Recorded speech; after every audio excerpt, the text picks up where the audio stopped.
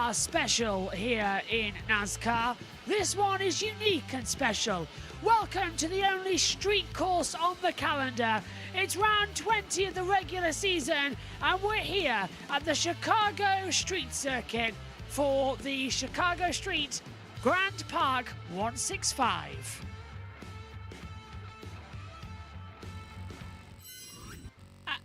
And very much a welcome up to the commentary box as well. Welcome to the party in Chicago. This place is awesome. Rain is in the air. The anticipation is building. I can't wait to get started as well. Alongside me in the commentary box, Josh T, who's doing part-time duty with us today. He's down at US Alone as well. Hello. And Jack is here as well. Do you want my camera, by the way? Yes, please. Because then we can keep you on and keep Jack in the comments box as well. Jack's here as well, but JT, are you with us right now? Can you talk? I'm with both. They've not gone on yet, but yeah, hello. Hello, what are you looking forward to here in Chicago? Yeah, it's been a really good Xfinity race. I saw a little bit of that yesterday, and the man who won it, Shane Van Gisbergen. So we will see if he can do it once again and do the double here at Chicago. Jack's with us. He's acting as colour commentator here today as well. Jack, welcome. What are you expecting here in Chicago? I'm expecting some good old-fashioned beating and banging and some brilliant road course racing. Chicago, very special race last year. The Xfinity race earlier this year was, yesterday. Absolutely incredible race, some incredible battling. I'm so excited to see what Chicago has to offer. I'll just get my pick a win out of the way for today. I'm going to go for Taylor Reddick in the 45. Very good pick then as well. Omi's watching in the background. Omi, if you've got a second, I'd like to just ask you one question. You've seen NASCAR on ovals, you've seen them on the road courses. This is the only time you're going to see them on the street circuit. Is this the thing that could convert you to being a NASCAR fan? No. Okay, fair dues. He's not answering that at the moment. JT. Omi's muted. Right. What about you then, JT? This place is awesome and so unique. Yeah, absolutely. It is an insane place as well. And, well, I never thought that we would see NASCAR racing around the streets of Chicago. I never thought that we would see NASCAR around a street course, to be fair. But it has happened, and Chicago have happily welcomed it. And they have done it. And, yes, it was chaos last year. Will it be chaos today? Yes, it will. But how many times will Noah Gragson end up in the tyre wall today? I'm going 5. What about you, Jack? What are you thinking? How many cautions? I'm going to go for, not including stages, I'm going to go with 4. 6 including the 2-stage cautions. Let's check and it how then. many times will Noah Gragson end up in the wall? A lot, definitely. Let's check in with NBC then as we get ready for the command in our extended build-up show. I got Michael McDowell. I think he's going to win this race today. Really? You think Michael McDowell wins this race? Nobody's talking about excellent road racing. I might have this to. Season. I'm riding with McDowell. I might have to go change my fantasy Michael McDowell lineup. is not winning this race. Is SVG in everyone's head real quick? It would be funny. You heard He's Ryan gonna win Blaney it. talk about. We've heard Joey Logano talk about him. That heel toe. They say they can't do it. He's got him right where he wants him. So many unknowns for today, but what is known? Cup Series about to go racing in the Windy City. The pre-race ceremonies are next. Yeah, that's really annoying that we go over to them and then they cut away. Let's take a look at the championship then. As you can see, after a couple of races, it doesn't really matter all too much how they stand because, of course, we've got to go into the big finale closing up. But I suppose the one good thing at the moment with these standards, Kyle Larson leads, 664 points. He is 20 back. Chase Elliott, 644. Denny Hamlin, 621, coming into it as well. So there's a real sort of presence around here, isn't there, Jack, about who could do well and who's not going to do well. But certainly Larson, championship leader as well. He's had 3 wins already this season. And he tops qualifying, not SVG. He lines up 5th. Yes, I think that kind of shows the difference in the equipment between a Hendrick car and a Kaulig car. Kaulig not one of the front running teams, but SVG somehow still managed to wheel that car to a 5th place in qualifying. Brilliant result. But as well as that, I think we also have to point out Larson and Gibbs, by the way, starting on the front row. Could he get a first win today? Both of them big road course experts when it comes to this. I don't know what it is about Larson, but he's a very good road course racer, having 5 wins on road courses. Gibbs, none in the Cup Series, none at all in the Cup Series, but he does also have a few in the Xfinity Series, so I think he's definitely also one to keep an eye on today. JT? Yeah, absolutely. And just mentioning the mayor of Chicago, who has welcomed this event with open arms, and he is so enthusiastic about this race that he is wearing a NASCAR fire suit on pit road. What a guy! I tell you what, I'm not doing that. I'm warm enough in what I'm wearing. It is so weird seeing NASCAR on a street circuit for a second time. Last year we weren't covering this race, but fun fact for you all, this is the race that inspired me to cover NASCAR. This one here. We've done a couple, haven't we, boys? Well, JT yourself, we've covered a couple for US Around, which is where you are now. Let's head back over there to The NBC. streets of downtown Chicago are about to be filled with the thunderous sounds of NASCAR Cup Series machines. DJ, there was so much chaos last year with the weather. Is it almost like they're running a street course for the first time today? Yeah, it's been all dry up to this point, and I'm going to be the optimist that I always try to be and say we're going to have that here today too. So it will be the first time like a new place. Yeah, no doubt about it, man. Look forward to watching these hot rods get some grip, let these guys get after it. It's going to be fun to watch. And maybe some mixed conditions later today, which will make it even a little more interesting. But the margin for error, very slim for these Cup drivers with so much on the line this late in the regular season. Time for today's pre-race ceremonies. Ladies and gentlemen, please rise if you are able. Please you move your hats. And veterans, render a hand salute as the Chicago Fire Department and Chicago Police Department Honor Guard present our nation's colors. Here to offer today's invocation, please welcome from U Chicago Medicine Advent Health, Chaplain Sherwin Callwood. Father in heaven, we thank you today for this race. We ask now that you will cover each driver in the coat of your protection. Keep them safe, and may all glory go to you. In the name that's above all names we pray. Amen. Here to perform America the Beautiful, please welcome singers from Uniting Voices Chicago, a nonprofit organization that empowers and unites thousands of diverse youth from the city of Chicago to find their voice and celebrate their common humanity through the power of music.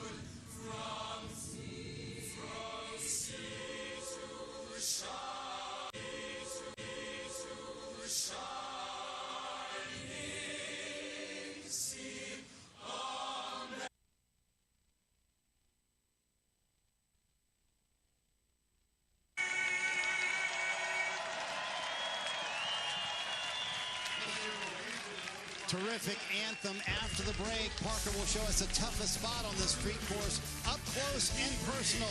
It's time to get the engines fired in downtown Chicago next on NBC Sports.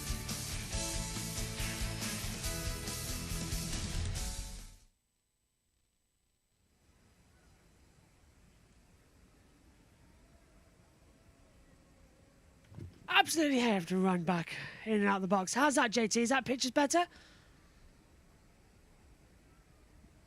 He texts me saying... Let me see. He texts me saying, pictures are way, way, way behind. I run in, missed the anthem, so it must have been. It isn't just you, Matthews is behind as well, so yeah. Well, is ours better now? It's better. How far? I'm gonna have... I don't know. Is it normal? It's usually about a minute, usually, I think. No, this is like maximum, it's normally usually a less minute. than a minute. Oh, we're fine then. I did It's usually about refresh. 30 seconds. I will tell you where I am. Hold on. So I'm gonna pause it here, and I'm gonna tell you where I am when it comes up on your screen. Okay, fair dues. Jack, just coming to you quickly as we go flying around the city. Who do you think is going to cause the first caution? Rain's coming in here as well. We're just alongside the sea here in Chicago. So who do you think is going to bring out this first caution?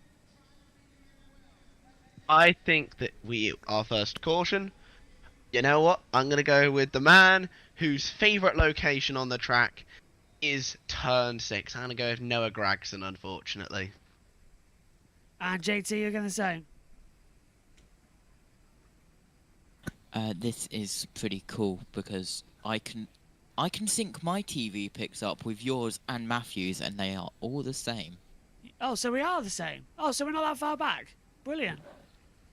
No, I've had to rewind to sync, but Matthew's TV picks in the States are the same as your ones in the UK, so there's no satellite delay. Good. Did you get that? Because I'm confused. Although that does mean that when JT's commentating, it'll be a little bit easier for him. I guess. Yes, because you'll be commentating on the same pictures. Let's head back to NBC. That makes sense. We're getting ready for the green. Around there under the pace laps, and it being absolutely pouring and seeing just literally thousands of people lined up everywhere you looked. A lot of excitement going in there, probably a little overexcited. NASCAR is making history, racing in the streets of Chicago. Everything that came along with that race was just a lot of firsts, a lot of new things. It was pretty crazy. You get a little relaxed or get a little distracted or get just a hair too aggressive, it's a place that can bite you. The weather was challenging and tricky, but the course itself was amazing, and you know, we got our butts kicked by SVG. Welcome to the NASCAR Winners Club. Which wasn't fun. Anytime you can do an inaugural event, it's special to be a part of it, but I feel like if we go back there this year and the weather's good, it's going to be like the inaugural all over again.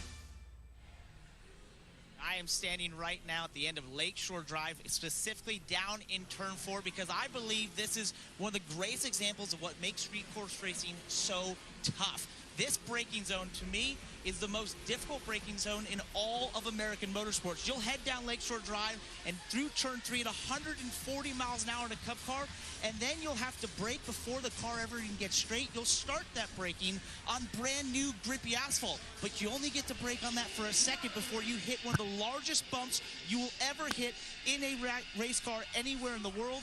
You then go all 4 tires in the air. You'll land on an asphalt that is worn and slippery. Try not to lock the tires and get that car slowed down from 140 to 70 into Turn 4. You go from 3 lanes down to 1 lane, and you will be on the brake in a Cup car for 5 seconds through this phase. It is one of the most difficult things you'll do all day, and every time a driver comes through here, Marty, they're going to get at some point thinking, uh-oh, I've done it wrong, and then gather it back up. That is what makes this place so difficult. And folks, Parker knows that challenge as well as anyone. Finished 4th in the Xfinity Series race yesterday. Brad, on a day where drivers will literally be fighting for inches on the track, what are the odds we see this Hamlin-Larson feud spark up again? 100%. I think Denny Hamlin's on a mission. I think he's going to continue to ruffle Kyle Larson's feathers for the rest of the season. I can't go higher than 100%. I agree. Hey, if it does rain at some point today, DJ, does that give SVG an even bigger advantage? Yeah, no doubt about that. He's so good at all of the aspects it takes to do that correctly. From tempers to record close finishes, this season's had it all. Now it's time to go street course racing. Let's get the engines fired here in Chicago. Chicago, this is the moment you've been waiting for. Please welcome retired NFL legend from the Chicago Bears, Matt Forte. All right, Chicago, y'all ready? Let me hear you make some noise. Oh, y'all can do better than that. Make some noise. Drivers, start your engines.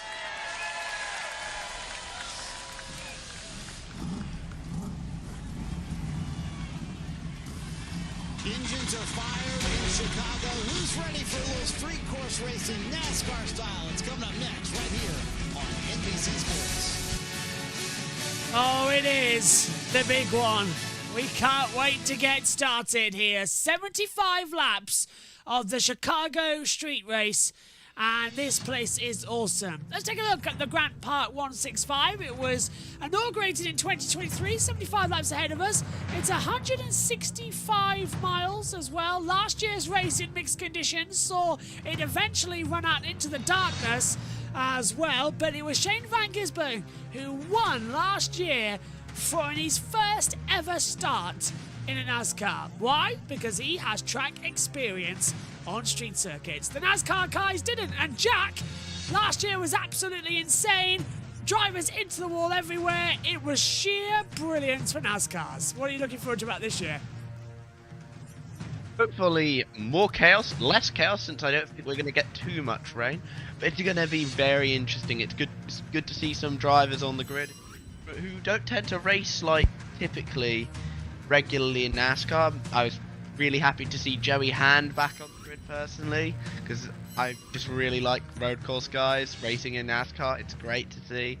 I think we're going to be in for a really exciting race. Maybe another stack up like we saw last year and in the Xfinity race. But I think we're going to see some faces shine today that I don't think we usually see. As we wait and see, JT, what about you? Question for you both. Oh, I'm listening. Al, I think I know your answer. You're going to say Reddick.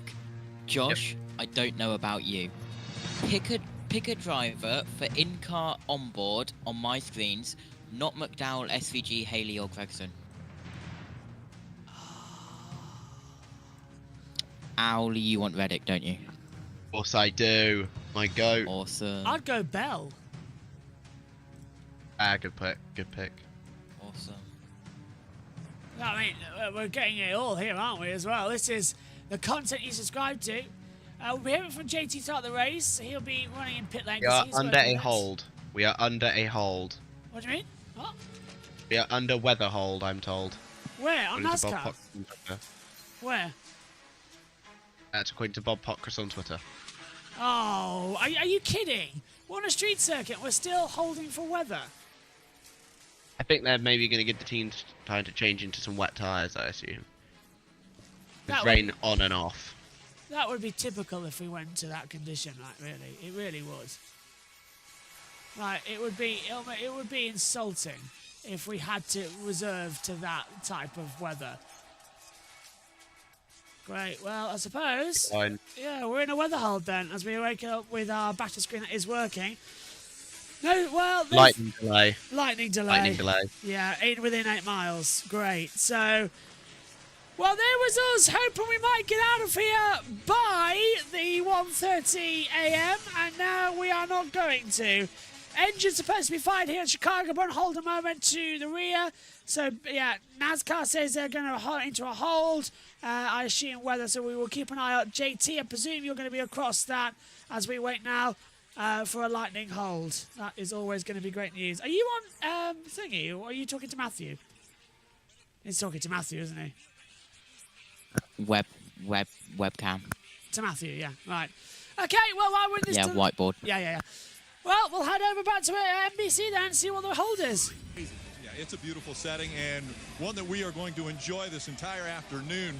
And the Windy City's living up to its nickname, by the way. We want to take a look at the 3D track map brought to you by Xfinity Mobile as we go on some of the most famous streets of Chicago, and it starts on Columbus. We go down Columbus into turn number 1. That's where Mike Bagley is going to have all the action. They'll turn left up Balboa Drive going toward Lake Michigan, and then on to DeSable Lakeshore Drive, and they'll head all the way down into turn 4. Well, Dylan Welsh will have all of the action there. They'll go through to turn 5, and then all the way back to 6 for Mike Bagley again in that action. And then from 7 all the way through turn 11, we will have Jeff Burton, the mayor, calling all the action in turn 11 as they come back up the hill, and they will make their way back onto Columbus Drive, and that is where Steve Letarte and I will have all of the exciting action of the start-finish line and everybody on pit road. Let's hear from the guys in their purchase. We'll start off with Mike Bagley in turns 1 and 6. Thank you, Rick. Turns 1 and 6 provide a unique fan perspective that is unparalleled in this sport.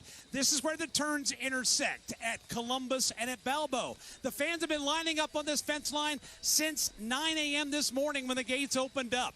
They have put their beach chairs down, their lawn chairs down, and they are lined up all the way down Columbus, all the way back to turn number 5. And they'll be treated to a great show here this afternoon. Now, let's go to the other end of Lakeshore Drive and Dylan Welch. Thank you, Mike. And yes, I am here at the inside of turn number 4. We just heard Parker talk about the difficulty of this section of the racetrack. At the end of Lakeshore Drive goes from about 3 lanes all the way down to 1. It's a very narrow, very high commitment section of this racetrack. It's also the section of the racetrack where last year we saw Shane Van Gisbergen make the race-winning pass. It was the site of a lot of really good action yesterday in the NASCAR Xfinity Series race. Expect more of the same this afternoon. Once they go by me, right at my feet here in turn 4, they'll make the right-hand turn off of turn 5 and head towards the backside of the course, Josh, where Jeff Burton is standing by today. Yes, JT, what have you got for us? I've just heard from the USN side that it could not be for Lightning. Apparently, there is a possibility of a fan on the fence at turn 3. I've heard this too, just now. Right, well, I'm looking at the battle cam on turn 2. I can't see anything. Can you? Oh, hang on, they're zooming in. Nothing at turn 1. Nothing I can see at 3. In turn 3. Well, I can't see anything just several yet. sources on Twitter. So there's a fan on the track. Yep. I've never seen that. Thanks, guys. Thank you, guys. I appreciate this so much. You're really what makes racing amazing, you guys. I agree. Idiots. We had one in Singapore a couple of years ago in Formula 1. He claimed he just wanted to take a shortcut home. Yeah, too many 3 sheets to the wind, I believe. Right, fan on the track Pretty then. funny, I thought. Yeah, it's delayed to start the race as well. Just send them out there. The fan will soon realise as well to come through. Mark Price is saying, I'm watching on Premier Sports and not mentioning anything delay.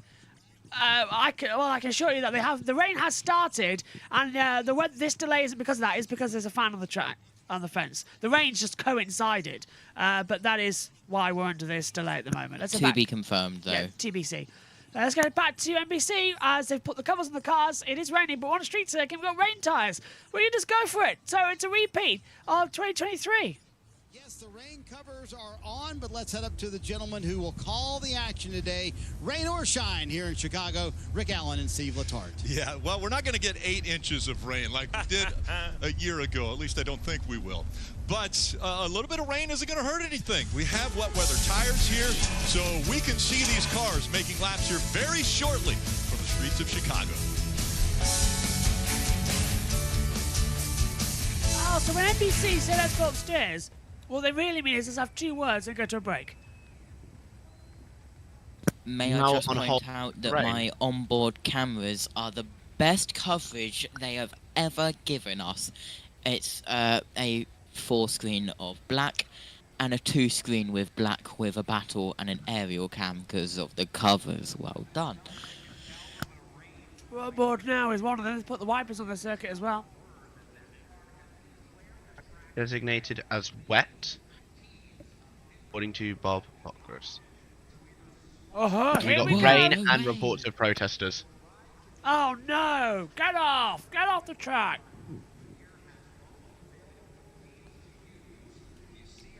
Yeah. I've had it confirmed to me now from a confirmed source who works at NASCAR. The race is delayed due to protesters. You are correct. Race start and hold to remove protesters from the track and allow teams to switch over to rain tyres. It's a duel here. So there you go, JT. You can confirm that to USRN as well. The race start and hold to remove protesters from the track and to allow teams to switch over to rain tyres. So there we are. That's the reason for delay. Bloody protesters, honestly. It's a motorsport. Get over yourselves. It really frustrates me, that, actually.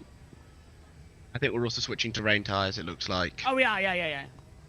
Race declared wet, according to both Bob Pockris and Jeff Gluck on Twitter. Now, this last year, with wet conditions, shortened the 75 scheduled laps, of course, because of the rain, because we got lighting. Now, NASCAR's got a new rule here where they can automatically cut the race short by saying, next time by, it's 1 to go before, so 2 to go, then it's the white flag, then it's checkered flag. So at any point, NASCAR can just say, by the way, we're finishing in 2 laps. Let's go back to NBC. Tyler Reddick has been the fastest man all day here at the Circuit of the Americas. Out of 4, Reddick wins at Kansas. Reddick there in the 45 wanted to know what the state of those tires that are coming off the race car, what they look like, so he can sort of judge how much he can push on these. Checkered flag is in the air. Tyler Reddick gets there first. Yeah! Great work, guys! Tyler, there you go! And we found that Tyler Reddick can win on any type of racetrack or course, which he has won on road courses 3 times already in his career. So one of the best at this as well. His crew chief is Billy Scott, and right now down with him is Dave. Well, Rick, as you can imagine, with this weather moving through the area right now, things are becoming very, very chaotic. Not chaotic on the booth. It's controlled chaos here up on top of the 45. Billy's been talking with driver and engineers, trying to figure out what's going to happen next. What word are you waiting for from NASCAR on decision-making here? I think we're just kind of waiting to see what the weather does here. Got a couple minutes to make a decision on what we go do a sight lap on. We are allowed to come down after the first lap and change them.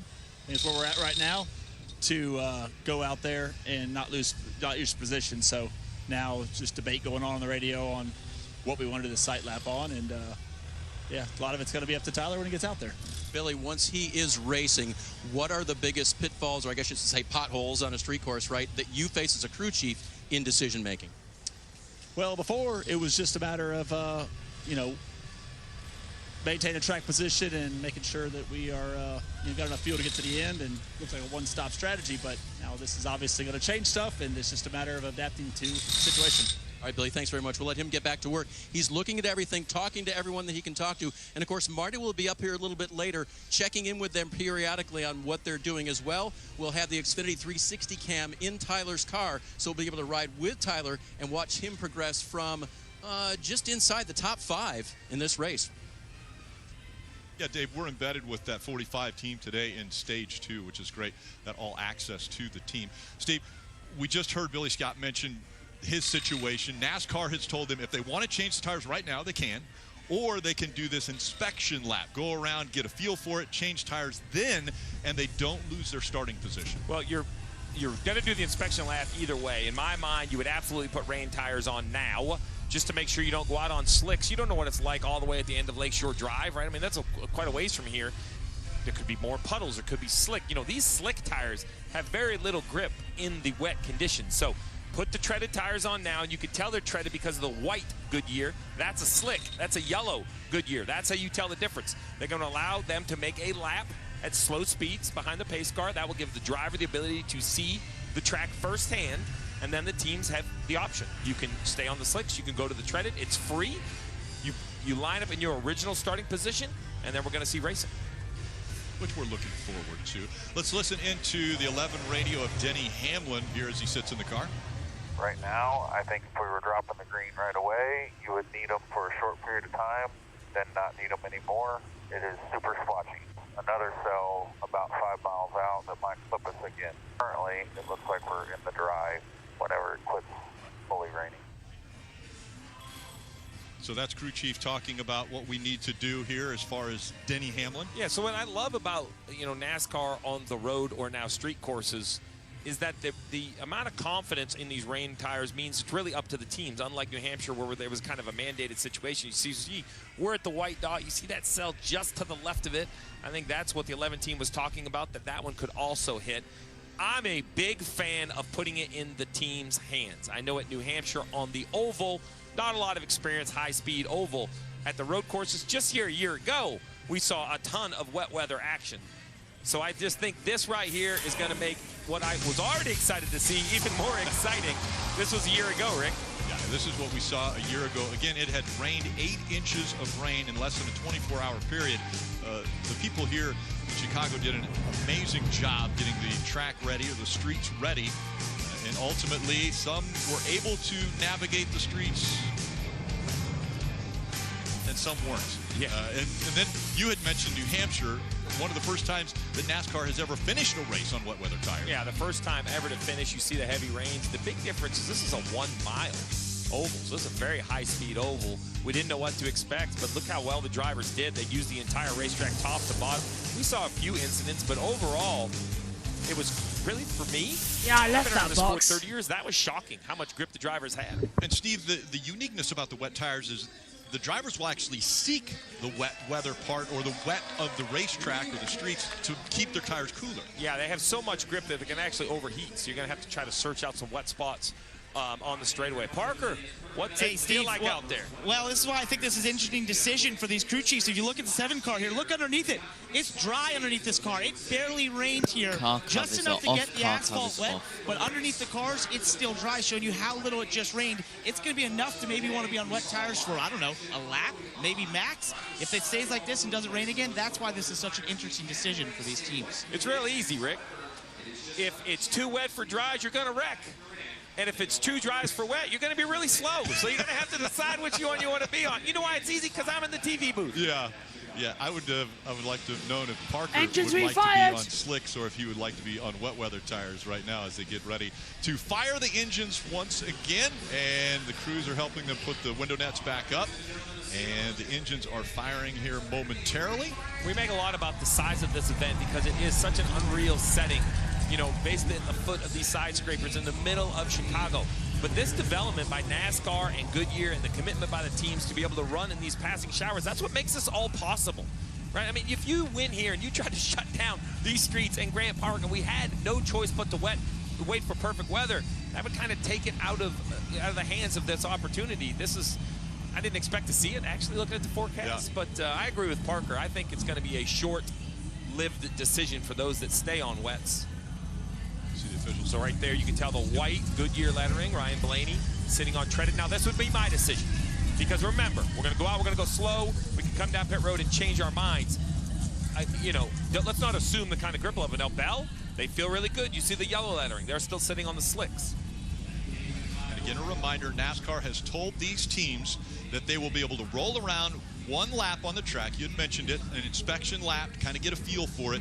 If they come down the first time onto pit road and change tires, they're allowed to keep their starting position. After that, they have to come out where they come out in relation to the rest of the field.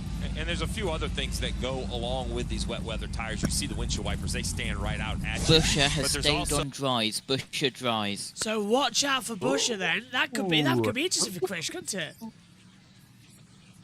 Busher in the wall, turn 1, everyone. How quick is that track going to dry out? To be fair, it's a valid point. How quick is that track going to dry out? We're all sort of watching. Oh my god.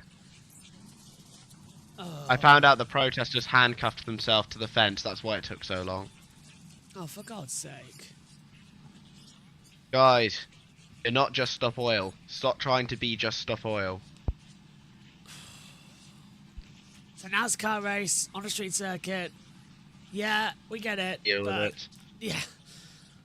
Think about how much it's brought so much more entertainment tourism. It's given Chicago a race. Formula One thought about coming here, for goodness sake, after the race last year at NASCAR. It gave them excitement. Engines refired. Come on then, let's get going. Let's not mess around. Let's have a 75 lap Grand Park 165. In total, we have 75 laps. But remember, left hand. Woo! The hell's going on there? I got like a massive feedback from the two. Don't know where that came from. Mark says this will be the Junior Saloon to Thruxton today, Carnage. Oh, Mark, that sounds great, Thruxton. That's your local circuit, JT. And away they go, onto the track. Was that truck racing mentioned? Yes, it was. Mark's was at Thruxton, watching it. I was meant to be there today, but I was locked for the British Grand Prix. Are you disappointed by that fact? No. I'm starting to think maybe my timing screen might not be the best today.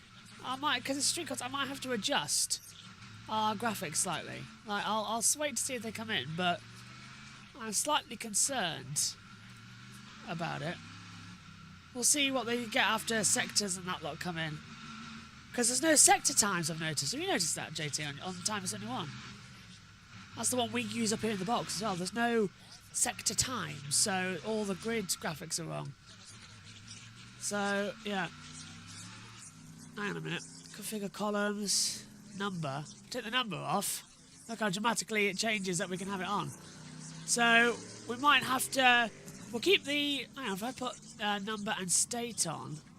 No, it just makes it worse.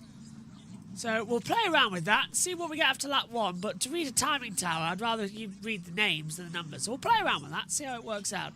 We are eventually going to hopefully move over to the full system that we have via NASCAR and their scoring monitors. Their timing tower, but it's taking a time to get it all loaded up. That'll be coming in the next couple of weeks. I think by the time we get to the round of 16, we'll be ready. ABB! Not used to seeing their advertising outside of Formula E. And you know why you're seeing loads of ABB here, by the way, everybody? Because guess where these barriers, half of them, come from? Do you want to know? Formula E! Not even kidding. Some of these barriers come from Formula E. So, to say thank you, they've got ABB bannering out there. So, yeah, it's always going to be a lot of fun. So, this is the one installation lap we're seeing out here on the track right now. Cars have gone through turn 2 as well as several thousand trucks. As I'm sure JT's watching. Let's head down trackside to literal trackside. That was down here in turn 11 last year in the water. This was one of the slower driving parts of the racetrack. And you can see there's puddling on the racetrack now where the grooves of the road. Remember, this is Michigan Avenue. This is not a racetrack. This is a 30-mile-per-hour zone where cars are every single day. And there are just spots of water. And we saw that here last year. And remember, it is a heavy braking zone that leads right into underneath me. And if you do not get slowed down because of the slickness of the racetrack, you're going to make contact with these tire barriers. Well, and Jeff, that's the other issue, right? I mean, on board right here with the Ally camera on the front bumper of Alex Bowman, one thing that makes a street course different, and it's obvious from this camera angle, no runoff.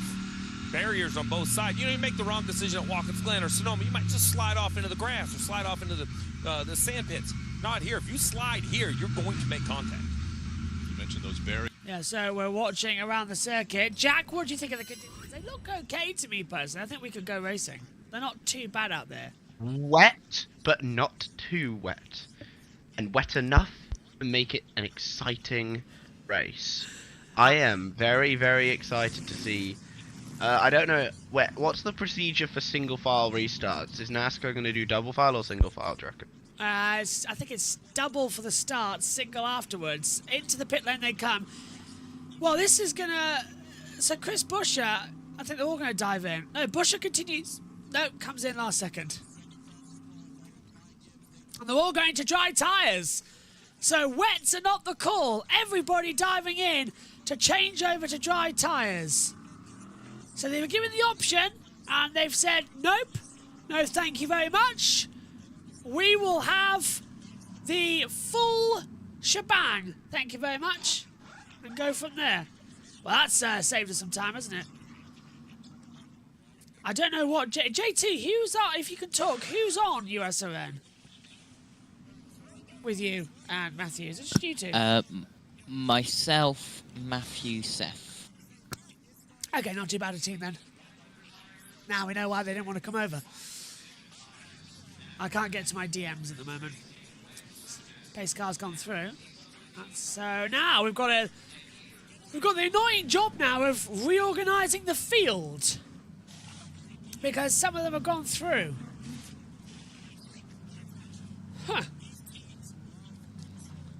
Yep, they've all fired it back up. So we're still, there goes Larson, ahead of Gibbs coming out. McDowell's going out there too. So they're now diving out of pit lane once again, but we're under the caution still. Some teams are opting for slicks even with the rain in some parts of the track still. They're all coming back out. Let's head down trackside, literally. Dry out. We can see portions of this racetrack drying. So you've got puddles in 11, you've got drying in 1 and 6.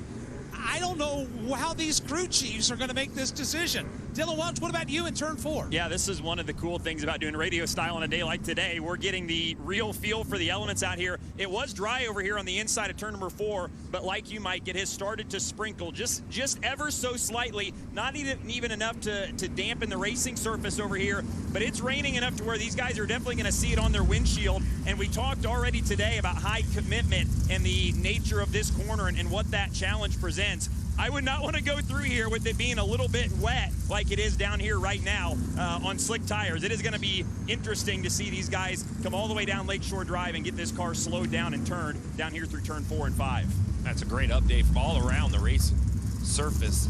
That was the free tire change. We still have pace laps. We still have our normal run of show. Teams can still come change tires, but you're going to lose track positions. That was the one free chance you had. Yeah, there's going to be a lot to look forward to here in NASCAR. A lot of action. 20 laps in stage 1. It's a 75-lap race in total. They're forming behind the pace car as NBC go to commercials. We stay with the TV pictures and audio as well. And I think as well, Jack, just going to take it easy. No one wants to rush into this race and cause problems. They all just want to hang back and then get ready. Yeah, everyone just hanging back.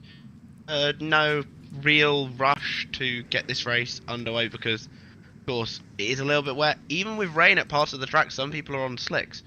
So I have a feeling we might see a bit of chaos into turn 1 and the other corners too, maybe. Because it's going to be a really interesting race just to see how this tyre strategy plays out, especially Austin Dillon just getting past some people there. Keep an eye out. This is going to be a problematic race. It always gives us drama. Little did we know exactly how much drama it would deliver. So we're going to play with the timing graphics as we go along here. They're getting ready for a 2-5 start. Hopefully, once all the numbers come through on the timing screen, it bunches all the names up together again. But don't worry, from I can't remember. It's not next week. It's the week after. When's the regular season finale? It's back at Daytona, isn't it? It's a couple of months. Is it end of September? Somewhere getting into there. Not sure. It's Darlington, isn't it? Oh, is it Darlington this year? Yes, Darlington. Oh, right. Yes, it's because of the Olympics. Oh, yeah, of course. Yeah, so it's the Olympic break. That 7,500. How long have we got the Olympic break for? Is it 2-3 weeks? 2 weeks, I think. Larson's pitting. Larson's pitting again. Have they delayed the start, or why has he come in? Is he the only one? Twitter. I haven't seen anything pop up. Pit speed, Josh. Oh, okay. Good. Cheers, JT. I was a bit worried there because I thought they'd already done that underneath a guarantee, but... They do, yeah. They can't because if they pit during that, it's not a full pit speed check. JT's on it today, isn't he? As they all come through. He's on everywhere. Every broadcast at the moment as we get ready. So down they come. Check pit lane speed. Is it the same place we had the start line last year, JT? It is, isn't it? It's the same layout. They haven't changed anything. Looks a bit shorter. Yes, sir. Yeah, it looks a bit bigger than last year, to be fair. So that's fine by me. There's Chicago. We're deep in the heart of the city. I love it. We're just on the shoreline, but in the middle of the city. It's crazy that we can still race like this in the modern era and bring in a street circuit. And it's in the daytime as well. I think if Formula 1 did it, it'd have to be at this time of the night to do it. It can't be an early morning race or a night race. It has to be this They time. get sued. Yeah. President would complain. Well, for an F1. Yeah, because of how loud it would be, and it's right in the middle of the city, so, you know, I think they'd complain. No, Singapore's alright. Probably fairly so. It always feels nice here in Chicago. It's a great city, great venue. Beautiful backdrops. They're going 2x2. Hopefully we'll get ready for the restart shortly as well. I can't tell if JT's laughing or just watching his stuff on the monitor at the moment. He's gone, yeah. Definitely laughing. I tell you what, JT, you're looking more and more out there right now, like Paul Truswell on the Radio Le Mans broadcast right now. Just, all right. You're sat in your chair, you're watching the timing monitors and all that lot, and pipe up when you've got something important to say. I cannot believe I've just been related to Paul Truswell. Retire happy? And compared. Well, we're getting ready. Well, that's what this... Good luck, everyone. Yeah, good luck. This is what this broadcast is found on, really. The watch-alongs back from the studio cameras of Radio Le Mans. The entire idea for this channel came from them. So I must... if I ever get to see them, Marco. Adam, you don't even need to tell me your pick-a-winner, my friend. I already know. He says, my pick-a-winner, SVG. Everybody's pick-a-winner is SVG. Everybody's got it. I wasn't. Of course, yours is Reddick, Owl. We Mine's know Reddick. that every single week. To be fair, I've only picked him 3 times this season. When?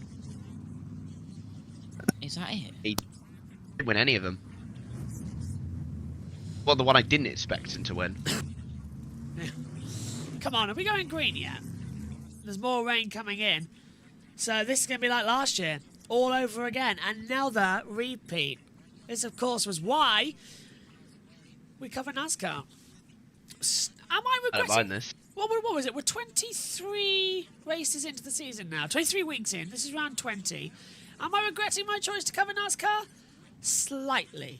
It's raining again. So there's only another 16 or so weeks left, so it's not too bad. But it's constant. Barely get time to breathe. There's more rain delays this season than there have been the last season, I will say that. Oh, that's good then. I thought I was just unlucky. First person to say a NASCAR driver name gets the bonus spot on the in-car camera. Larson. Oh, yeah. That was easy. So, That's Zane Smith. where is he? 40 cars, remember, in this one. Biggest of the year. Being filtered in. Charlotte and Daytona 500, the only 40-car races this year. Only the second 40-car grid of the next-gen era outside the Daytona 500.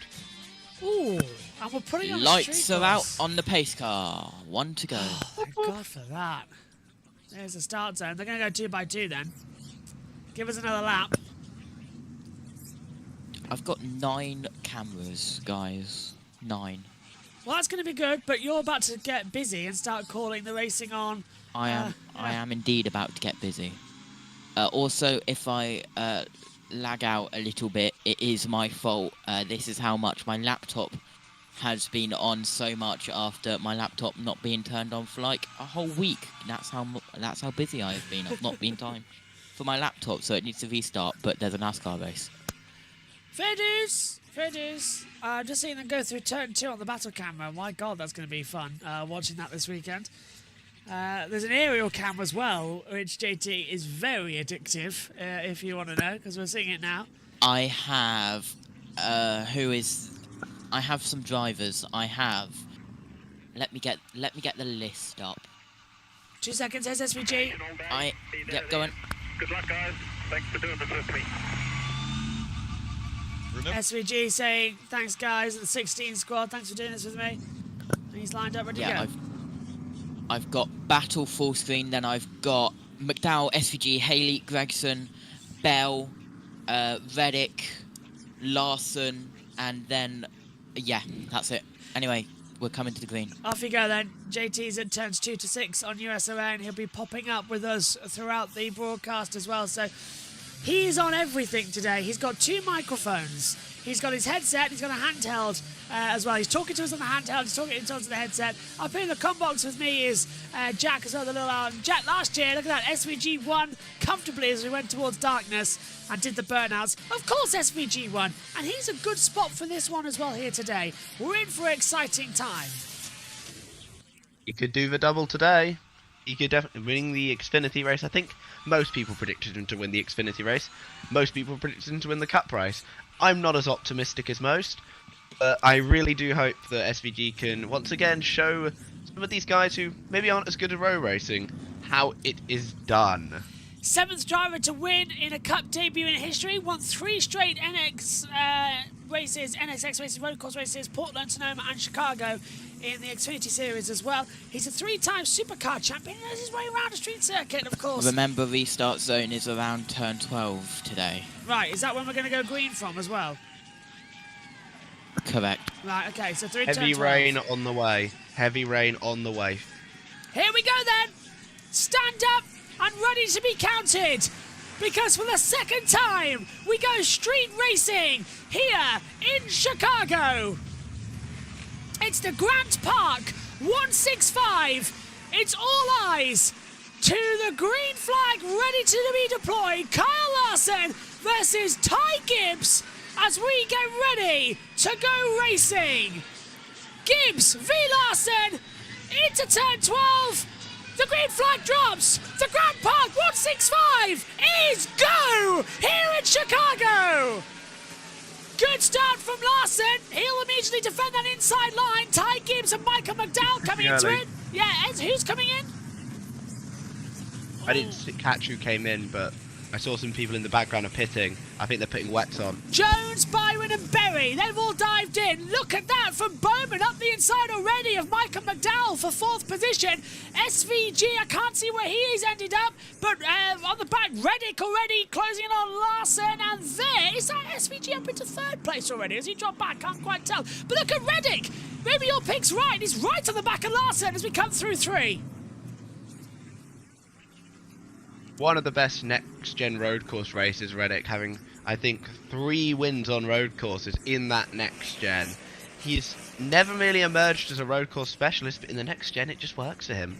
Don't know why, but Ty Gibbs currently in the lead. Remember, he has never won a Cup Series race. Oh, they're all going to get through turn 6. They did last year. A few of them 3 wide. Is the 71 going through as well? Further back, that's Gregson, who nearly ends up in the wall once again. Maybe he will end up for the first time. Through the really narrow section into turn 8 as well. Back through the roundabout section and down towards 9, 10, and 11 as well to nearly complete this lap. Ty Gibbs is your leader. Or so far in the 54. Reddick alongside. Larson's dropped down into 3rd position. SVG stays in 5th, but gets bottled out there. And SVG's going to make his way. His presence felt, diving up the inside of Bowman. That was McDowell, actually. And McDowell, sorry, yeah, the time screen hasn't caught up. McDowell's down to 8th place. Go on. Yeah, what another brilliant move by McDowell, who's now dropping like an absolute stone here. One of the definitely the series' better road course racers. But SVG making his presence felt. You got 2 of the really good, probably 2 of the best road course racers in the entire Toyota garage up front. You got the one and only Ty Gibbs, the 2022 Xfinity champion, and Tyler Reddick, the 2-time Xfinity champion. Both of these guys having won championships in the past. It'll be really interesting to see how these 2 duel and how fast SVG may catch up. Yeah, it's going to get a very interesting race, of course, isn't it? Down there at the bottom, we're just adjusting our timing towers, if you want to know what we're up to, up here in the box as well, so that you can have the experience you want at home, uninterrupted by this green flag mess that we're trying to sort out. This is really getting in. Oh, I thought someone was alongside me in the comment box here. It's the iPad screen. That's frightening me.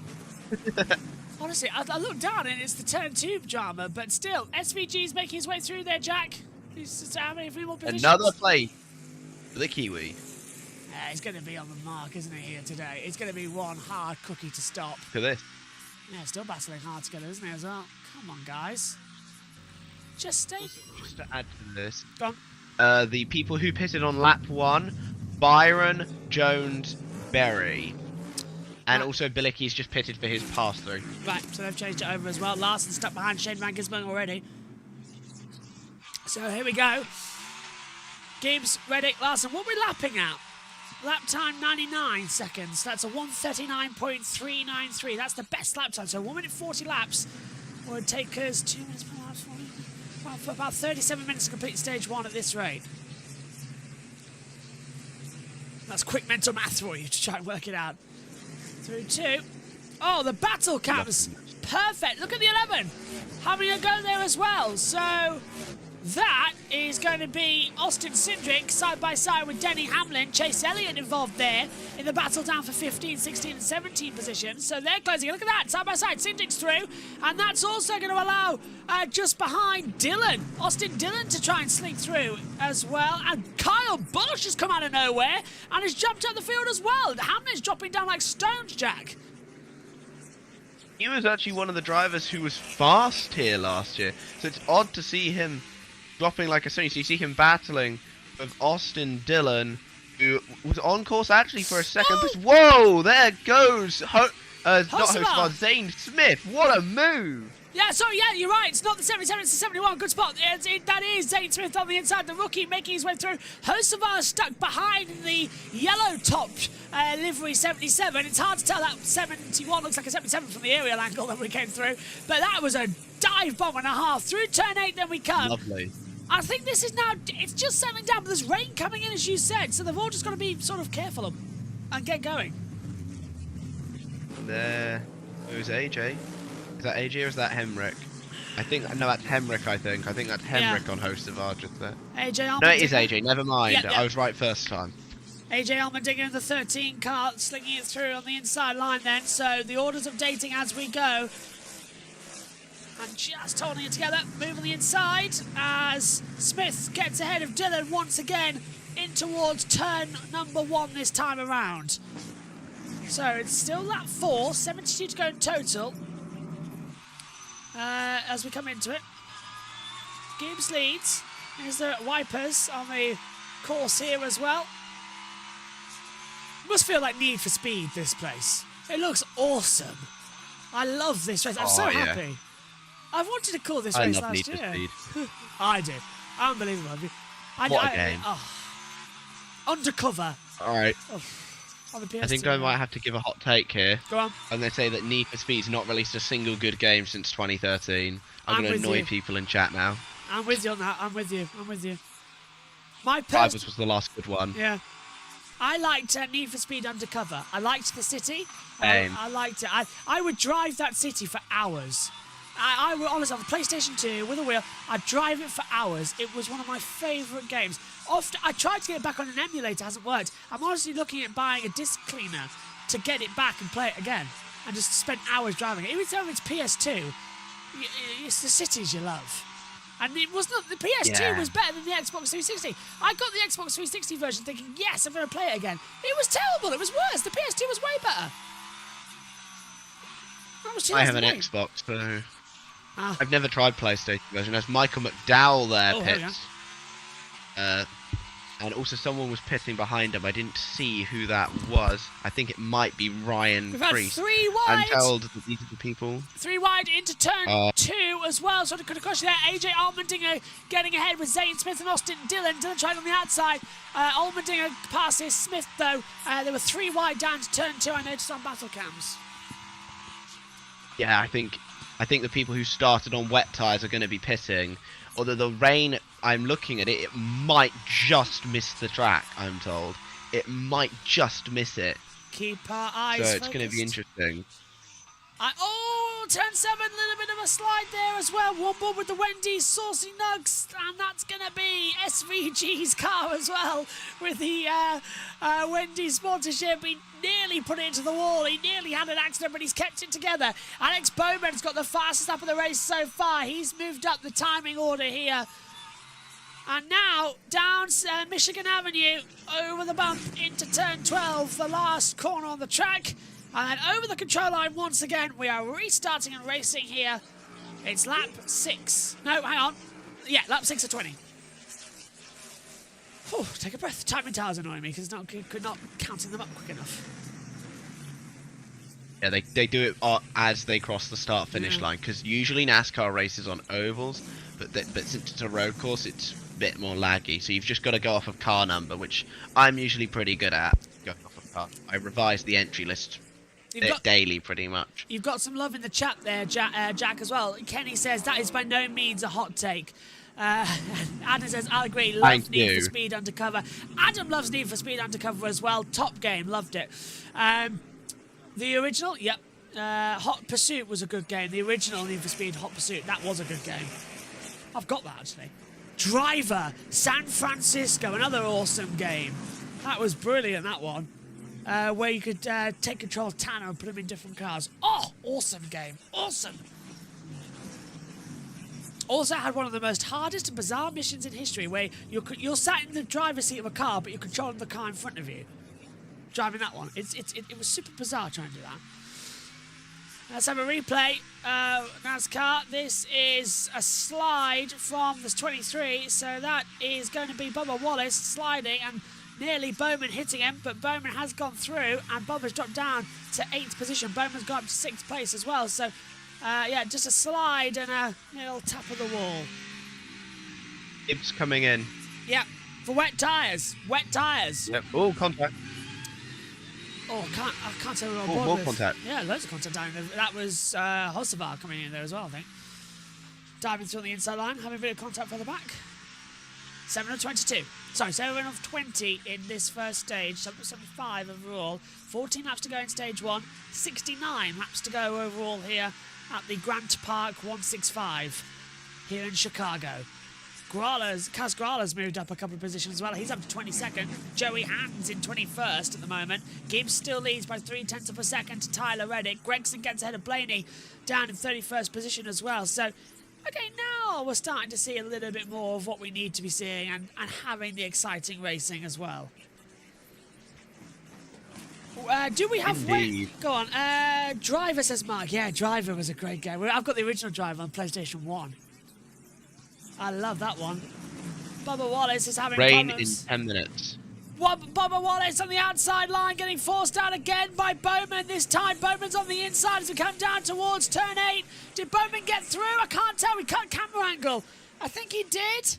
I'm fairly sure he did. We'll double check that in soon to come through. Bowman's up to 6, so Bubba and Briscoe's got through, so Bubba's dropped 2. He's down to 8. Why is the... Somebody whack the NBC timing tower, because it's not working. It registers per lap, I think. Yeah, that's annoying. It's used to ovals, to be fair, though. Yes, that's correct. It updates at the timing barrier start line every single lap. Formula 1 has mini sectors to help it out, I suppose.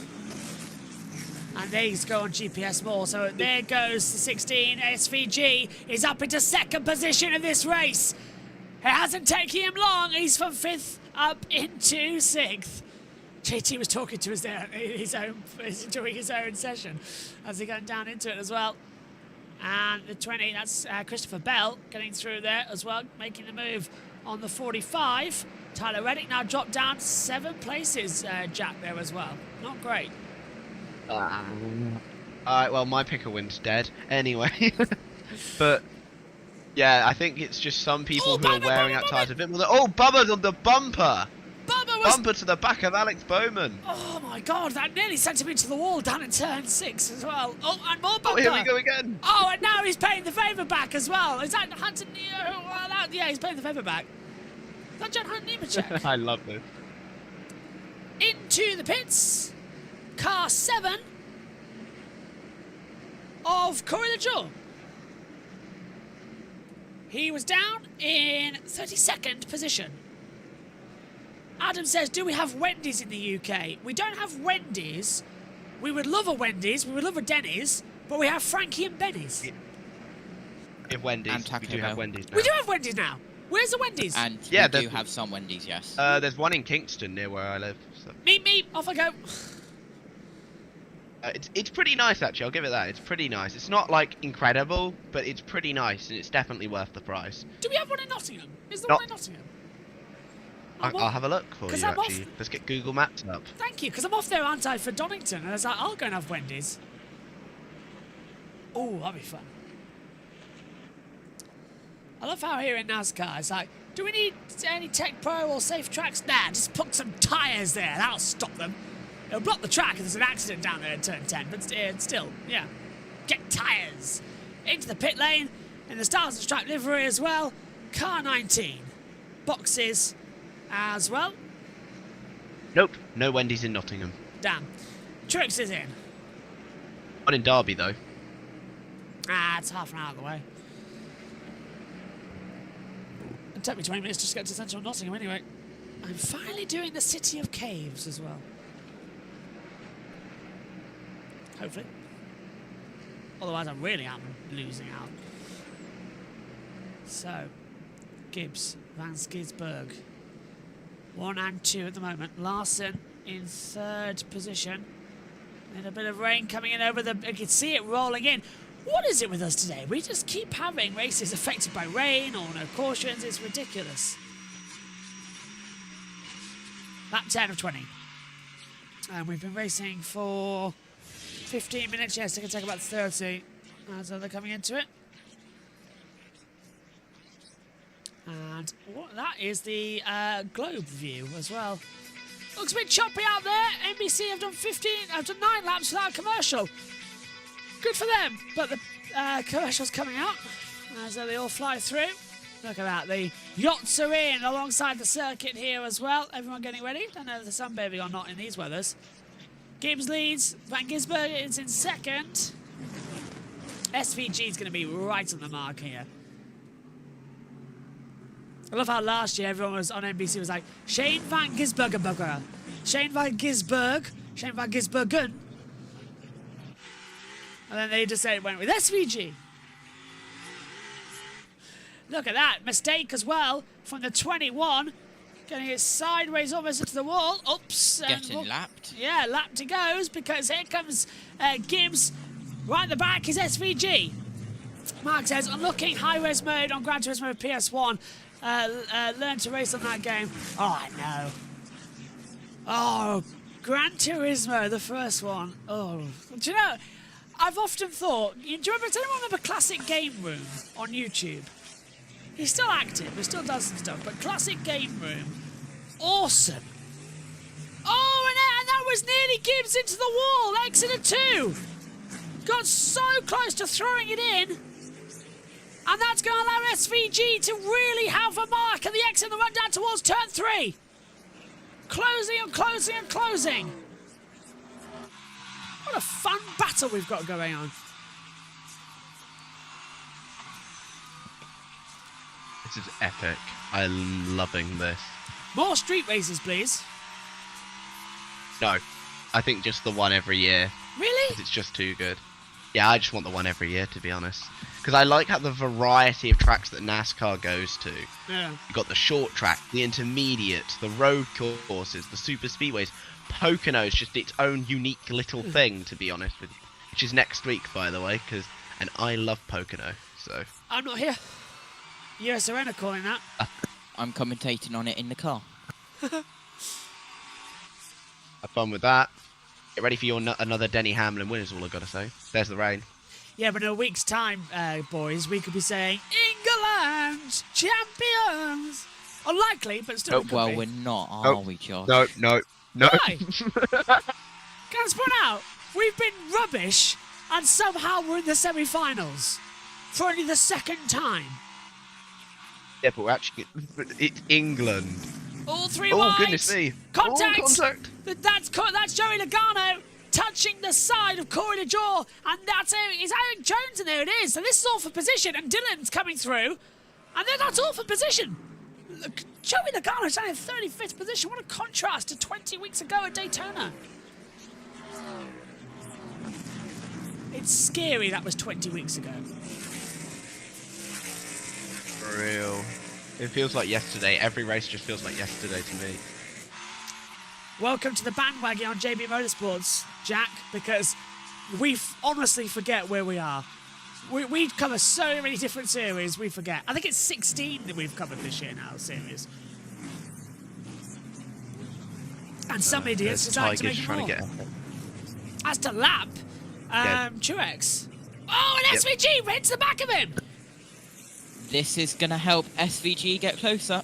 Yeah, he already hit the back of him coming through 8 and 9. He's properly throwing it in. Just letting him know he's there. Is it getting wetter? I can't quite tell from that camera angle. Oh, and SVG's going through! Down at 10-8! Side by side! Reddick's going to get almost into the wall! SVG's got the inside line coming down towards turn 12. Can he take the lead? He touches the back of the 14. It touches the back of the 22. SVG's going to take the lead by diving round everybody. Shane Van Gisberg leads. Gibbs went in the wall. And Gibbs hit the wall as JT calls, and now the lap traffic's causing major problems as the 22 gets hit by the 20 of Bell. Logano getting a pump on the rear as well. Oh, this is what lap traffic gets you because everyone was changing over tyres. They've all just sort of thrown it up in the air. And look at Logano dropping like crazy. And there's a problem there. All around. Who's that? Couldn't tell you if I tried. No idea. We had the back camera angle.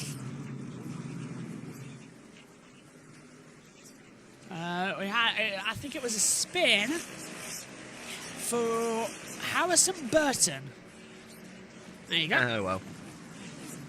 SVG leads, and it looks like he's going to pick up a stage win. That's Larson on the outside now because the inside. And so it's Larson in the 5 and Briscoe in the 14 side by side on the run. Down it towards turn 7. Larson on the inside squeezes out as well. Briscoe just by the couple of tenths of a second. And the problem with... Oh, and look at that! Reddick could capitalise on this if he doesn't get squeezed by the 43. Does get squeezed. Eric Jones getting everywhere in the way. Larson's dived through on the inside as well.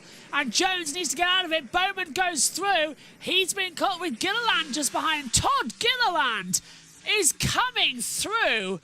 Omi says, I'm excited and can't wait for the C4 Combox highlights hopefully at some point in the week. Can't wait as well, Omi. And it was the 47 who touched the wall there. So that is Steinhaus. Yeah. Look at SVG here, Jack. What a move. What a move, just in lap traffic. It's almost like, well, the way I'm going to put it is it's like Chicago actual rush traffic here. You see Priest just in the way, and SVG is just like, nope, I'm going to use the bumper. See ya. I think Gibbs might just keep it off the wall there, I'm not sure. Everyone just using the bumper to get through. That's the perk of NASCAR. You can use the bumper in completely legal fashion, unlike in supercars. Gibbs almost turns himself, actually, on SVG. But yeah, what a move by SVG. Again, showing his road course prowess, as well as his NASCAR ability. Also, Bell, very close to the both of them. He took pole here last year, just to remind you. Yeah, for sure thing. Bob Podcast says that it's going to start raining again soon. There's rain coming in. So the boys are back in town. It's playing in the background over the NBC commercial. 7 laps to go here in stage 1. 14 of 75. Still going to be an interesting. It's going to be 20 laps in the opener.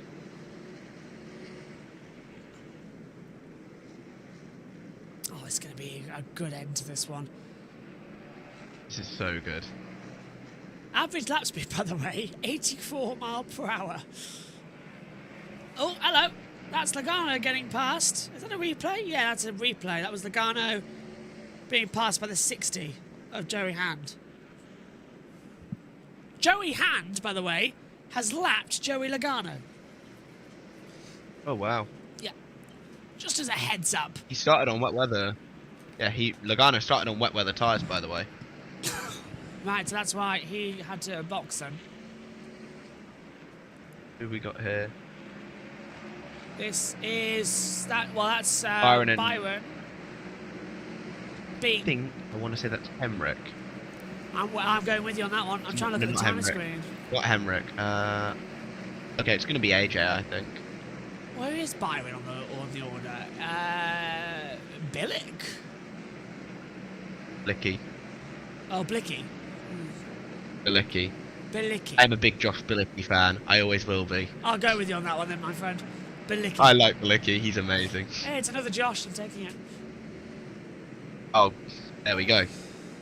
Oh. In the MBM car. Side by side and got through. Christopher Bell has taken the lead of the race. According to my timing screen, Christopher Bell has taken the lead in the 20. Now, he was running in second place. One timing screen shows SVG leading by 1.3 seconds. One timing screen Battling sees for the Bell. lead now through 2. Right, so they're battling the lead through turn 2. Yeah, there we go, on the inside line. Gisbergen still ahead. Yeah, Gisbergen's got back ahead of Bell. I've just seen it on the 2 camera as well up here, and we're watching it now on our screens. So, back into the lead goes SVG, but Bell's right on the back of him down towards turn 3. Heavy braking zone coming up. Is Bell gonna... He has to dive to the inside line. Late to the brakes to keep it in. How much traction's there? You can see the brake disc glowing like crazy as they fly it through. Oh, this is good. Van Gisbergen leads. Back with us on NBC if you're watching over in the States. SVG is leading, not Bell. They've changed hands once more on the timing monitors. Might do it again. Oh, Bell's looking to the inside. Is that Gibbs coming in as well? Yeah, Ty Gibbs is. Got a three-way fight with 5 to go here in stage 1. I think scrap the rest of the season and just get 36 Chicago street races. I'm with you. Oh! I'm loving this. SVG touched the wall. SVG wins for every single race in the NASCAR Cup Series calendar. He wouldn't even need the playoffs. He'd win it all. Don't need them anyway. Oh, for God's sake, yeah, we've got a great camera angle, and let's just change it to the kind of skyline. Come on. SVG leads, and that's Bilicki coming through to get lapped. He's going to block Bell slightly, and here comes the rain. This is the rain that we were promised. Bell looks to the inside of SVG, can't get through. Van Gisbergen's still holding it up. Come on, Shane, what have you got? Show us your V8 stuff in the supercars. So caution! Corey LaJoie spun it, and the yellow's going to come out. No, it's right on the apex as well. That's a super dangerous corner. Flame on. Caution out. With 4 to go in stage 1. I think he was battling with Austin Dillon, if I remember rightly. Oh, he's reversing. That's going to be... Yeah, you're good, you're good, you're good, you're good, you're good, you're good, you're good. Get into the escape road, select first. Wait, go, go, go. Oh, he's blocked the track now.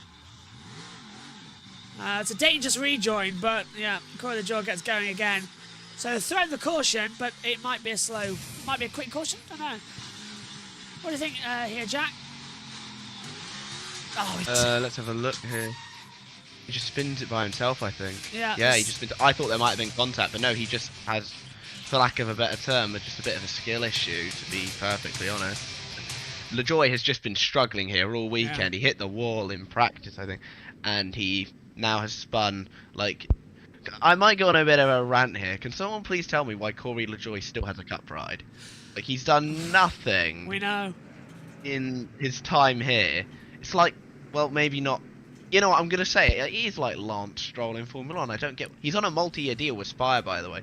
I mean, Hocevar, for me, is showing what that Spire equipment can do. He's easily the best driver a lot. Yeah. In terms of cup experience. I mean, he probably will. I don't know if he's behind LaJoie in points now because he got the penalty last week, 25-point deduction for spinning Harrison Burton under caution. Says he didn't mean to spin him under caution, by the way, in his interview. He did. I'm not sure how much I believe. I'm not sure how much I believe that, Carsten. I'm sorry. He did 110%. It was deliberate. It was planned and meditated. I thought JT was going to talk to us there. Yeah, I was. Stenhouse Jr., who went into the tyre wall, they have just had an AMR safety team down there. You will be able to see it on your battle cam if you have it up, Josh. Now, they did just stop down there and check the tyre barrier and the concrete. He's had to go back to USON, but I can see that battle camera now on our monitor up here in the comms box as well. So that's what happens when you get taken over. Go on. They'll have to get 1 to go next time round if they want to go. Oh, hold on. He's gone. He is a busy boy today, JT. Respect to JT. He's been nicked for turn announcing at USON, so he's actually doing 2 different jobs at once. Now, it's not the first time he's done it this year, because usually he's in the pit reporter role for USON. So he'll commentate with us, and if he's got something to say, he'll throw it over to him, he'll throw on USON. But today, he's turn announcing and then doing our job too. So he's a busy man. I couldn't do it. That is fun. I wonder what he's saying. Back with he's just staring at us. I was describing my setup with how many cameras I have in different places and why I was turning around. And they described me as my head being on a swivel. They've never seen me work, have they? That much. I don't think they've had a camera on me. I jump around like, well, I can't say that in case someone will change it. Oh. It's raining heavy, Jack. Look at the rain. Wow. Okay, well... yeah, I think we'll end stage under caution here. I don't think it's safe to restart, personally. I agree. I think we'll end it under caution, so it'll be SVG, your stage 1 winner. What a shock, everybody. My mind is quite literally blown. I could not believe this result. No one could have predicted this. Thoughts and prayers, thoughts and prayers. Hope you guys enjoy my sarcasm. By the way, your take on NASCAR revealing electric vehicle this weekend in Chicago? Have they? Yes, they did, actually. They did some test laps yesterday. Electric vehicle mention? Yeah, they did a Toyota vehicle off. It is fast. It is very fast. The acceleration is crazy. JT, you go. We are not getting a restart. They have not thrown one to go. No restart on this stage. That's because the water, half of them on slicks. Yeah. See someone spin out under caution. Gotta be careful. Like that. Pile of joy. We spanned in green. Go on. Yeah, just look at this for Coil of Joy. Just tried to get the most out of turn 4 and just lost the rear on the apex of turn 4, and as it turns to the right here at Chicago for the turn 4, and just had way too much right-hand steer, got a lot of oversteer, and that just spun him round into the barrier at turn 5. I would love and how am I able to describe that so much is because the amount of analysing I've done on it on USN, because, well, it's in my section. Oh, not surprised. Not surprised at all. So, we're going to have the flag be taken. We've got 2 to go here in this stage. It's lap 18 of 20 in this first stage. Or have we already ticked below it? 80, 27. Have we ticked below the graphic yet? It was in 80 laps. Pass, Josh Lickney. Right, okay. Come on. No green. We're going to the stage break. So we've got to tick the green checkered here for stage 1. SVG is not eligible for stage points, by the way, because he's not a regular part. So Bell in second is the one we take a look to pick up more stage points. Do you have the aerial camera on, Josh? I can get the aerial camera on. Why? What's that looking like? Look how choppy the seas are. I can see the water on the track. I can now see... Oh, boy. Yeah. The walkway, there's some kids playing and getting soaked down there, I can see. And, whoa! I just saw one of the waves, did you see that, JT? Crash up alongside the walkway. Yeah. And I don't know if you're seeing it as well, but it's very staticky. Yes, yeah, so electrical Weather. storm. Yeah, weather and electrical. Now, if that's lightning, they'll red flag, won't they?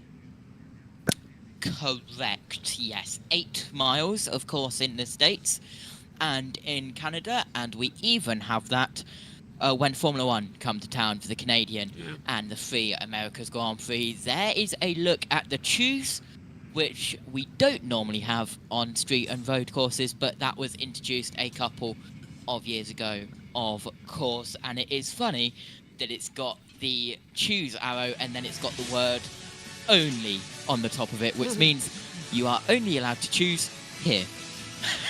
Adam has said that it's a 9:20 Eastern cut-off for the race. So there you go. Yeah, correct. I got that too. So what time is? 2. That's 2 a.m. for us. Of course it is. 12, 11, 12, 3 hours away. Yeah, of course it is. It's never simple, is it? I am a little bit concerned that, you know when they reuse street barriers, Josh? Yeah, they've got some Formula E ones here. Yeah, and sometimes they keep the banners on them. Yeah, they've got ABB, haven't they? On this feature, which they are currently showing now, it was part of an old, and it had a end of a world, F, and then it had the state Illinois on it. So basically they were saying F Illinois. Oh. Nice. Okay, not nice. By the way, we're going to a... they're ending under the caution. Not the best, let's be fair, not the best. Some war banners are being worked on, as you can see, as JT's telling us about. We are under the yellow. The rain has come down heavy now. We're going to end under yellow. Have we actually... I think wet tyres on the stage break, guys. We're now on 1 to go. That last lap time was 2 minutes. Sorry, the last lap time was 4 minutes, 13 seconds. We're now on the last lap now because they're on dry tyres. And there's more rain coming in. Oh my God, 4-minute lap time. Look at how hard it is raining into 1. Lot of rain. Let's hear from radios. Definitely going to need to pit. Oh, okay, that's nothing there. You can't. Well, the pit lane is closed, of course, so you can't pit until the end of the stage break. So wet tyres will be the call. Can't red flag it either. You've got to get to the end of the stage break. There's now a wash through turn 2. And you can see how it's like soaping and bubbling up on the apex, can't you? Of the battle cam of turn 2. There's a lot of standing water down there, and it is creating a wet line on turn 2. And let's go down to team communication with SVG. That was pretty fun there. So you hear, I mean, on drive. Yeah, well, he's happy enough. He's used to these conditions. There's now, there is a wash through At the end of this, do we officially crown SVG the king of NASCAR street courses? Yes. He can also be crowned mayor of Chicago. He might have to fight. He might have to fight. Who do you call it? Ted Sanson or whatever his name is. You know, Sam Malone from Cheers. I think his name is Ted Dawson. There you go. Ted Danson. There you go. Got it eventually. Ted Danson. Look, we've been on air today now for 12 hours. 13 hours I've been on air today. I'm with you for a little bit, as they've just gone to a coming up feature on USON. So hello. Hello. What, they're not going to take the green checker? It's just a quick feature of what's coming up on USON. What have you made of stage 1 then? I mean, other than the LaJoy spin and Gibbs going in the wall a little bit, I'm going to call it Chicago bumper cars, because, well, we saw what happened with the lapped cars, and, well, that's all you get of me just with you, because, well, as when I meant it was quick, because USN are back as well. But it's Shane Van Gisbergen, Bell, Gibbs, Briscoe, Larson, your top 5, Bowman, Wallace, Gilliland in 8th, good to see, Reddick and Daniel Suarez finish in the top 10. That'll be your stage 1 results. Of course, as you mentioned earlier on, SVG, no stage points, as he is not a permanent driver in the NASCAR Cup Series. They have Yet. Confirmed it now.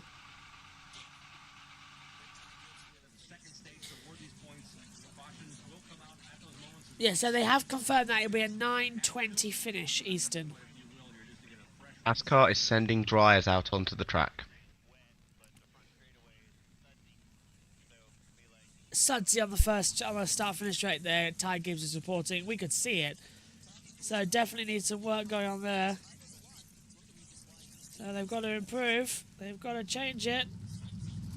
Fingers crossed they're going to have an interesting run around. So I'm just trying to check Twitter. If you wonder why we're on our phones, it is because we are double checking. There's the suds now. Yeah, that's what I was looking for. Look at that, Jack. It's someone like someone's put Fear Liquid down. Yeah, it is. The conditions aren't nice at the moment. I'm told NASCAR has sent some jet dryers out. Yes, 9:20 Eastern. Go on, Jack. Yeah, I mean, I think that sending jet dryers out to the track is honestly the perfect call here. Because there's so much standing water on the track. I think we need to just get some, let's get some water out of the way, and then we can get some racing. I'll leave you to call the stage. Green checkers under the caution. Shane van Gisbergen wins stage 1 of the Grant Park 165. 9 points goes to Bell, 8 to Gibbs, 7 to Briscoe, 6 for Larson. Stage 1 complete then here. And what has been an energetic opener and a silent first few laps. Rain has hit Chicago. Now the real fun begins. SVG takes stage 1 in Chicago. Right, there we go. They're off to a break. We're off to just do nothing. Suds now. Why don't we talk about the... Go on. Why don't we talk about some of the news in the driver paddock recently that was announced? You've got the news. One of the big announcements we had earlier this week was Josh Berry to Wood Brothers replacing Harrison Burton. What do we think of that move, guys? I think definitely Josh Berry deserves a seat in NASCAR, and ever since announced that Stuart Haas Racing was leaving and Haas are only going to have one car next year and they've already locked in their driver, it made sense for Berry to find another ride, and I'm happy he's going to be with Wood Brothers. I think it's a good fit for them two, to be fair. And Harrison Burton, I think he's been impressive at some races, but quite a lot of the time he's stuck up towards the back, so I think it's a nice, strong move. That's my take. I never got to never got to give mine. Wood Brothers. Yeah, go on.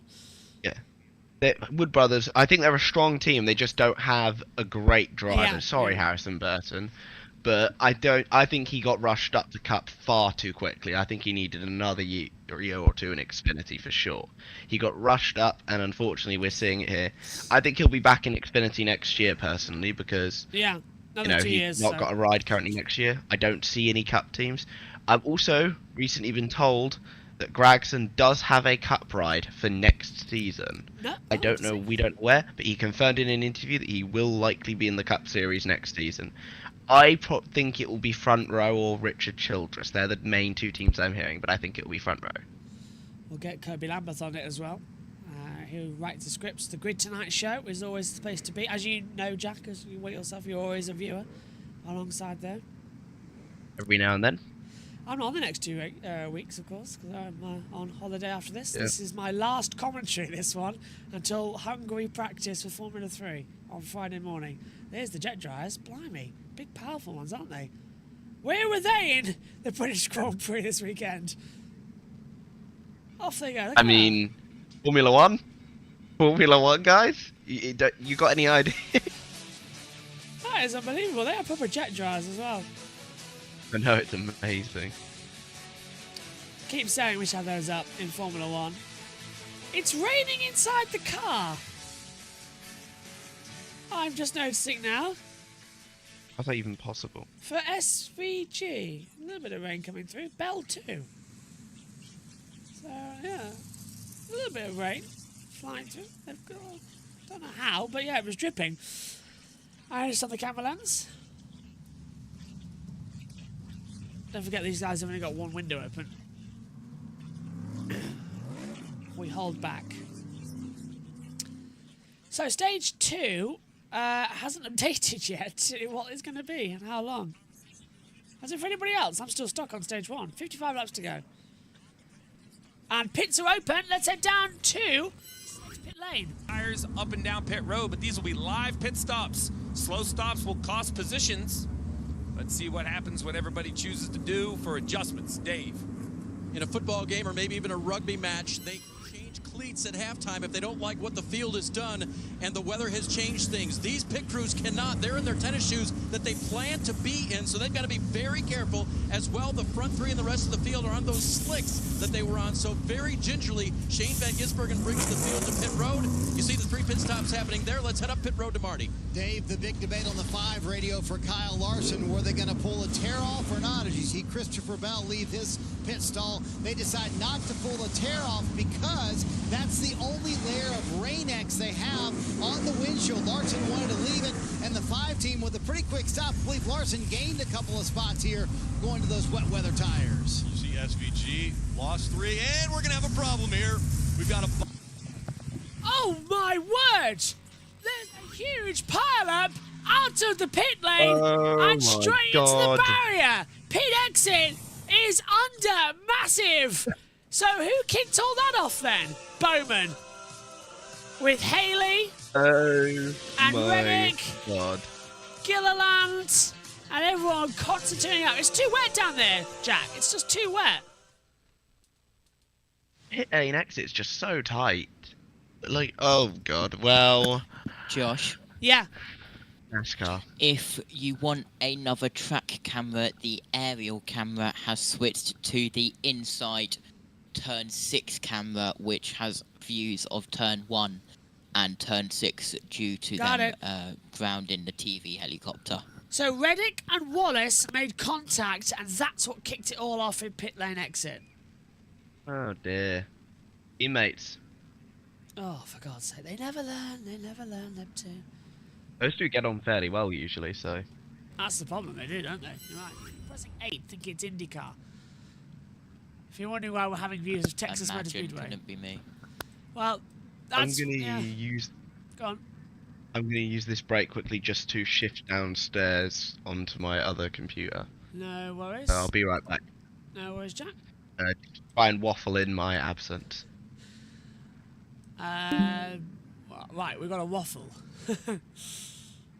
As we get ready, JT's still here, of course. Cars are circulating. Hello. Hi, JT. Well, this is getting a bit daft, isn't it?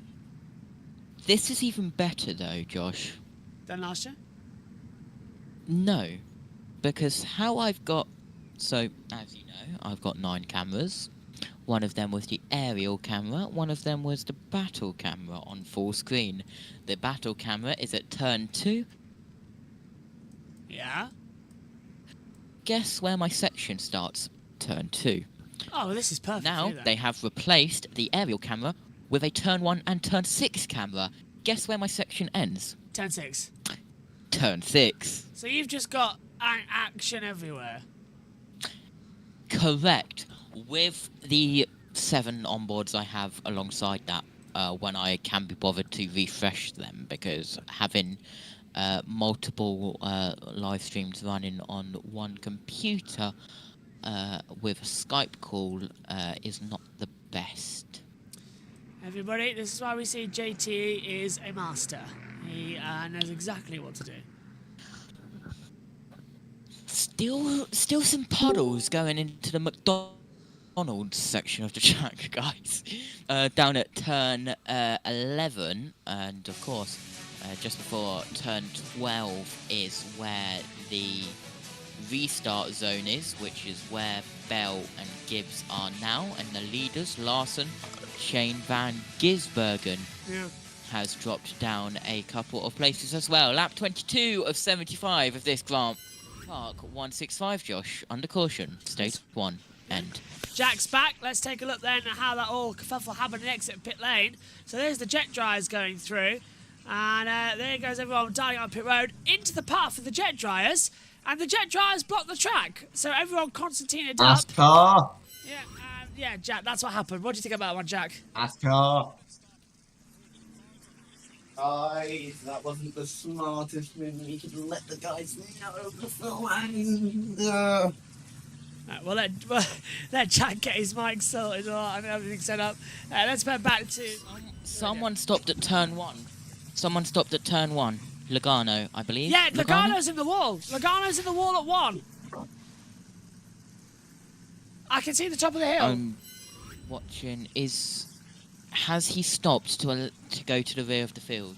Could have. Let me check the Twitter for you. How's my mic? Hasn't changed. It's still echoey, like you're in a bathroom. Okay. I mean, hold on. No worries, Jack. Let me try. Let me see if I can fix it. I haven't changed it. Let me try something. Hold on. Jack disconnecting with us. Omi is muted. Can you hear me, Omi? Are you enjoying this? I hope you are. How are we doing now? It's exactly the same. There's not I can do it. Is it not connected? The mic? Oh no, it is. It's perfectly connected. It's just on my computer downstairs. I don't know what. There's nothing different. It's not too bad. I can go on my phone if you want. One-stop strategy. Well, he's on a one-stop strategy. And the Eric Jones team had repaired a clutch issue overnight, and they obviously thought it was fixed, but they are still experiencing the clutch issue, and they are working to diagnose the exact problem. Don't worry, Jack. I'm adjusting now. Don't worry. So, under caution still. Right. What do you think, Jack's going to happen in the second part of the session? Chaos. About the soapy look, Bob has been listening to the scanner. Some think that it is the paint that is causing some of that soapy look in some areas. I thought it would be. Likely wet tyres for everyone. The stage ended of caution. What else have we got? I like this one with the race. With the race 75 laps, an official race would be 38 laps. If it rained so hard that the track is not raceable, we are still in raceable conditions on wet tyres at this current moment. Stage 2 prediction for winners, please, boys. Jack, starting with you. Well, for one, I'm just going to say my stage 2 winner. I'm going to go with Kyle Larson. Good pick. But I'm also going to go and just say that Zane Smith is currently your race leader. Oh, gosh. He didn't pit. He was on wet tyres, isn't he? Just for the caution, he came in and pitted for wet tyres. And going for one stop, hopefully. One stops are possible. Having our own fog adjustment up here in the comments box with cleaning glasses. JT, what about you? Stage winners. Oh, look at the wash now. It's to the back of the track. I'm going SVG. The thing is, though, is this wash going to happen to normal road cars? How many accidents are caused by this? That's what you got to think as well. Road cars have traction control. Oh, I know, but yeah. Every time I see, where is it? Every single time I see the outside of turn 11 at St. Jackson Drive, do you know what all of the tunnels in the railroads remind me of? What? Chicago Fire. What, the show?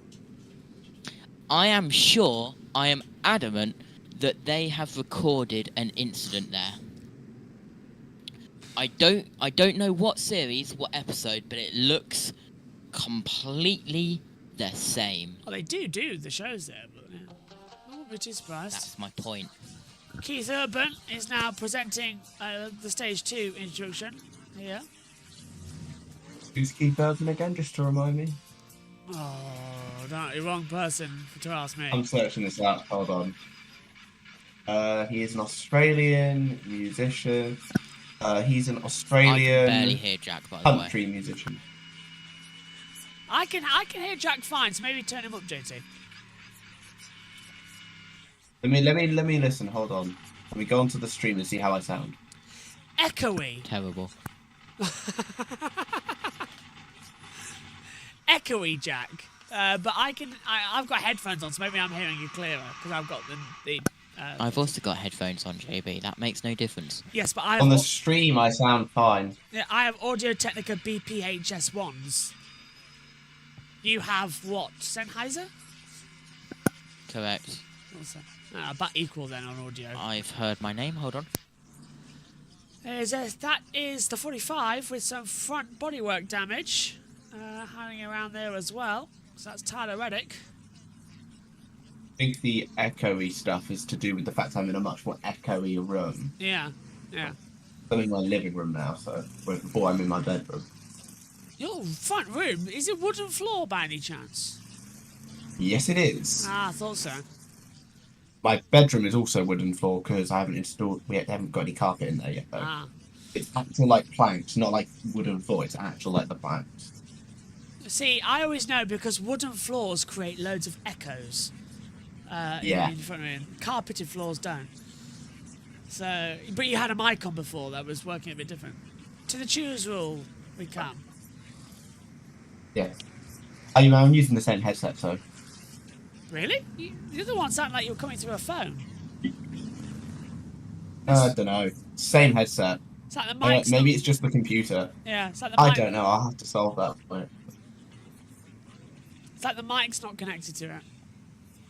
It's using. It's like it's using the computer basic mic.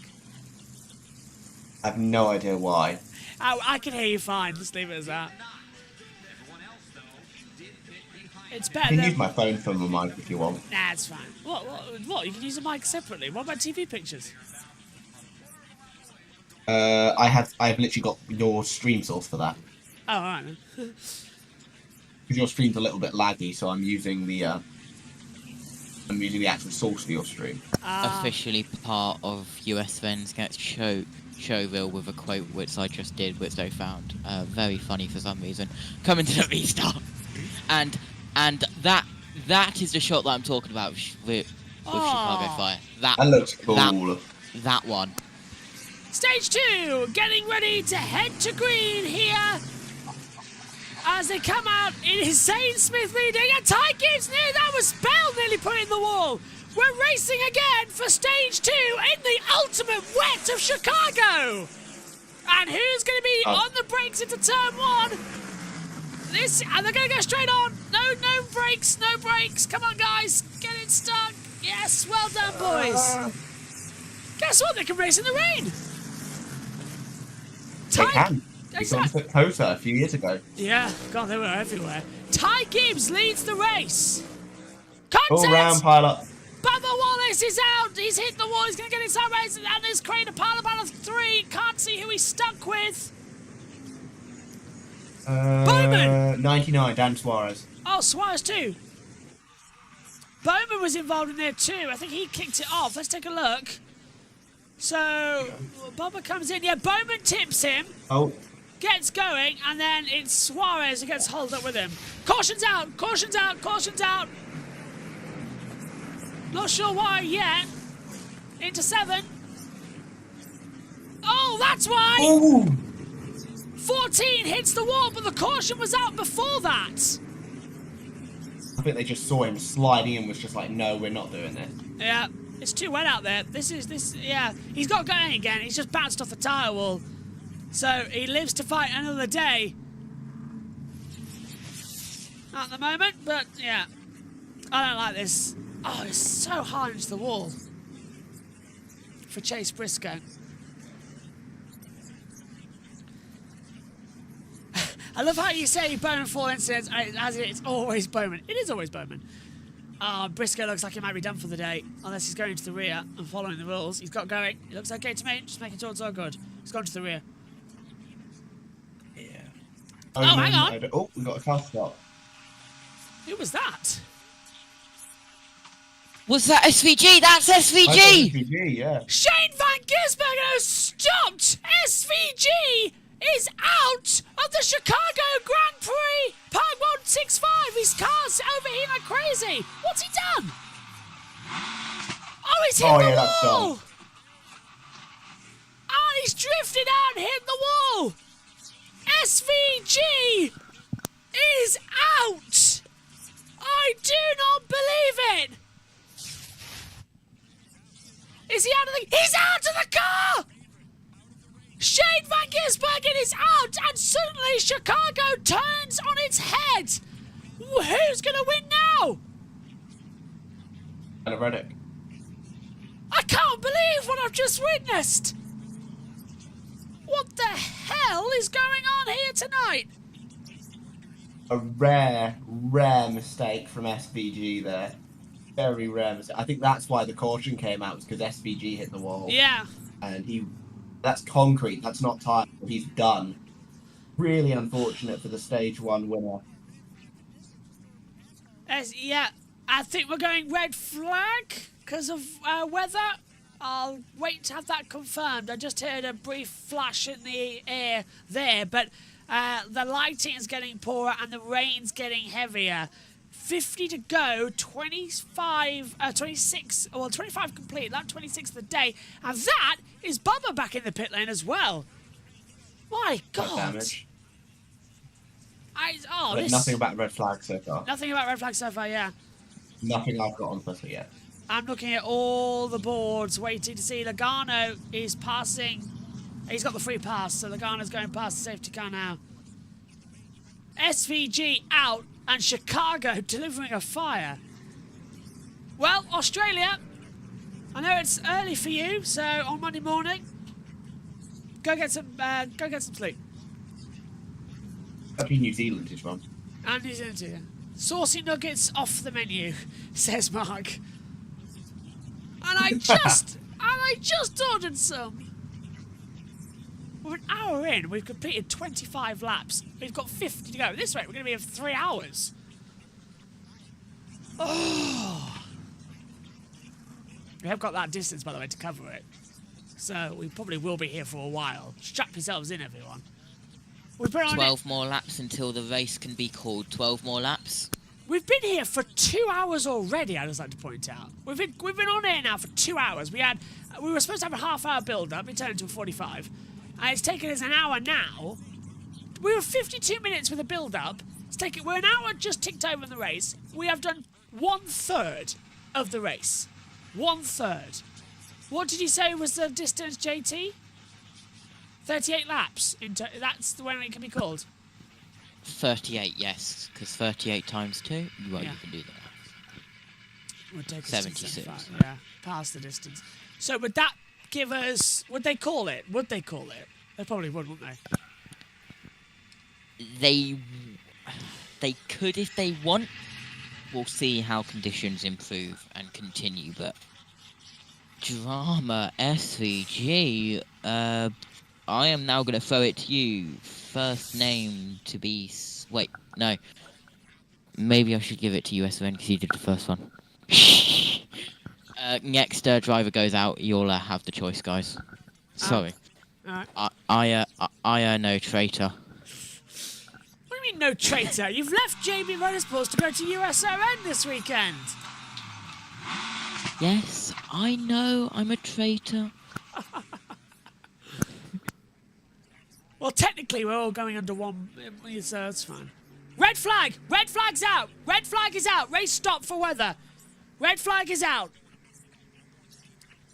Yeah, broken front suspension jack on SVG. There's no way that was ever going to start again.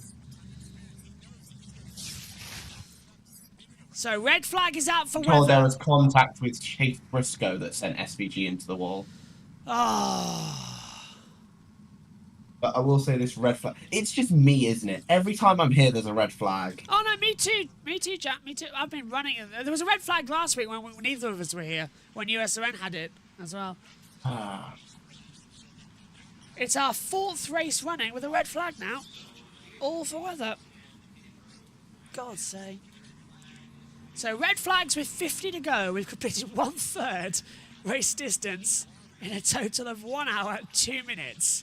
Let's hand over to NBC as the race is suspended.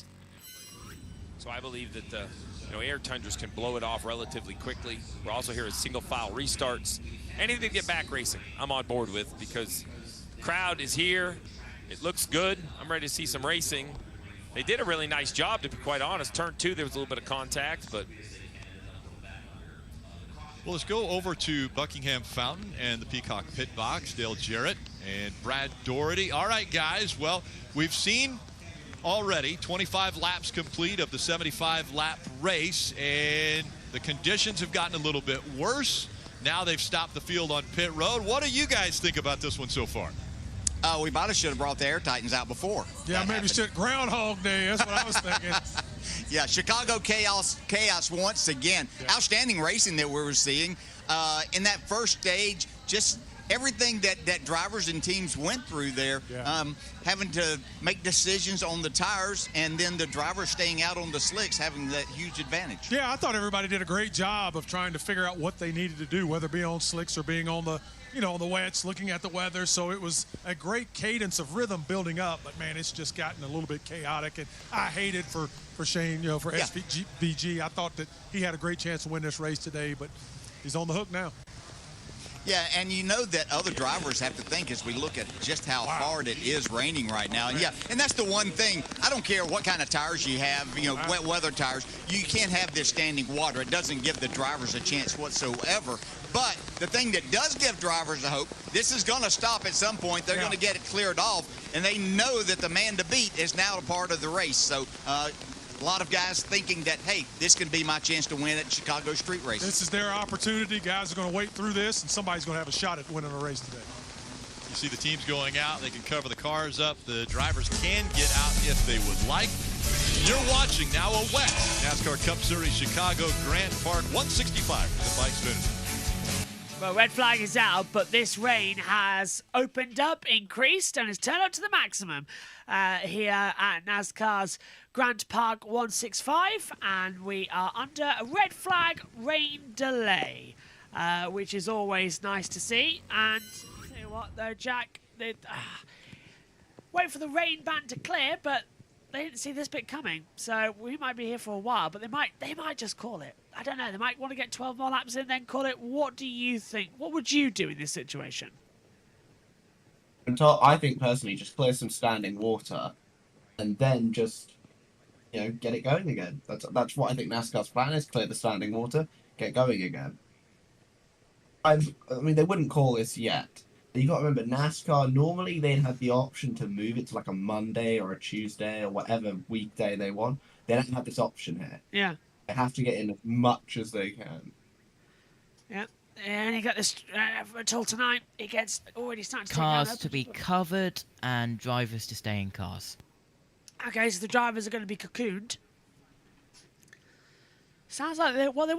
The reason for the red flag was to be clearing the water, but more of it's just coming down. So there's no chance for it to get out there and fully fixed. So it's kind of a juxtaposition here as we come into it. Let's give you the order at the moment. It's Gibbs, Bell, Larson, Smith, Reddick, Gilliland, Nemechek, Elliott, Busch, Chastain, the top 10. Then it's Allmendinger from Bowman, Grala, Steinhaus Jr. from Hamlin. Then throw it in with Hand, Haley, Keselowski, Buescher, Hill, Dillon, Hemrick, Hocevar, Gregson, Truex 925th, Byron, then Bilicki, Jones, Priest, Berry, Blaney, McDowell, Cindric, Suarez, LaJour, Briscoe, Wallace in there too. Burton, Logano, SVG's out. Back to NBC. Front as they're scored. Ty Gibbs out there in front. We see the Air Tundras taking to the track, and jet dryers trying to get out there and get the puddles off the track. They were out there earlier too, and this was exit of pit road when they had come down there, and it caused a little bit of a bottle up here. Yeah, a little stack up. Tyler Reddick can't get slowed down too much. It's 23, no real damage, but unfortunately more damage for the 23 here. 48 of Bowman gets right into the right rear quarter in the race. And then the 14 of Chase Briscoe sliding into turn 6. He actually tagged the 16 on the way in. Yeah, on board with SVG. The 14's able to drive away. The 16 not so lucky. Heavy damage. The favorite, last year's winner out of the race.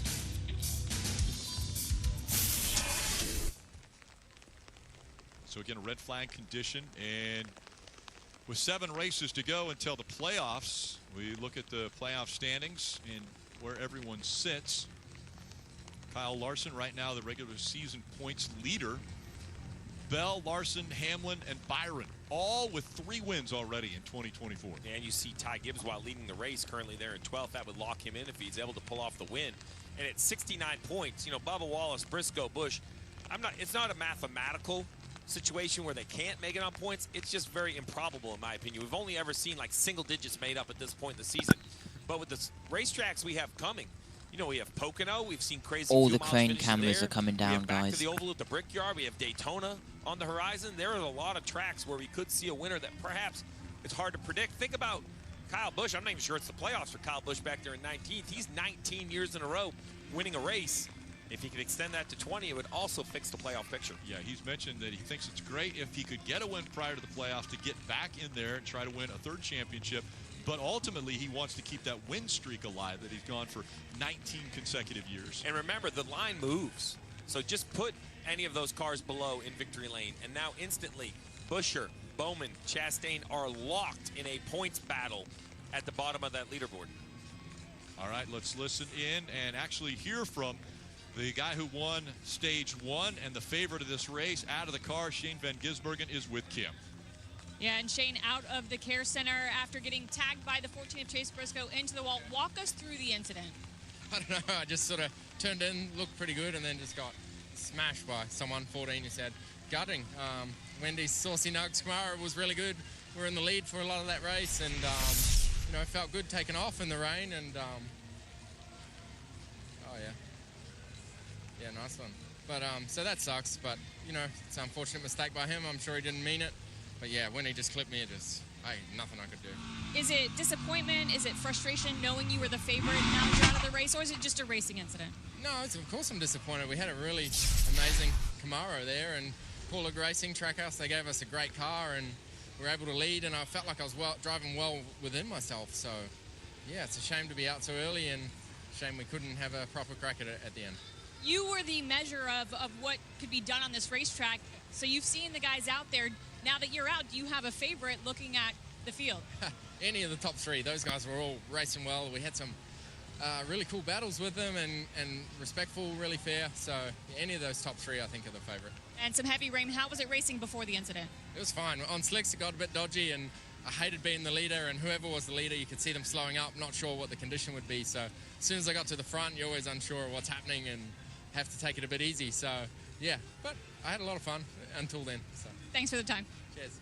Shane Van Gisbergen, again, out of the race, the favorite here this afternoon, but still a smile on his face, guys. And, you know, Cam, that's why he's easy to root for me, right? He showed up on the scene last year and he won, but now he's full-time Xfinity.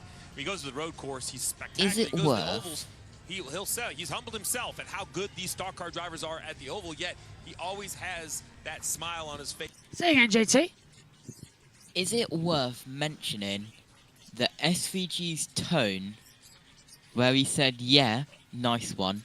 Something tells me he's not really happy, is he? No. I wouldn't be happy. The opposite of happy, I would probably say that. I mean, if I got wrecked out of a race, I wouldn't be particularly happy. I don't know if anyone's different, but... He's had worse days. I mean, he's been on fire in supercars. So, anyway, let's head back over. Tyler Reddick has been the fastest man all day here at the Circuit of the Americas. Out of 4, Reddick wins at Kansas. Reddick there in the 45 wanted to know what the state of those tires that are coming off the race car, what they look like, so he can sort of judge how much he can push on these. Checkered flag is in the air. Tyler Reddick gets there first. Yeah! Great work, guys! Tyler, there you go!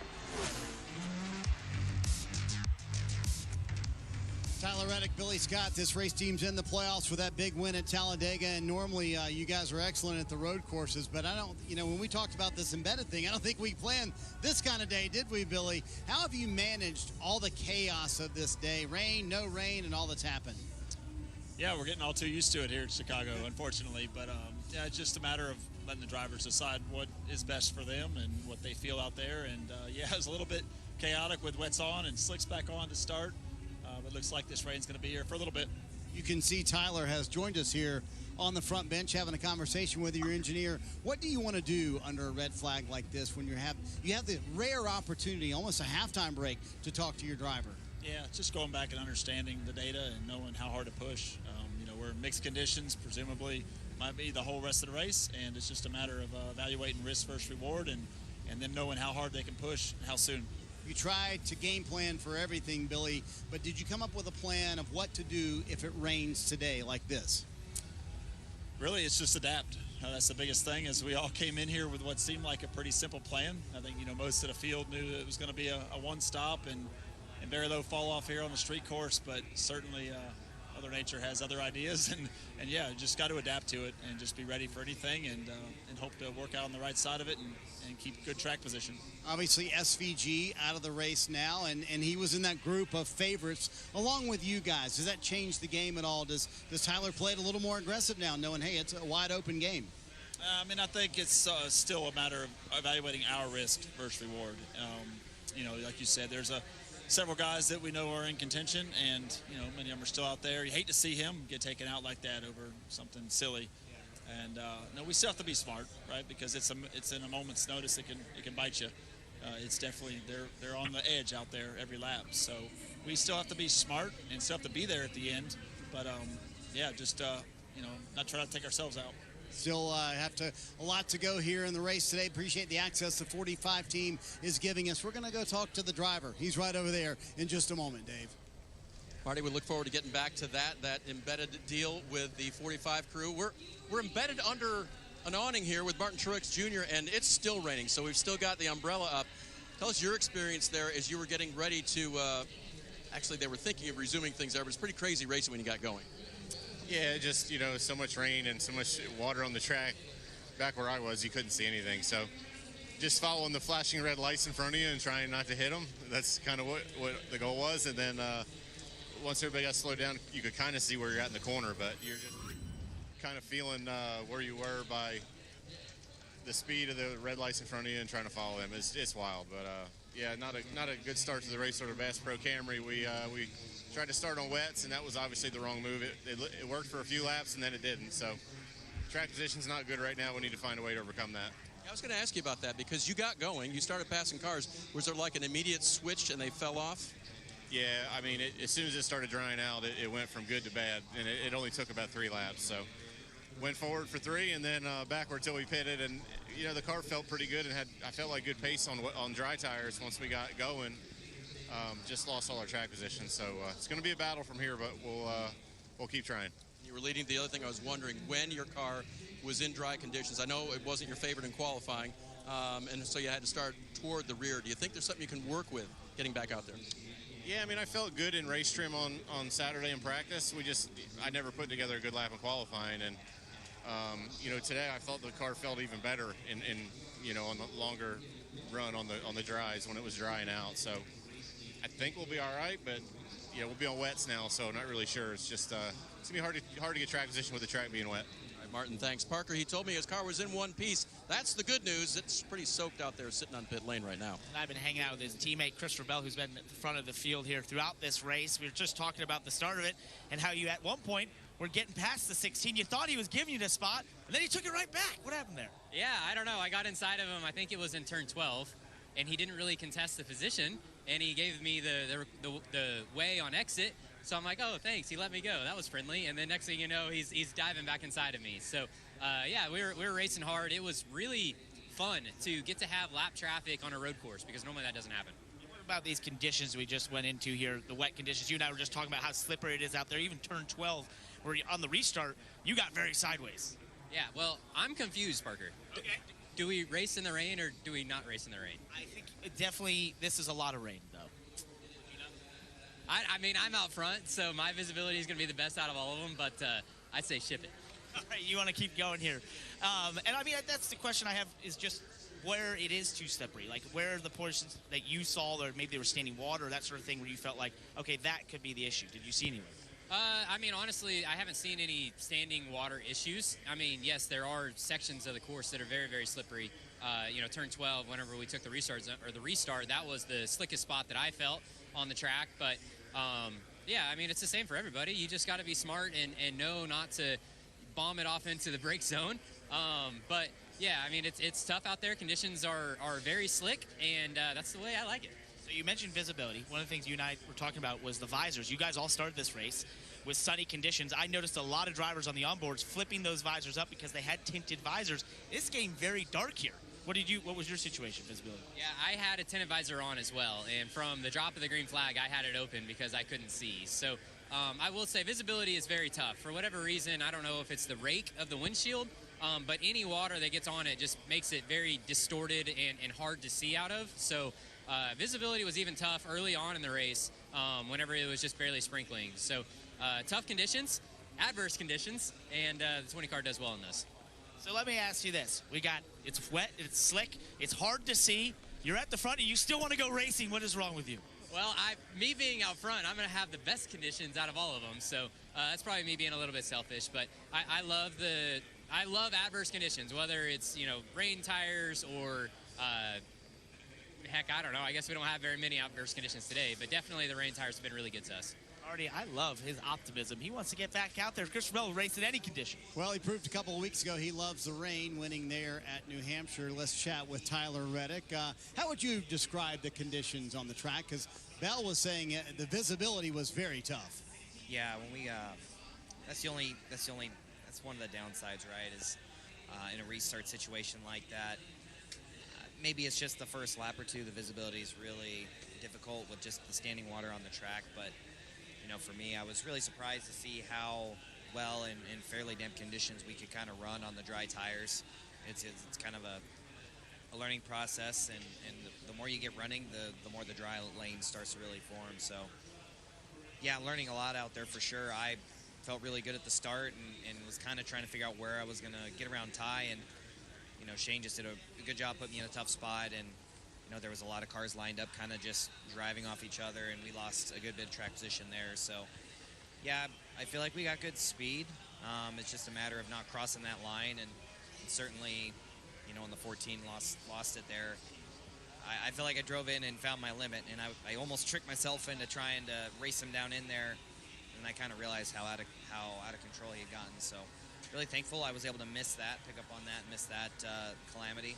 But, yeah, I guess more than anything, just been real impressed with, again, I was impressed yesterday, impressed today with how Shane's able to carve up through the field and just what he's able to do in the car. It's a shame he's out of the race, but he was really putting on a show, I feel like. So just trying to learn what I can from him and some of the other cars that have good speed at the moment.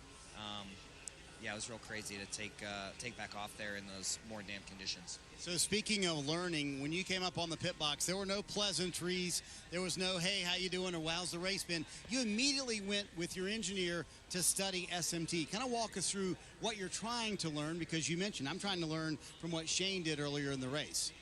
Yeah, I think the biggest thing for me is not exactly, I not getting the most out of my car right now, I don't feel like. So we're just trying to look and see, if there's any little moments around the lap or certain laps, certain areas of the track that seem to really work good, So I guess I've done a good job of not wrecking it yet, but certainly we want to run faster than we are. So we're just going to try and look through some things and figure out, which particular laps or which particular style was really helping me get the most speed out of our Jordan brand Camry. By the way, speaking of conditions, you said your fire suit's literally soaked. Is that from the water coming in from the side or from the top or everywhere, or what? Yeah, it's pretty much everything. I was sitting in the car trying to not get wet, and just a lot of water really comes in the car under caution, and, we were standing still. So I was just getting so wet, I just figured I might as well come out and get in the rain and come up here and look at some data and be ready to go when we resume racing. You mentioned the Jordan brand. Got to ask you, is there a little more pressure, not only on you, but your teammate Bubba Wallace, when you guys come to Chicago knowing, hey, Michael won 6 NBA titles here? I know. It's we certainly feel that pressure, and we embrace it, honestly. We came in here with the expectation to contend, and, fourth was a good qualifying effort for us, but certainly I was, wanting more out of the qualifying day and left motivated to try and get better. The start of the race, the first couple laps went well, getting to second, and just unfortunately, we kind of fell back a little bit, but it's a tough game to play here with these conditions on a street course. So we're just trying to learn what we can and be ready to go when NASCAR calls us back to the vehicles. All right, we appreciate the access that you and Billy have given us all week long. Kind of fun to hang out with you guys. Thank you. All right, Parker, what's going on your end of pit road? Well, what we've discovered here is there's a great height difference between myself and Carson Hosfar, which works perfectly for our umbrellas here. You can have yours way taller, mine below, and we're both being covered here. We were just talking about this weather. You're back at 23rd. Not a lot of visibility out there.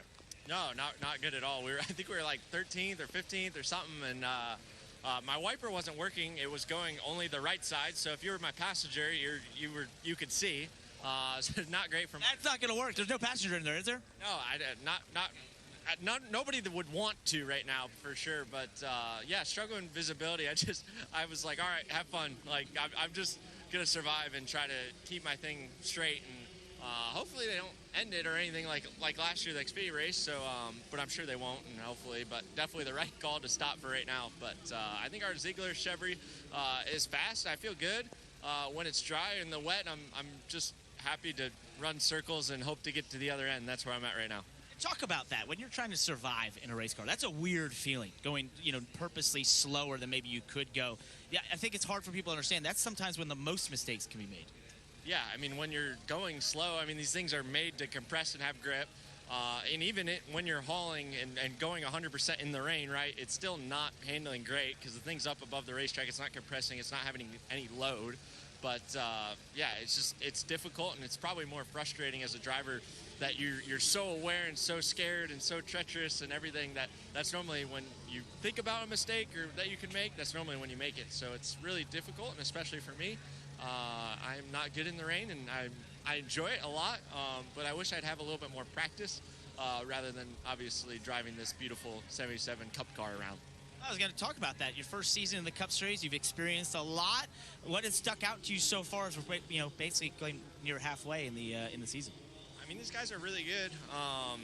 There's anybody that can, you flip them to up front and give them clean air, they're going to be really good, and vice versa, because everybody knows how to keep everybody behind you. I mean, there's just so much depth that you can go from a winning race car to not very good, or at least think you're not very good back there in traffic. Obviously, a little different. I don't know there's any clean air, obviously, with the rain, but a little different circumstances. But I think... Would that be wet air? Wet air, I don't know. I'm probably more just visibility more than anything. That's probably the gain of being out front, is you could see the corner. But yeah, it's difficult, but it's really fun, and obviously these guys are really good. They had a lot more trust in their vehicles than I did, for sure, and I'm excited to see if we can get this thing back going and get our spots and maybe some more. Cam, I think this is that we learned Carson Hocevar is in survival mode here in the wet. I think a lot of us are in survival mode, Parker, but catching up with Joey Hand, currently in the 16th position, the highest running of the 3 RFK entrants here today. And you were a bit of a road course racer, a street course racer, and we were talking and said, I've raced enough in road courses and street courses in the rain that I can't count. So how does this compare to some of your experience on street courses in these conditions? Well, I mean, yeah, it was a good run for us, the car was going forward in the dry. It was wet to start, so it was right kind of in my wheelhouse where you got to find some grip here and there. And then it dried out, and the car was still good. And like we were saying, we didn't qualify quite as good as I knew the car was, and I think it was going forward. I was excited about it. And when the rain came, it got pretty dicey pretty fast. I mean, anytime you get on a street course, the water really stays contained inside the walls a lot more.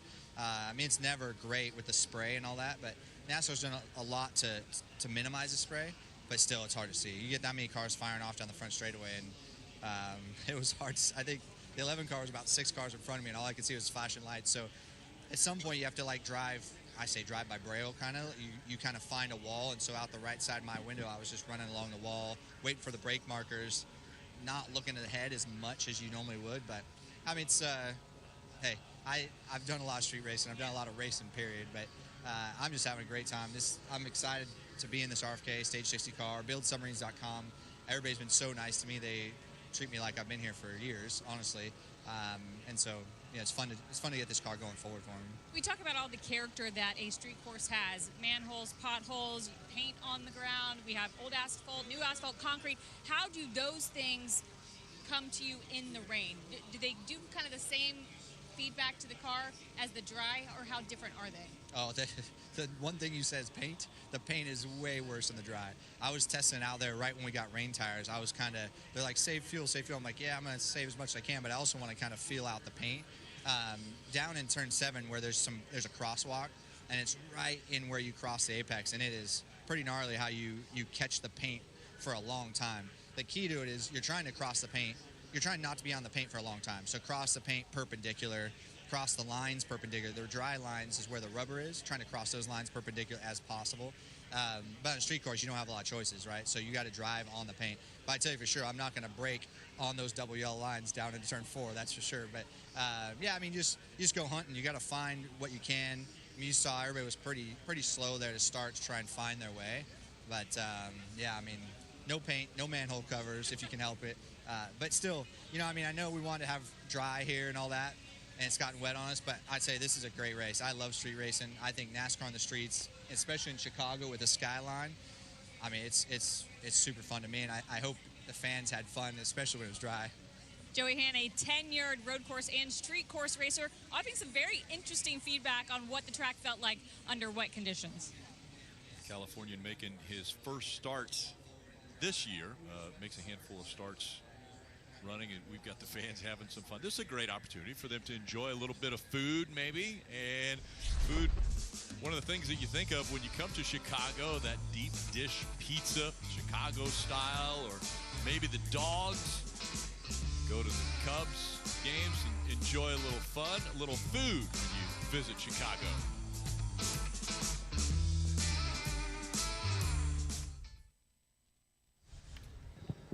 And there you go, tonight break, and we're still here talking about it all. Hello. Hello. Well, this is getting a little bit ridiculous, isn't it? It's week after week of just waiting around, and I appreciate everyone waiting and watching with us. It's fun, isn't it?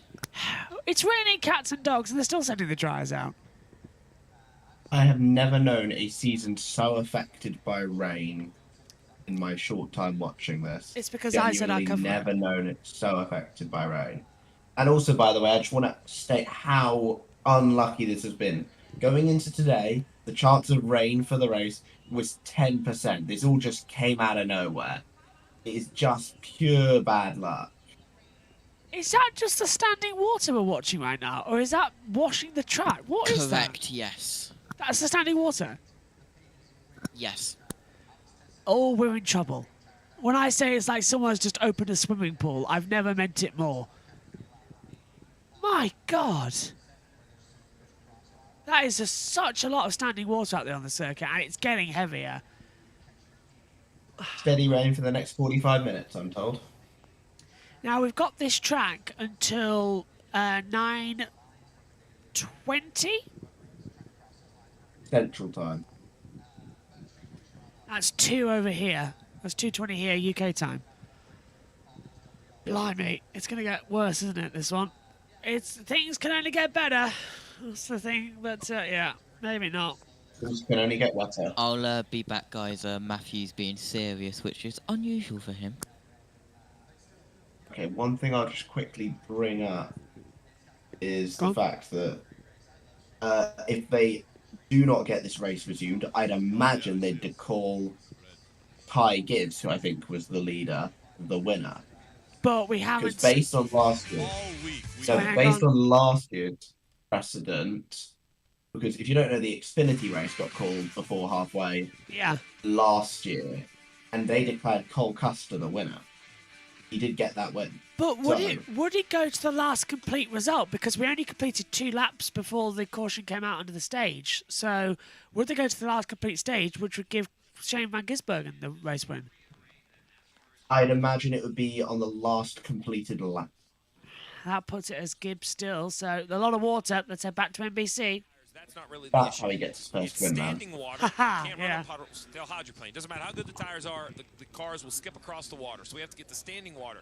The other issue is light rain possible, but heavy rain not only creates the standing water, but it makes it where there's just no visibility. So those are the 2 things. So, you know, don't fret. We will see some more racing, but we have to get these rain showers through. The NASCAR continues to work on the racing surface, is trying to stay ahead of it, but you see when rain falls at that rate, you just can't stay away, just can't stay ahead of it. I mean, you see how much you can remove. Let's take a look at the radar. I think there's one more pretty heavy cell right here. You kind of see maybe 8 or 12 miles of rain, but look behind it. We have all of that area.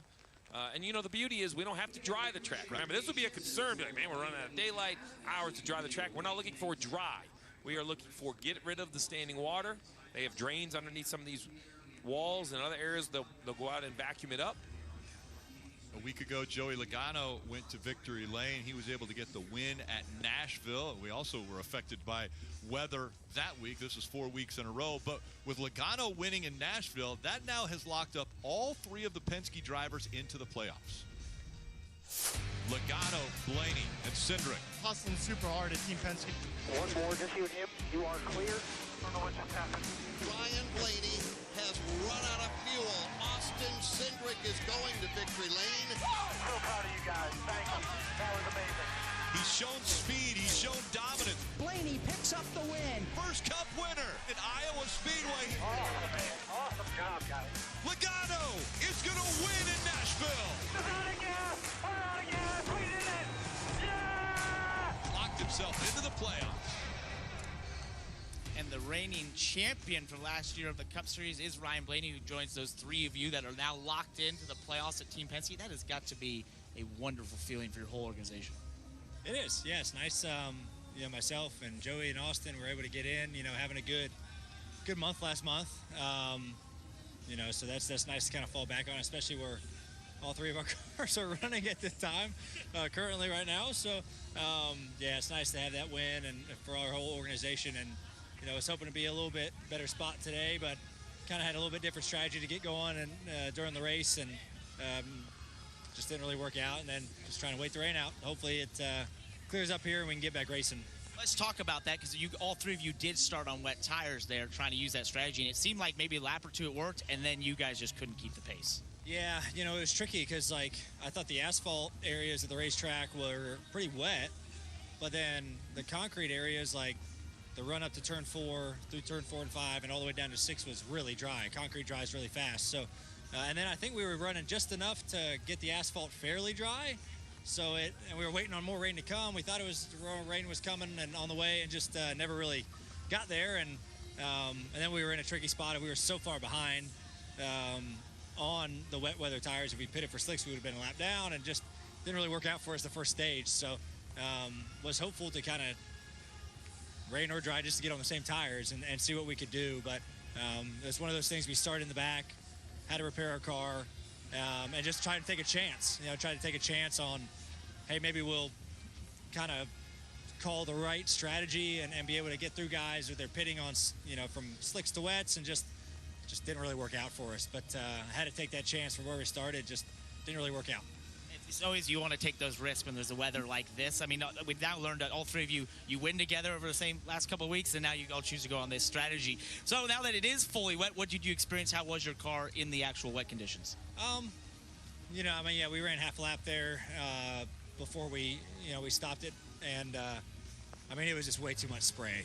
We were going down the straightaway between 2 and 4, and you couldn't see anything, and then going down the straightaway from 5 and 6, you couldn't see anything. It was very dangerous. So they made the right call of kind of pausing it, hoping the rain gets out of here and gets going. But just whatever, we have the mud flaps or the rain flaps, and we have the lights and things like that, and it still just didn't do anything. I don't know, the city streets, we've raced in the rain before, damp conditions, but the spray was never that bad. So I don't know if it's the city streets are so tight asphalt and concrete that the water just kind of sits on it and creates such a big spray.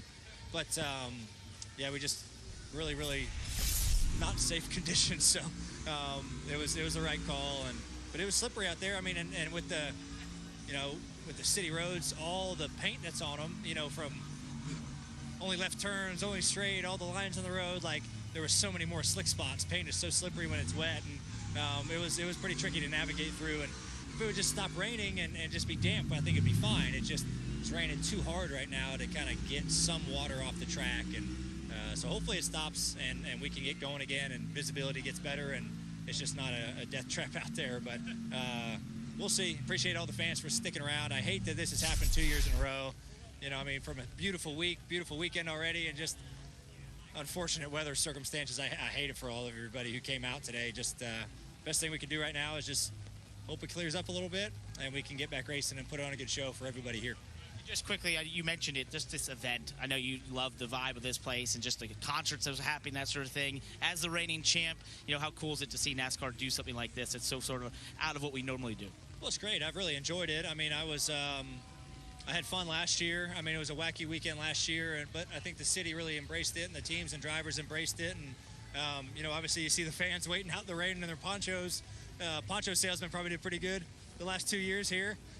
Maybe next year, if we come back, I'll sell some ponchos. Sounds like a business venture we can start together. Yeah, I've been thinking about that. Yeah, we can do RB and PK ponchos. I think that'd be pretty cool. But, yeah, it's neat that we're here. This city, you know, deserves better weather than this when we come here. But I've really enjoyed it. It's a big deal that we're here. I mean, the city has embraced us. It was great to have the mayor, you know, here today and give us a little speech in the drivers' meeting. It just shows, you know, what he thinks of the event, and he loves it, and we enjoy it as well. So maybe one of these years we keep trying, we'll get a dry weekend to where we can put on a heck of a show, and a show that the city deserves. We'll see if Ryan and his team can make up some track position when we get back going, Kim. Yeah, and his teammate Austin Cindric hoping for the same thing. Ryan was just talking about how you guys were all kind of on that same strategy. The rain just didn't come soon enough for you guys. What were you fighting there at the end with those old wet weather tires that you had? Well, I think between the little highlight show you just guys played of our month of June at Team Penske, I'm pretty convinced you guys just came over to cheer us up, because the start of this race has not been very kind, and we've not been very kind to our rain tires. So definitely frustrating to start there. Obviously the weather's obviously really frustrating as well. It's a real shame. The race fans here, this place was packed to start the race, and obviously drainage, standing water, visibility, all pretty big issues with this much rain. As we look at the rest of the race, when we do go back green, what opportunities are in front of you guys to figure something out and find track position? I mean, I can only go forwards, so yeah, those are, I mean, I have, where am I? I don't have my glasses on, Kim. 33rd. 33rd. I have 32 cars in front of me that I can pass. Those are my opportunities. Outside of the tire situation, is the car good enough to pass? I don't think my car and my rain tires are agreeing with each other very well. It's a nice way to put it. Now, I would say more rain will help me. Like, heavy rain is better than very light rain. I either want it to be heavy rain, safe conditions, heavy rain in safe conditions, or full dry. How much do you have to adjust your driving style and your approach and attack on the track when the conditions are like that versus dry here at the street course?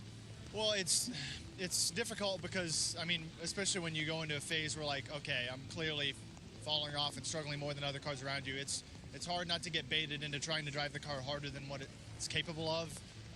So kind of a mental battle. It's just self-destructive behavior is only encouraged. All right, before we let you go, let's talk something positive, because we did run that little Penske package. You guys have had the Penske package. I like Penske package. You guys have had a little bit of a surge in the last handful of races. Obviously, the first team to have all three drivers locked in the playoffs. What does the rest of the regular season look like for Team Penske and your goals before the playoffs? No, obviously, an incredible couple weeks there for the company. Well deserved by all teams. Obviously, really big for all of us to kind of have a singular focus.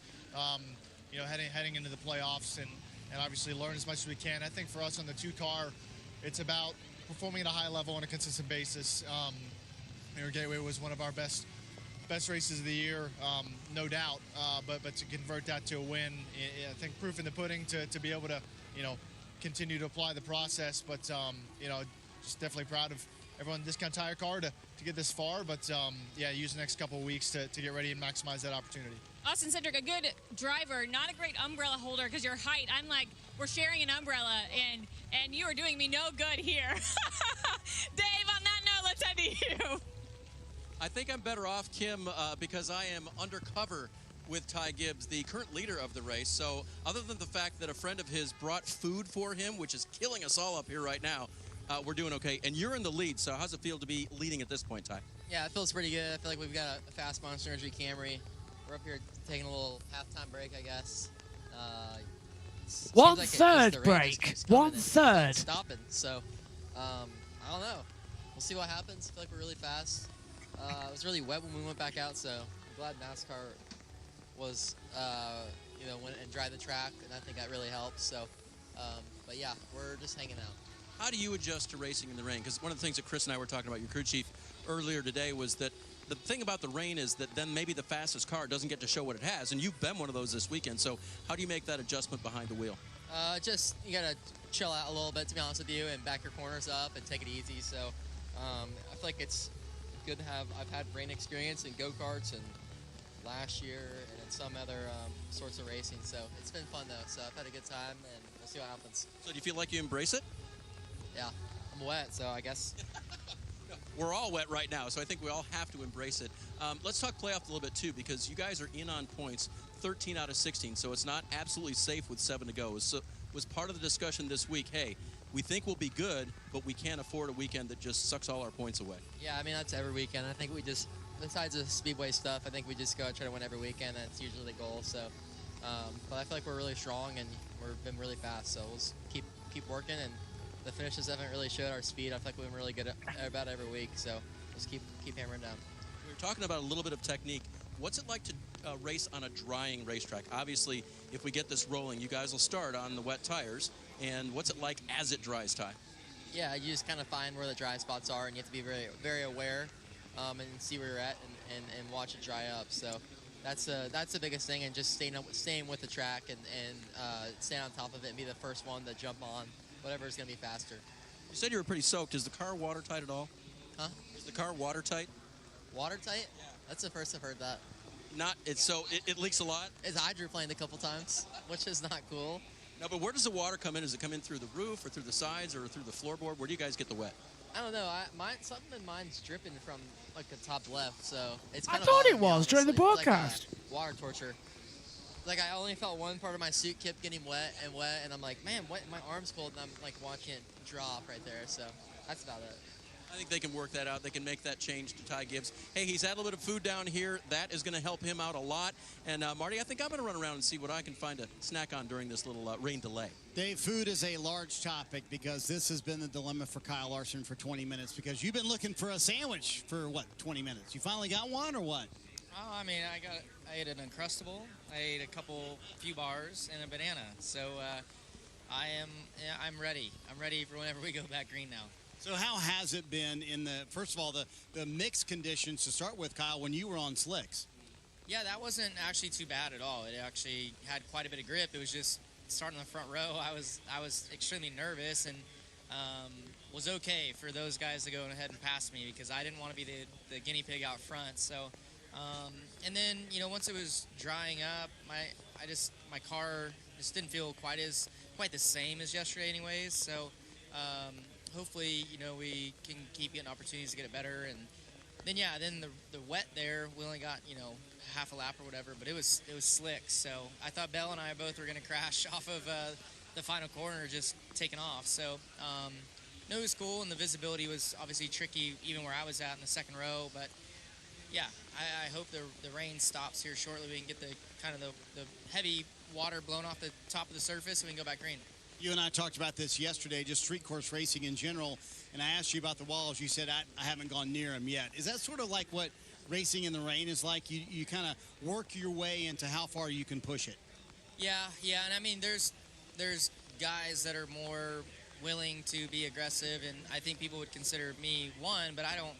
I usually wait for like Reddick and those guys to go hard, and he's really good, so he's probably liking his chances right here now, but yeah, it's just you kind of risk first reward, and currently there's still a lot of racing left, but depending on whenever we go back green, there might not be. So that'll kind of change things for sure. Yeah, the shower looks like it will eventually move out. We will go back racing. There would be a time limit on the race. So do you feel that sense of urgency behind the wheel when they're saying, hey, we're racing to this time and that's it? Well, I think it just depends on when we get back out there.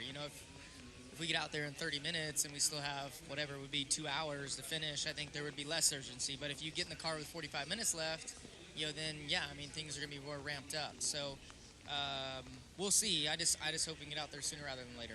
What is the 5 team doing well this year, Kyle? You and I talked about this actually a couple months ago, and you told me I feel like I'm executing better than I ever have. Why? Well, I mean, I think it's more than just myself. I think our team in general is performing at a high level.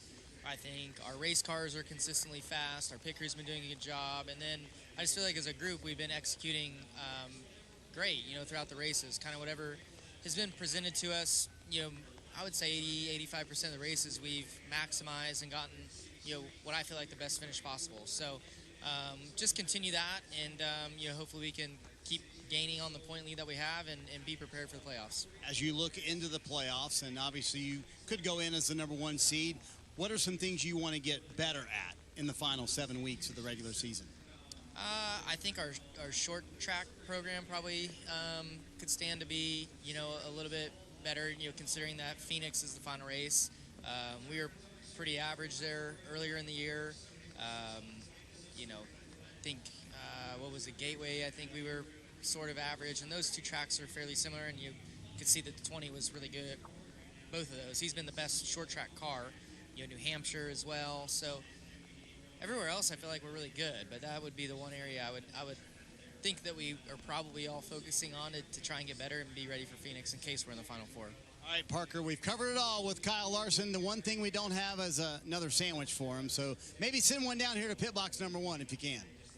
Well, it's all about beef jerky down here at Noah Gregson's pit box. You just took those down. That was good. You were looking for chips. We're all about food right now. You haven't found any, have you?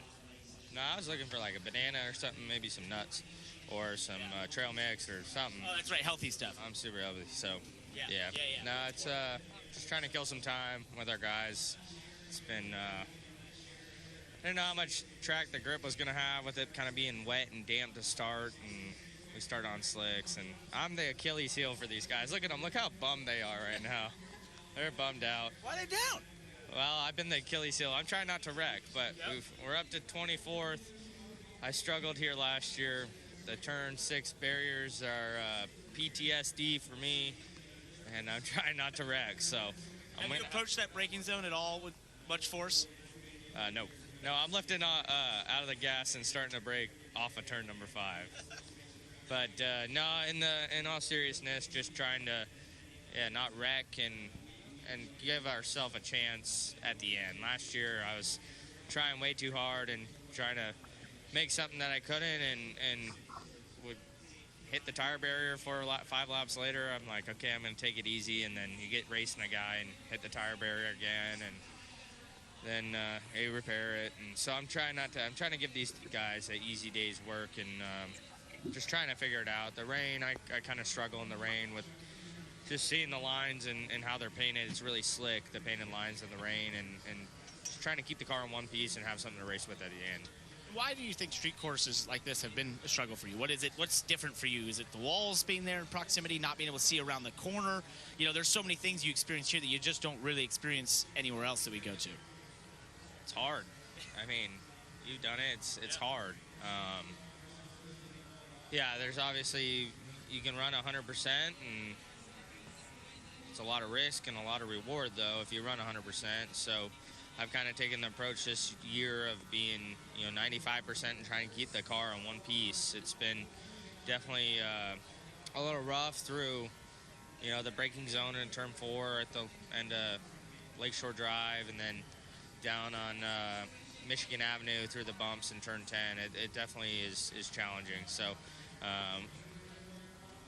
nonetheless, still proud of all these guys' effort for sticking behind us and just trying to make the most of today, trying to get as many points at the end of this race, keep the car in one piece, and have something to race with for the last 5-10 laps. Well, Rick, we learned... If we make it there, I hope we make it there. We hope so, too. As we learned here, Rick, he's going to survive, though, in this 10 car. That's the key. We're going to be positive. The rain is letting up. We're still seeing the AMR safety crew and the jet dryers, as well as the air tundras out there working, trying to clear up the puddles and the standing water that is out there. You take a look at the radar. It has passed, at least the heavy stuff.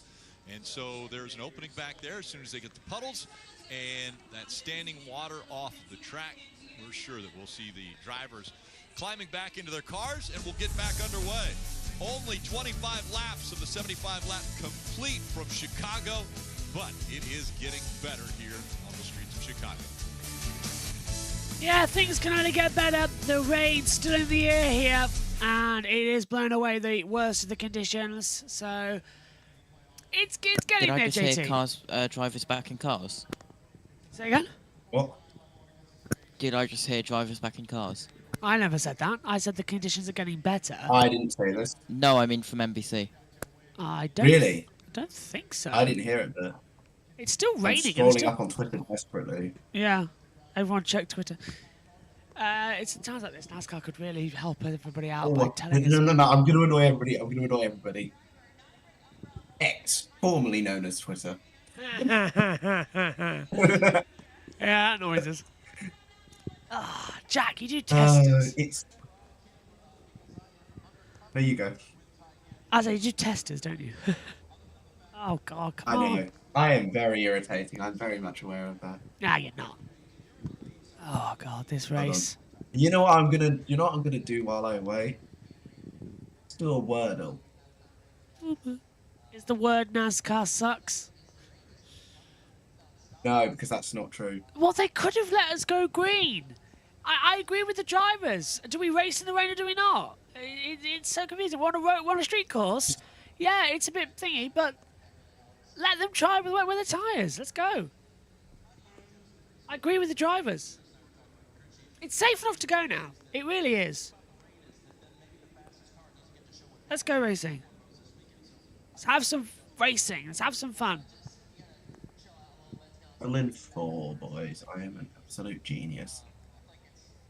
Got it for what was the word? I'm not going to say it, so not to spoil it for our viewers. Oh, because it's midnight, isn't it? So it's a new Wordle. Yep. Fair dues. JT, you with us or are you with USON?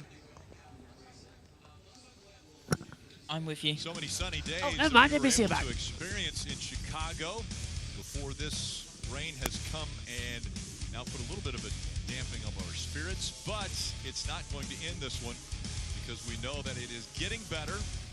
We're letting up ever so slightly. There you see on the right one of the landmarks here. That's called Cloud Gate, or Steve, what was the other name for it? Cloud Gate, or we could call it the Bean. Yeah, we'll go with the Bean. But one of the artistic landmarks here in Chicago. Again, as we mentioned, the rain's still coming down, the street getting cleaned up.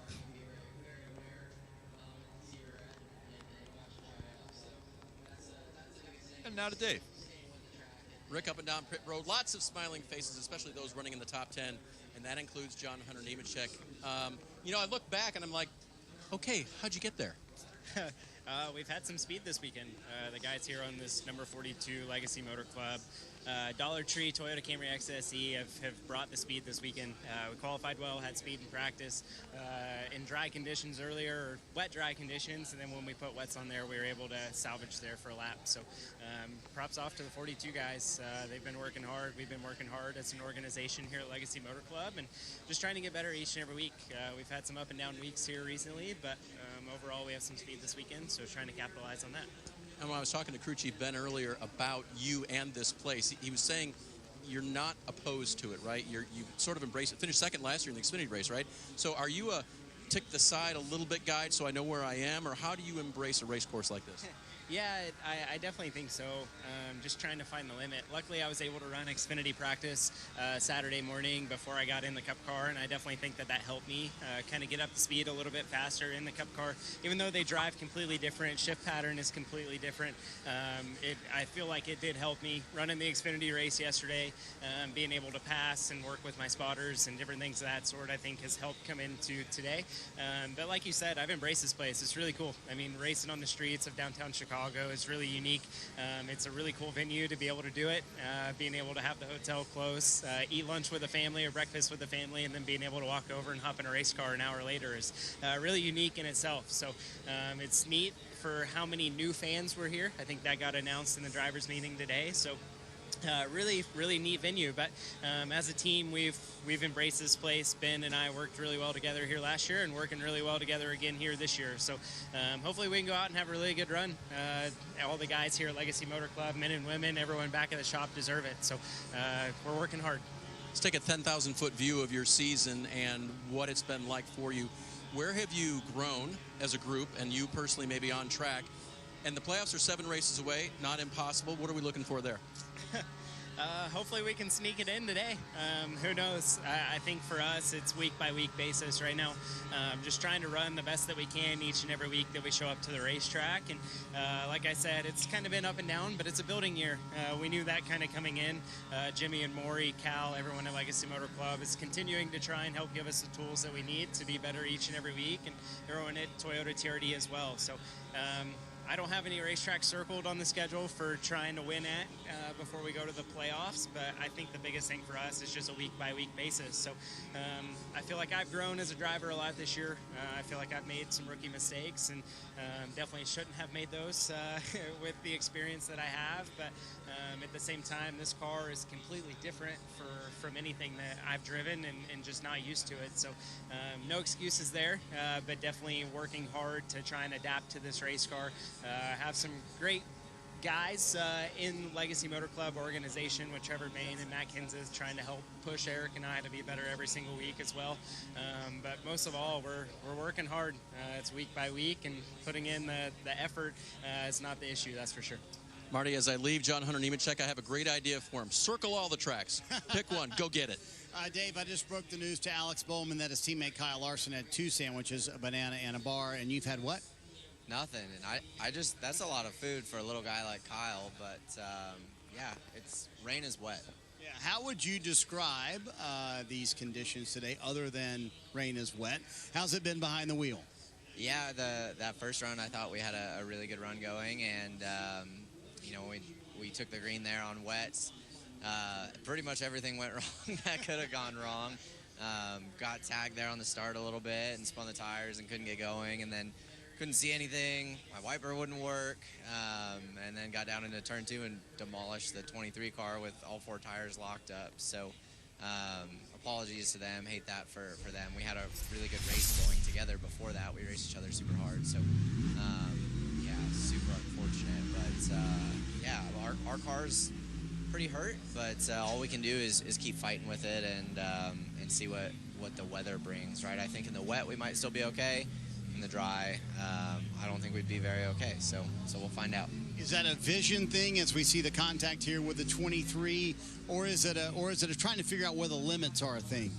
Yeah, it was vision, and I can't really. This is the first time I've seen it, but I just locked up as soon as I hit the pedal, and I was going way too fast getting in the corner. So yeah, brakes locked up. Doesn't help the car slow down very well. Probably. I put some rear brake to it, but probably not enough. So just hate that. I'm pretty embarrassed about that. I hate doing stuff like that. But yeah, all we can do is move on and keep fighting. Left front of the car is pretty tore up, but we had a fast Ally Camaro before that, and conditions are pretty crazy, so anything can happen. Let's talk about the playoff standings here with 7 races left in the regular season, plus 51 above the cut line.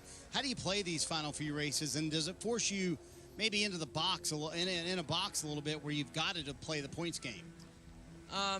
Yeah, I mean, we have to maximize points, but also, you know, I think there's a lot of opportunities for people behind us to win too, right? Like we have a lot of good guys behind us in points. So, you know, we need to beat the Drivers to cars at 7:30 Eastern. So in around about 8 minutes. I think we need to take those, and there are definitely good tracks coming up for us. So, Blake and I and all the guys have been working really hard, and honestly, we've had a really fast race car here this weekend, and I'm sure we will again next weekend. So we're going to keep fighting and hopefully make it happen. Do you almost have to plan things out, acting as if a new winner will come into the game? Yeah, I mean, yes, I think that probably will happen. So definitely not safe where we're at, and especially, I mean, you got past champions behind us in points. So just need to make good things happen, and don't need to drive into turn 2 and tear the left front off a car. So yeah, just need to do my part a little better at stuff like that, and need to have a little better race cars at a couple places, but we're going to keep fighting. All right, if you need some food, it's down there in pit stall 1. It's not a far walk. You said Kyle ate it all. Well, there's still more. Okay. I don't know where our snacks are. We'll have to send somebody for snacks. All right, maybe Dave can send us some, because I think he's fairly close. Okay. Yes, we are, Marty. And, you know, it happens fast here in live TV, and especially when Todd's standing by, and then what were we chatting about? Oh, a rumor. Yeah, lots of rumors down here. No rumor at all the fact that you're up front, 6th right now as it scored. What do you expect when you go back to racing here? Yeah, I don't know. It was definitely pretty tough to see right there. I was pretty much against the inside wall, I guess, into turn 1 on that first start in the super wet. So, yeah, we're just talking qualified 26th. Didn't really think we were anything special. Thought we were going to have a tough day of fighting ahead of us. But we've been moving forward slow and steady all day long. And, yeah, like I said, if you guys had to go to the back, we passed a lot of cars so far. So, who knows? I think we have a decent pace. We'll keep going forward. Hopefully we can get this generator Ford Dark Horse Mustang up front. And, no better day than today to get my first win. I'd say that'd be a pretty good attitude.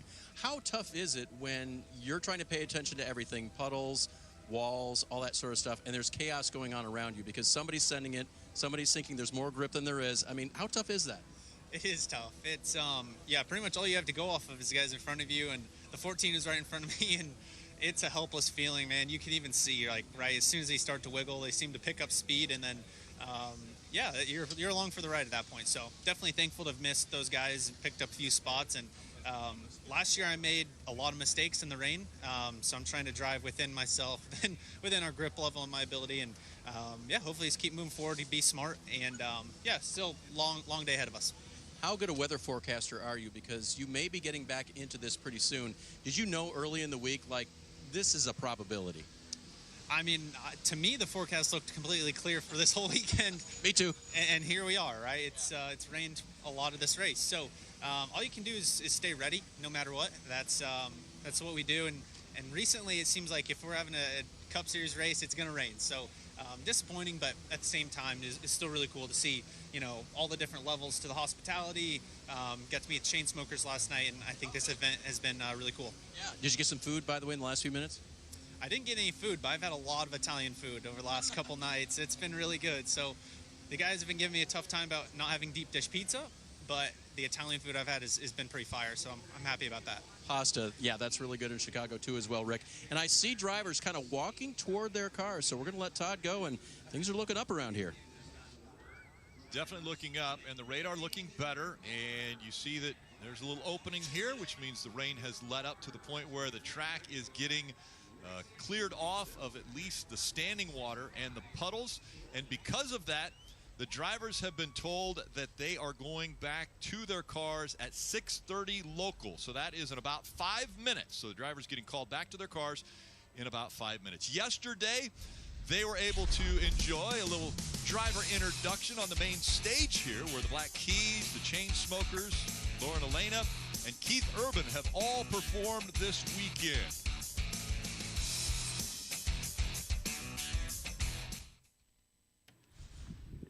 Well, it looks like we're actually going to get some racing. Somebody actually had an idea that we can race in the rain, so maybe it's a good idea to go forward.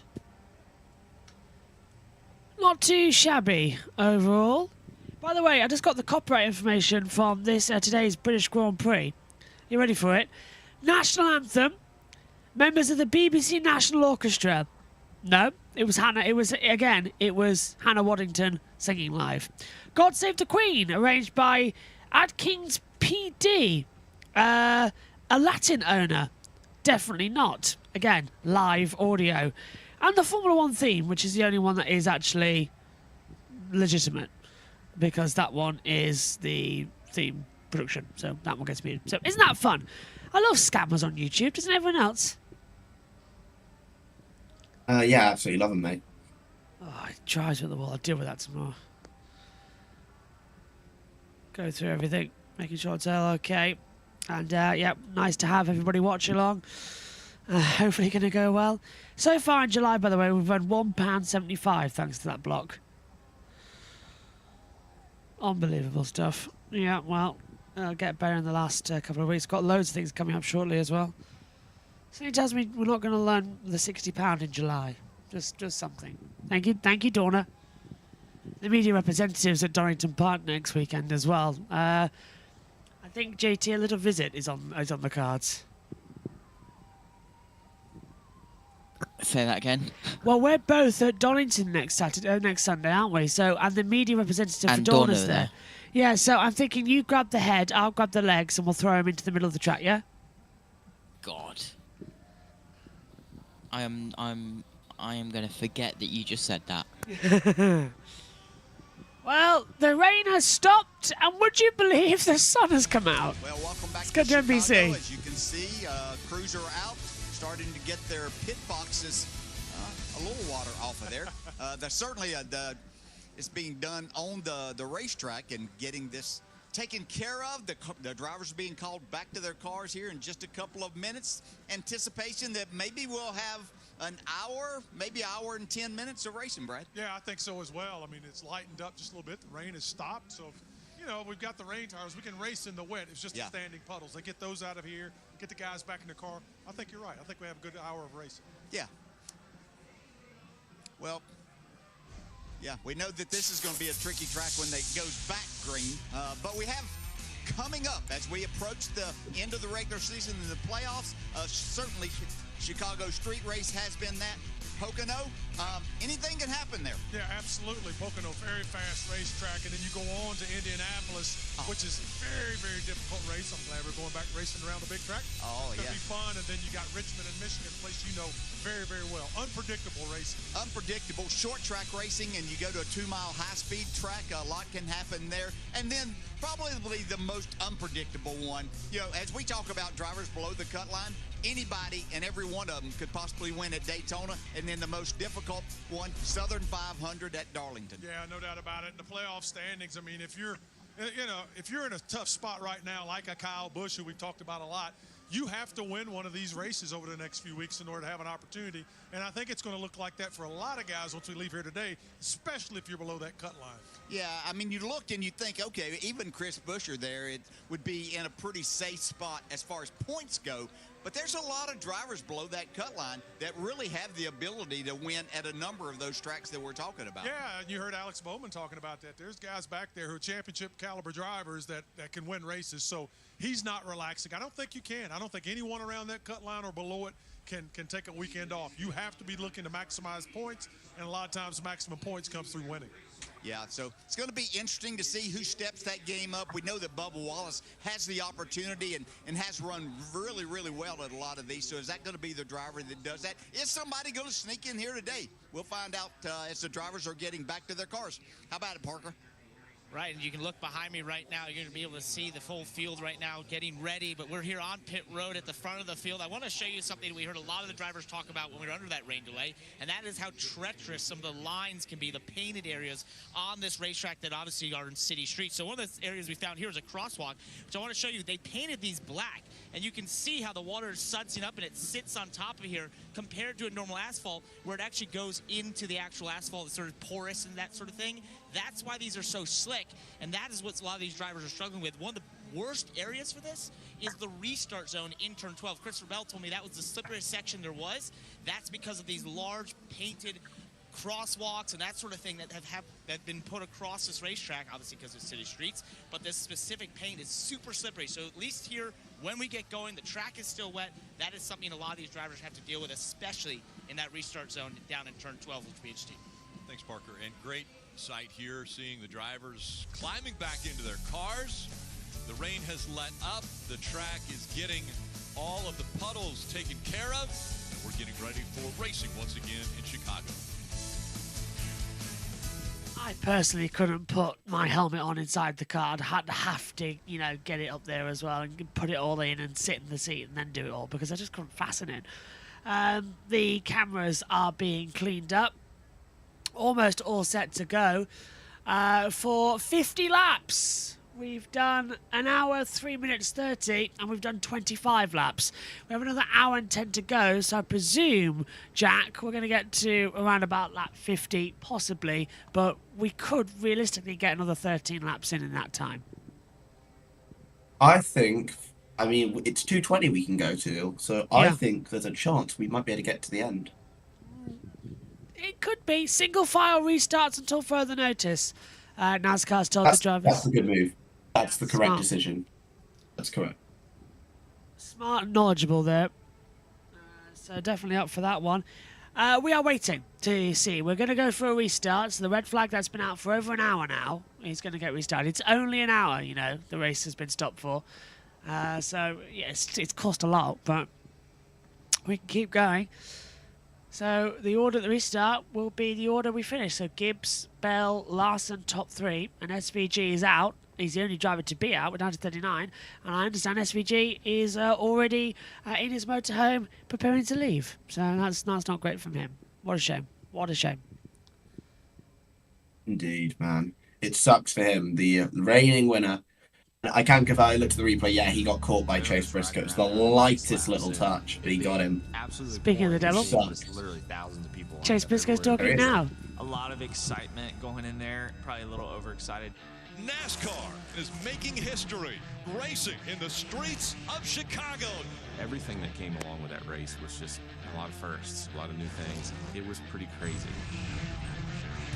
It's certainly the most challenging road course I've been on. It was a challenging racetrack already with how narrow it was and how slick it was, and then throw the wet aspect and the rain into it, and it totally changed it for us. The rain added a little bit of unknown to the event. That track was... Oh, he hit the wall! It was very treacherous. Walls everywhere. You know, you're always like about to hit a wall at any point in time. You get a little relaxed or get a little distracted or get just a hair too aggressive, it's a place that can bite you. The weather was challenging and tricky, but the course itself was amazing. And, you know, we got our butts kicked by SVG. Welcome to the NASCAR Winners Club. Which wasn't fun. Anytime you can do an inaugural event, it's special to be a part of it, but I feel like if we go back there this year and the weather's good, it's going to be like the inaugural all over again.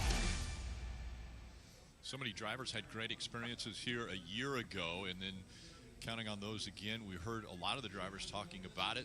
The big story at this point of this race is that the favorite and the winner of Stage 1, Shane Van Gisbergen, is out of this race after a wreck.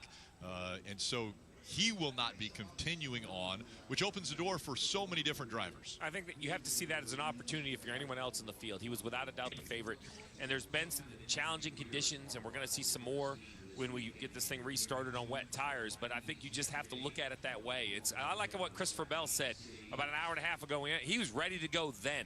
And I think that's the mindset you have to have. Now, it can be a little cautious. I'm not saying, overdrive the car, but I think you have to feel like you want to be out here and see this race as an opportunity.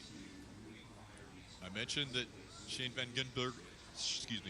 Gisbergen was out of the race after an accident.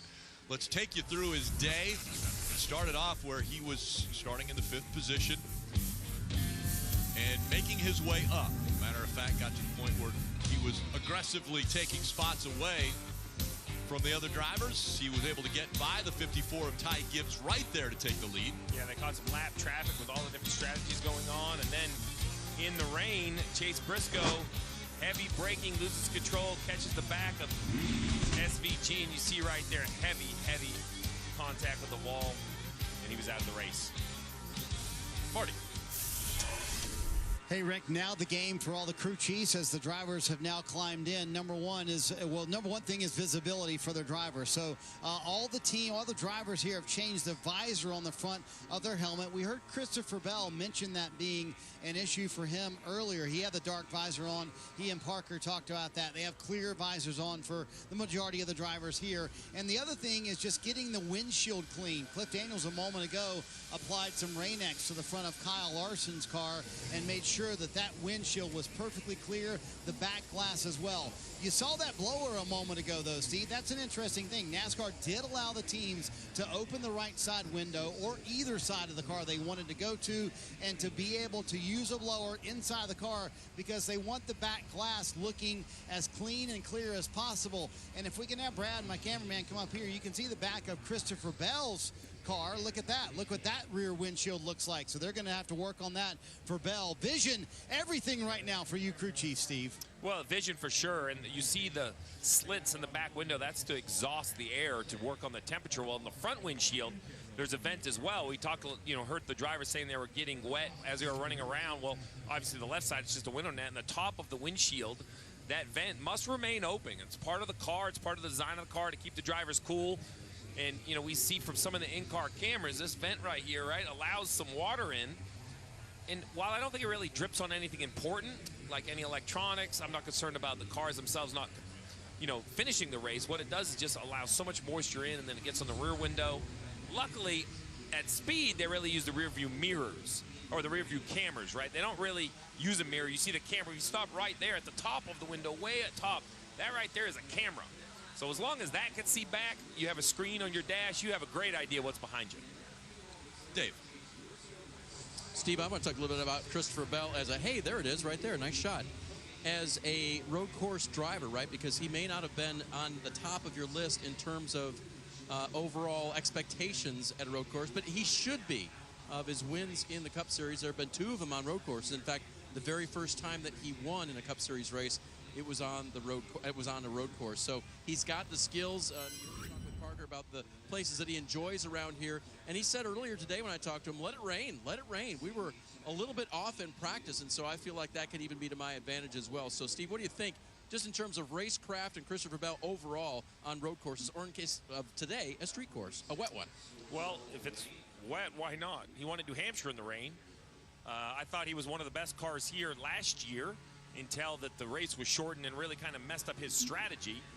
And I think it had something to do with his attitude. Like you said, he loves adverse conditions. So I think that mindset matters. Now, look, it's easy to have a good mindset when you're pretty fast, you know, and your car does what you're asking it to do, and he has some confidence behind the wheel.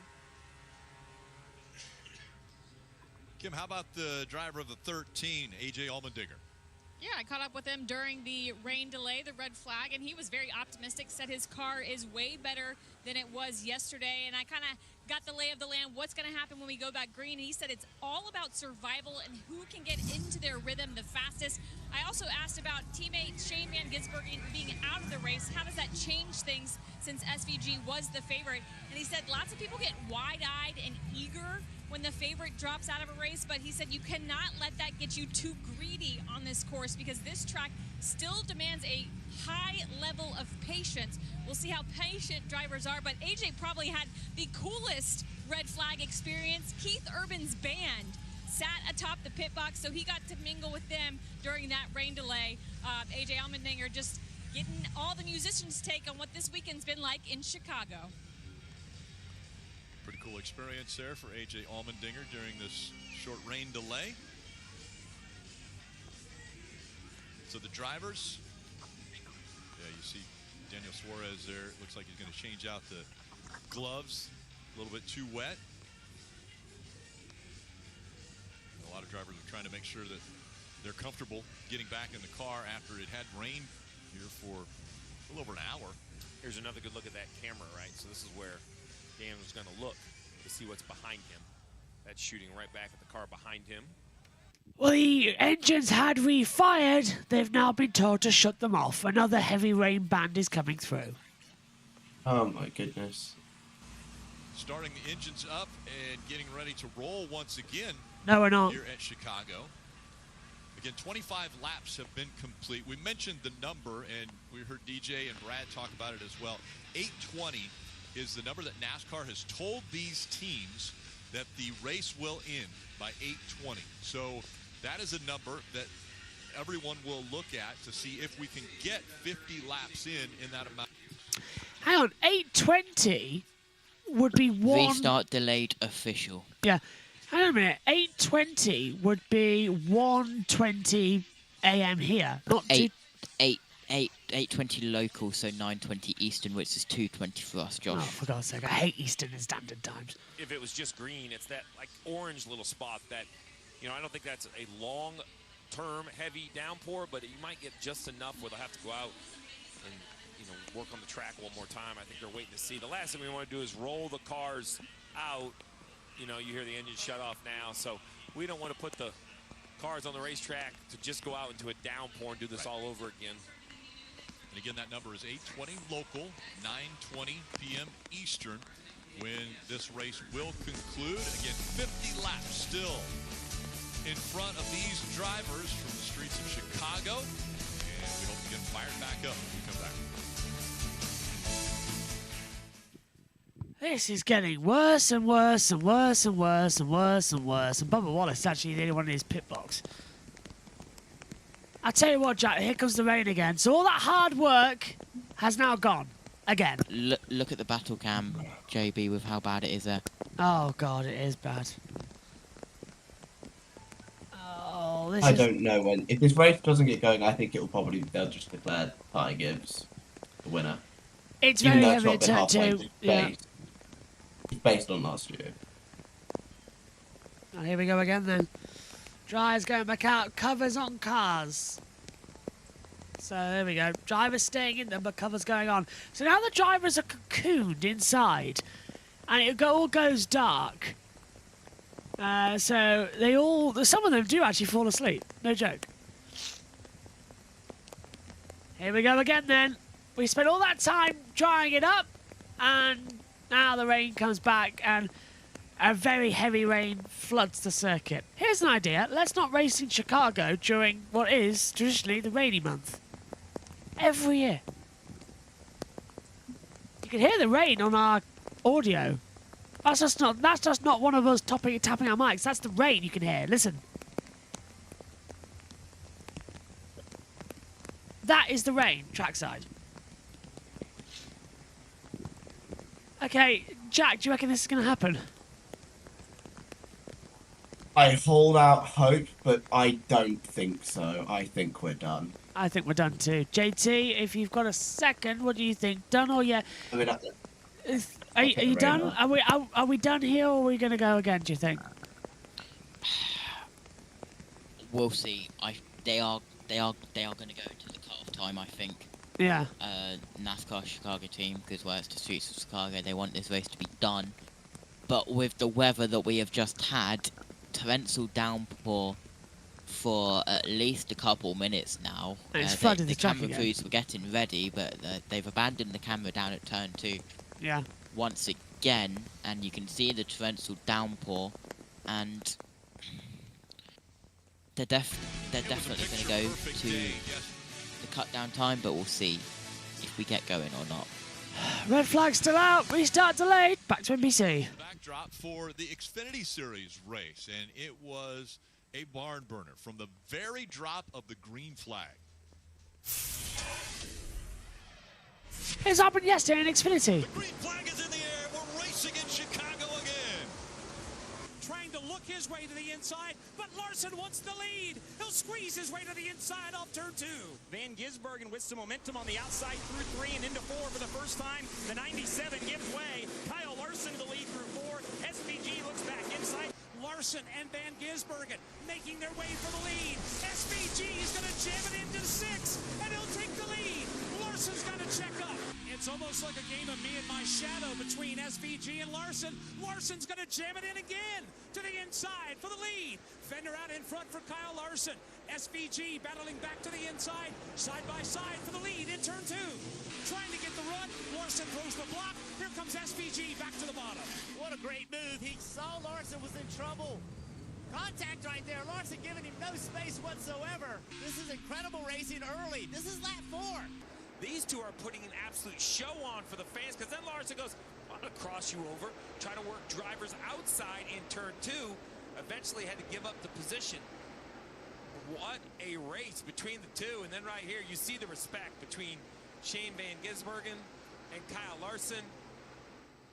And it ended up being Shane Van Gisbergen who got the win in the Xfinity Series race yesterday. That shower that we showed you on the radar, it's here.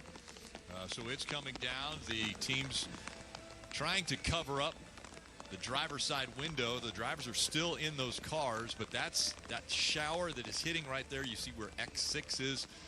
It's a little cell right over the track, and then after it, looks like it opens up. Some people are taking advantage of a little bit of rain here in the park. We have the Air Tundras that are out there trying to get the standing water off of the track. Earlier today, NASCAR and ABB, a global leader in electrification and automation, launched a partnership to advance NASCAR's strategic ambitions across electrification. ABB will provide support, guidance, and equipment to help NASCAR's efforts to decarbonize its operations with the goal of net zero operation emissions by 2035. And they showed that in the new vehicle there. There's a partnership that's going to explore the high-performance electric racing that's coming to NASCAR. Yeah, they let the car on the front stretch do a standing start, and it was impressive, the torque of that electric vehicle.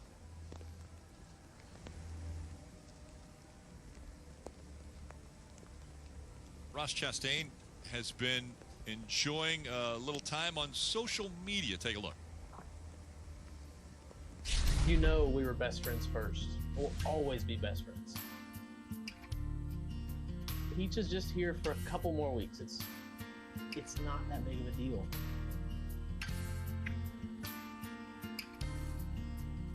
Come on, you know we go way, way back.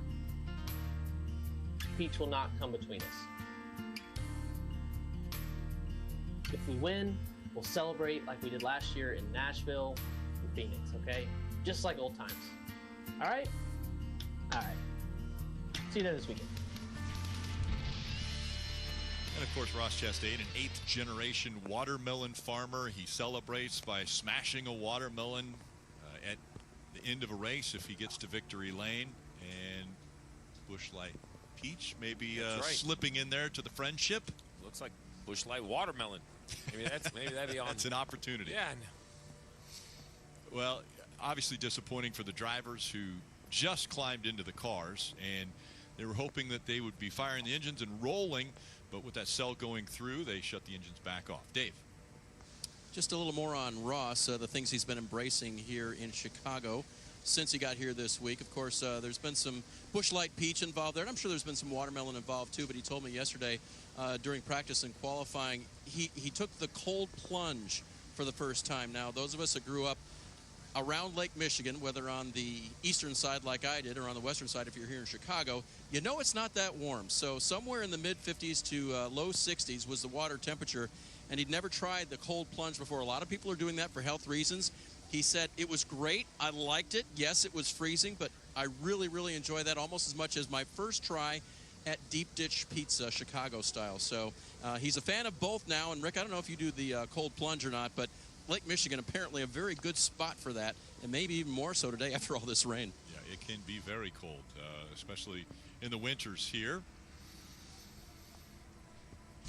Once again, the sky's looking to clear up a little to the west and north of the track as soon as this rain stops. Hope to get those engines fired back up. Rain, just so much rain. It has not stopped. It's followed us. It's for the past 5 weeks. It has been non-stop, and it just won't stop, Jack, will it? I think I'm going to be actually. Yeah, I'm going to make this joke. I'm going to say it right now. I think you could bring NASCAR. It's all wiping the camera. So it is wiping the camera down too, mate. I think you could bring NASCAR to the Sahara Desert and there'd be rain, honestly. Or like a sandstorm or something. It's like something rainy. It would just bring rain. It would just genuinely just bring rain. Proper rain bringing as well. I bless the rains down in Africa, I suppose. Yeah. Dubai. Well, do you remember that time we had rain in Formula 1 in Abu Dhabi? I don't think so, no. 2019, it rained in Abu Dhabi. Honestly, it rained in the desert. I don't think I watched that. But no. Go back and take a look. It was one of the funniest things. It was either 2019 or 2020. It rained in the desert. How does it rain in the UAE? I have no idea, but it did. It properly rained in Abu Dhabi. It was like a few sprinkles, and everyone started slipping around, but that was it because the track temperature was so hot. But it generally rained in Abu Dhabi. Everyone went nuts. Can't remember if it was 19 or 20, but it did rain in Abu Dhabi. Google it. We've got time. Google it. Rain has stopped, by the way. No, it's still raining at turn 2. Wait, it's stopping, you're saying? It's stopping, yeah. It stopped at turn 5. It's still raining at turn 2. I've got the battle camera on. Can I just say, what's with Ross Chastain randomly going on about peaches? That commercial, by the way, is the funniest thing I'd ever seen. That was incredible. I think he's known as the Melon Man. He's got peach sponsorship currently. Yeah, I think it's Busch Light peach flavour, isn't it? So the beer's peach flavour. Yes, it is. Yeah. So back to NBC. Known to Chicago is the deep American pizza. They have been busy all this week and this weekend. That's right. Show the commentators hunger food. Yeah, great. That. They could be hungry, man. That was an advanced move. It's the service also is spectacular. As We see a little bit of rain still coming down, but we have the opportunity to talk to the guy who's currently in the 5th position, the driver of the 45, Tyler Reddick. We'll dial him up on the radio, Steve. Hey, Tyler, it's Letarte, the guys in the booth. You got me? Yeah, I got you guys. Well, lots been made of the rain and the vision, but I want to talk about the track itself. I think we're definitely going to get back at the standing water off there. What is the most challenging part? Is it like the high speed 4 and 5 or the more technical side of the racetrack over there on Michigan Ave? Yeah, you know, I think it's some of the tricky parts of this racetrack, to me, is just where the surface is older. You know, the more broken up it is, the more opportunity for that standing water. Turn 4 is tricky as it is, but I think everyone's been pretty careful through there when in the damper conditions. But yeah, turn 6, and then obviously, you know, the back half of the track, I feel like turn 7, turn 9, turn 11 is where it's very, very tricky. But it's just kind of hard to tell where the limit is, and I think that's what's been getting these drivers in trouble. Well, speaking of the limit, you know, as a crew chief, I'm trying to think how long we're going to run. We know there's this time limit out there and fuel load, and all of those things are going through my mind in the seat. Do you want those updates, or you just want to settle in? I mean, you can see the front from 5th, so you kind of have that track position. You just race from here, or do you want the updates on how far you guys think you'll run? Yeah, I think, you know, Billy's done a good job to keep me in the loop, the potential. So, yeah, we kind of have an idea what we need to do, but yeah, I think for the most part, regardless of what tires we're on, you know, it's just about making the most out of each lap and making sure that, you know, you don't get too choked up in traffic, and when you do get to some traffic, you know what you need to do to get around that traffic. So, learned a little bit, certainly under this last delay, and just ready to get back out there and hopefully improve and then learn some more. Well, we appreciate you taking the time. We're with you as well. We're ready for you guys to get back out there. So entertaining for the first little bit of this race. We're ready to see some more laps. But yeah, we'll see what happens. Thanks, guys. Always great when a driver will take the time. I was going to ask him deep dish or thin crust. But yeah, which preference? You know, with Michael as a co-owner, I don't want to put him on the spot to have to go a different way. it's not very good to a guy. You mentioned Michael as a co-owner. Michael Jordan as well as Denny Hamlin, starting 23-11, and this last week we were able to go check out Airspeed, which is the new shop for that team. Joined by Denny Hamlin here at the new Airspeed. Where did the original idea for Airspeed come about?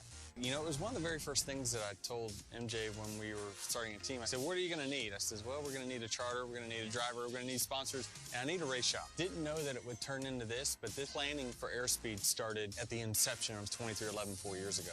23 is Michael, 11 is Denny Hamlin, Air is Michael, and Speed is Denny Hamlin. So one of my favorite things is all the natural light. A lot of these race shops are, you know, built a lot differently, and I just wanted to make sure I had a view of natural light from north, south, east, west. So we have 2 meeting rooms here. This is the 11 meeting room. This is the 23 meeting room. It's 45 shoes on the 23 wall. I wanted to make it feel like an arena in here, so you see the LED boards. We call this the racetrack lighting. Ideally, one day, I'd love to have this LED screen running all the way around this, but we got to win some more races first. Okay. So you and Michael have invested a lot in Airspeed. How do you feel like it's going to help elevate the team? I viewed it similar to a college campus, right? If you're a free agent, mechanic, or pit crew member, you don't always think about your options. And this is a recruiting facility. Hopefully this is a difference maker for us. You know, it's just a dream come true for me.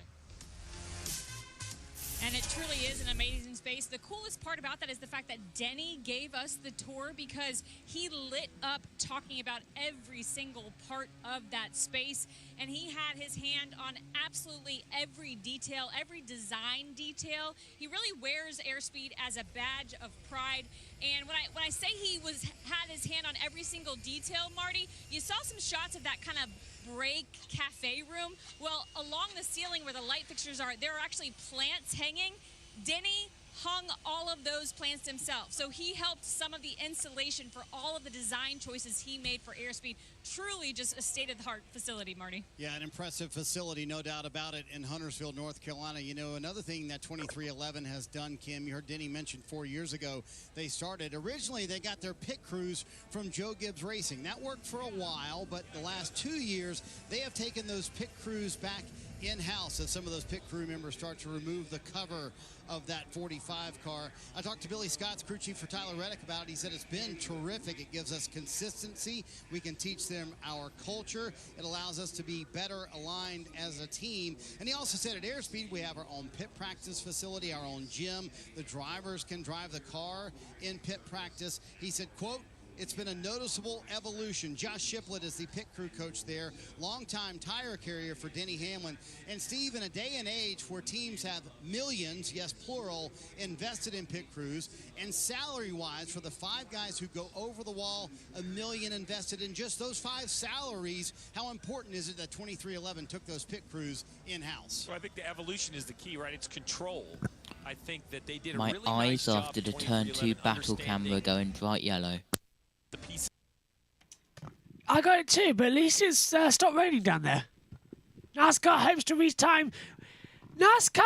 restart sometime around 8:05 to 8:10 Eastern. What? In around 5 minutes. 5 to 10. So what time Le is... Mans start time, guys.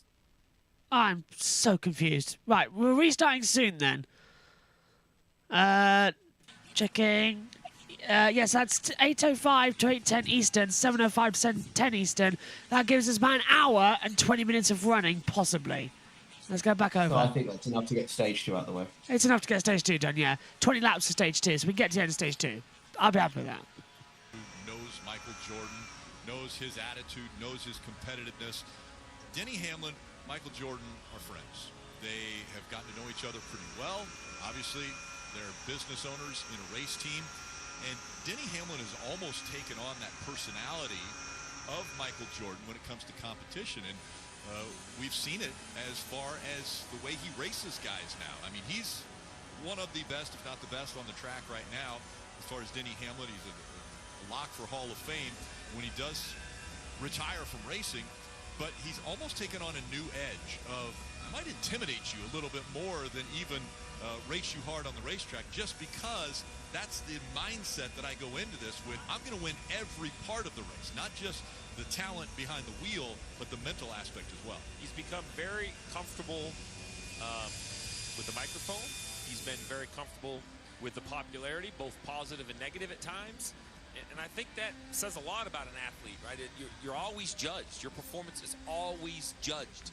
But he's to the point in his career where he just seems, he almost seems like he is just racing for himself, right? He wants to accomplish these goals. I think that makes him more dangerous on the racetrack because he's almost way more of a free spirit than he was maybe 10 years ago behind the wheel. Well, we did talk with Ty Gibbs when he was sitting up on the pit box. He's strapped into the car now, listening to the radio. Everybody's going to be in the same boat now, where we're really close to the time window on not needing to pit again. So it's all going to be a job about saving fuel under caution and maintaining the lead, saving fuel to make sure we make it to that window so we can make it to the end of the race laps. We're going to run out. We're going to run out the damn lead. That's what needs to happen. Well, we've heard that before, and that was maybe a week ago with Logano. If we're going to run out, we're going to run out in the lead. Well, so this is the challenge, right? It's easier and more natural to do a fuel mileage over a distance. That's how it's always calculated. We don't run time races. We run distance races. Well, now with a stated time window, 50 laps to go in the race. So now the question is, they're guessing I'll be running under green or under caution. It's a much harder math equation, Dave. Well, Chris Gale is pretty good at math. His car leads the race right now, and we just heard you talking on the radio with him about obviously the time limit, and then certainly not wanting to come down pit road at all and give up that lead. Yeah, for sure. Well, I think part of it is, right, everybody just pitted, right, and has less than one lap on their tires, and you're right at that window, right, where 8:20 we know is the white flag time. We're going to roll off here at 7:05 to 7:10. Every caution flag we get increases it by about 5 minutes of less green flag time we'd have. So we think we all have enough in the tank to potentially save and get really close to that number. From then, really the caveat depends is there's no more rain coming. How many laps does it take for the track to dry out to where you might need slicks, right? You go back to last year, it wasn't quite this wet at the start of the race. Close, but not quite. In about 24, 25 laps, guys were putting on slicks. So a little more heavier wet conditions, maybe 30, 35, you're doing that. So then fuel may not come into play with that. So you don't want to pit if you're going to be able to finish this thing on wets based on time. We'll just see if the dries come into it or not. Crazy. Lots going on. Drivers are in their cars. The track is drying. We'll be back to Green Flag Racing soon in Chicago. Well, they say the track is drying. 9 times out of 10, that means another rainstorm's coming in soon. That's pretty much how we roll at the moment as well, which is fun. Voice starting to die. It's 1:03. We were expected to be done by now. We're not going to be done by now. We've been under a red flag now for a long, long time. And JT, he's talking. So, Jack, we're going to go, but what? For another 20 laps and then call it, or they're going to take it? Because we were doing 4-minute laps. I think we're going to go. The whole distance or to time? Fine. We've got an hour and pretty much we've pretty much only got an hour to get this race done. So I think we're going to get stage 2 out of the way, and then we're going to see what happens. And I feel like the final laps of this race are going to be frantic. Took us an hour to do 25 laps. We've got 20 to go, which does take us to that. If we want to start a clock for a countdown, we've got an hour and 15 minutes until the rain will cut off. Now, to go through that red flag procedure rule at the end of the race, when it gets to 20 past the hour, in an hour and 15, as soon as that time expires, there'll be 2 laps to go from NASCAR. So we'll have to wait. So it's time plus 2 laps. And whatever happens, the checker flag will end the race. No overtime. So that's the thing to remember. Still some standing water on that back stretch, though, Jack. And, don't know, it looks a bit risky to me. Let me have a look at that picture. Hold on. I think we're going to be good. I don't think the standing water's that bad from that photo. You can still clearly see it's a little bit wet. A little bit of standing water I think is fine, personally. But it's because the track had basically become a river. Yeah. That's the issue. Like, honestly, you could have probably put one of those Duck Tours boats on it instead.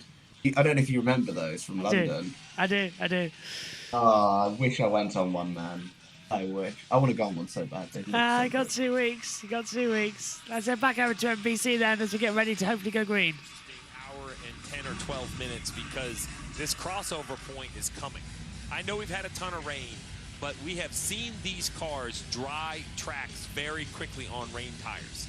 And I believe there are areas of the track, specifically over by Jeff Burton in turn 11, and really from 8 to 11, Washington, Congress Plaza, that area stayed wet last year for the majority of the race. Right. But the front stretch and all down Lakeshore Drive and coming back Columbus, it dried relatively quickly. So there's going to be this crossover where your driver is going to have to put dries on to find pace and then tiptoe through the wet sections with dry tires on. So I think this is going to be a pretty fascinating decision on how these drivers and teams have to tackle this. Let's hear from Randall Burnett. He's with Parker. Right, and that's listening to you, Steve, talk about all that. So let's talk to a crew chief of Kyle Busch here. You guys are in 9th place. There's a lot of discussion about teams potentially evaluating how slow you're going to go when it's wet right now, how fast the track gets when it goes dry, and what does that do for your strategy fuel-wise here? Well, that's a great question. Obviously, we're not going to make it to that. And when you have rain, sometimes you have some technical difficulties. It sounds like a microphone that has a little issue, so apologize for that. I know that Randall Burnett was getting ready to talk about that I was on the edge of my seat. Yeah. I wanted to see what Randall was going to tell me. I know he was going to give me the answer on how to do this. Kyle Busch wanted to know what he had to say as well. He was listening intently also. So here's the these rain tires have trims to move the water. They have softer compound Goodyear rubber for grip. You have to have grip. But what happens as the dry lanes dry, you heard Ryan Blaney talk about the concrete. He thought dried quicker than the asphalt. You then have to find this magical mix of, hey, I'm losing grip. Why am I losing grip? Well, my tires are too hot. So now down these long straightaways, we might see some crazy looks where they go offline. Not really puddles, but find damp areas to cool these tires off. As you see Bubba Wallace roll off, so they are now back under yellow. You know, there's just a lot to do, and these drivers, fortunately, have got a lot of experience here recently.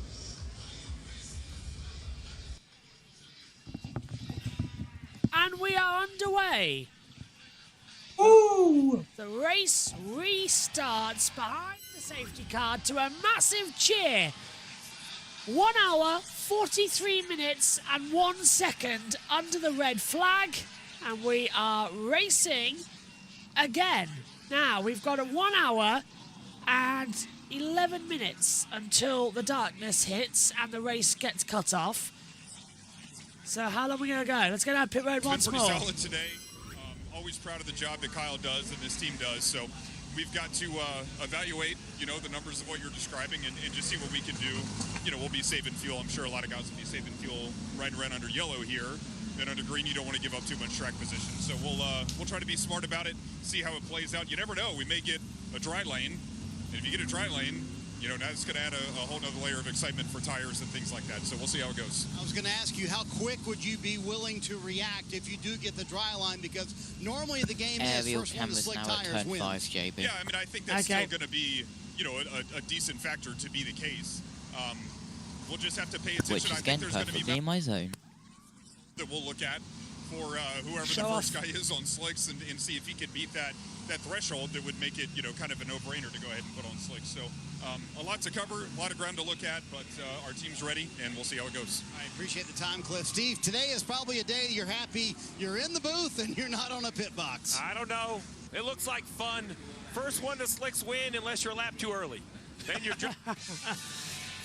Does look like it's going to be fun. Cars are rolling here at Chicago on the street course. And it looks like we're going to have some fun here on the streets. And the race is going to restart. They're cleaning it up though, Jack. Just getting rid of the last standing water. So, first to the line wins. It looks like we're now in a timed race. I doubt we're going to get the full 49 laps in. Yeah, honestly, like, you know what actually would be a kind of a cool idea for NASCAR once a season to just do a timed road course race. Yeah, that'd be fun. But that would be a really nice idea. I think this race should be timed. I don't think we should go laps here. This. Oh no, would I be think the I best. agree with this at this.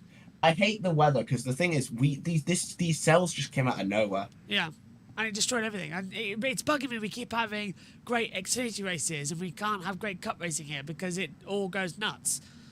And we're 2 hours under the red flag is not great for everyone, especially here at JBMotorsports, where we've been on air since 8 a.m. yesterday as well for the British Grand Prix. It's now 1 a.m. Monday morning, and we're still in the commentary box. I should be on holiday right now, so it looks like my holiday is going to be delayed a little bit. When I take off my headphones and put them down at the end of this evening, I won't be commentating for 2 weeks. Well, I say that. I bet I'll be dragged in to do something. Oh, another. I will drag. I am not allowing you to have 2 full weeks off. Nada. Well, I can't see what you're going to do because I'm going to be He's completely gonna without drive everything. to your house, mate. That's what he's gonna do. Well, I'm not there. I'm not Did there. you- I'm away. He's just gonna drive all the way. He's gonna teleport all the way to Donington. He is going to be there on the Sunday. That's the problem. Did Oh, that's true. Did you mention that if you could, you might commentate on Pocono? I can't commentate on Pocono. No way. I have an You said it eight. could have I been a have an. possibility. I have an 8-year-old niece who will be fast asleep. There is no way I can commentate at that house. No way, shape or form. It would be impossible. Even though last week you said it could have been a possibility. Yeah, because that's because I didn't know. That's because they were supposed to be taking Elliot back, and they're not. So they'll be back in time. They'll be back before 7:30. and the race start, and there's a final on to watch as well. Bob Pocker says we should be good. Good. And plus, I might still be at Donington. Oh, and his understanding of the rules is that after the race has reached that time, there are 2 full laps. So I imagine the one that they are on, and then it will be white flag. Yeah, I can imagine. We'll have to check how that works. Just basically wait for the white flag once we get there. It'll be 2 to go at the line when they get that call. Right. All right, thank you, Josh. And then we go. So it's basically it's an overtime rule, but to end the race. 2 to go at the line. That makes sense to me. Yeah, basically. Yeah. I'll stay alert for that call then. Keep an eye on Bob Pockras. Look, Lindman just says in the chat, British Grand Prix assumed to be rain today and Chicago to be dry. Go figure. Yeah. British Grand Prix was crazy, man. Up and down with its weather. Although it never rained heavy. It was always light rain, wasn't it? Porsche was the most affected. I think that was one of the best British Grand Prix we've had in years. Absolutely was. It was so What about good. 2022? Yeah. Yes, it Silverstone was. always delivers. I'm trying to think of the last bad British Grand Prix. Ooh, let me think. I can't actually think of the last Definitely bad. hasn't been. Definitely not once I started watching. Yeah. Oh, 2000 and no. 2018 was the first one I watched, and that was really good. 2019 was pretty good. 2020 was pretty good, especially the ending.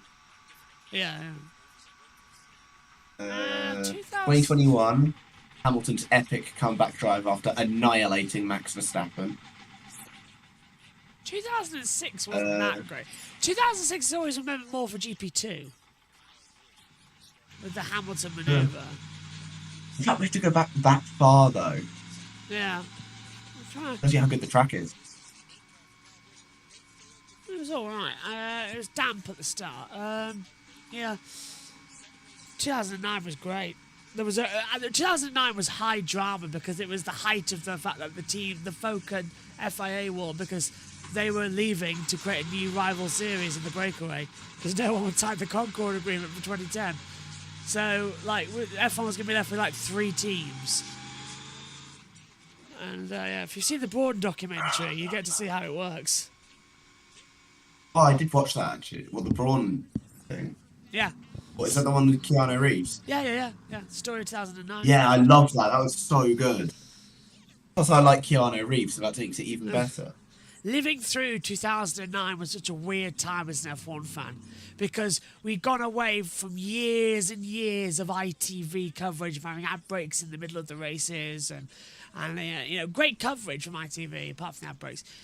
But then we went to the BBC and suddenly we had practice live. We had hour-long build-ups to qualifying the races. We had every lap live and we had the forum, and it was just like everything was like alive, and the cars were new, and everything just looked and felt different on the BBC. And we had 3 great seasons with the BBC before 2012 and the Sky F1 BBC deal, all that lot. So yeah, I miss 2009's 9, 10, 11.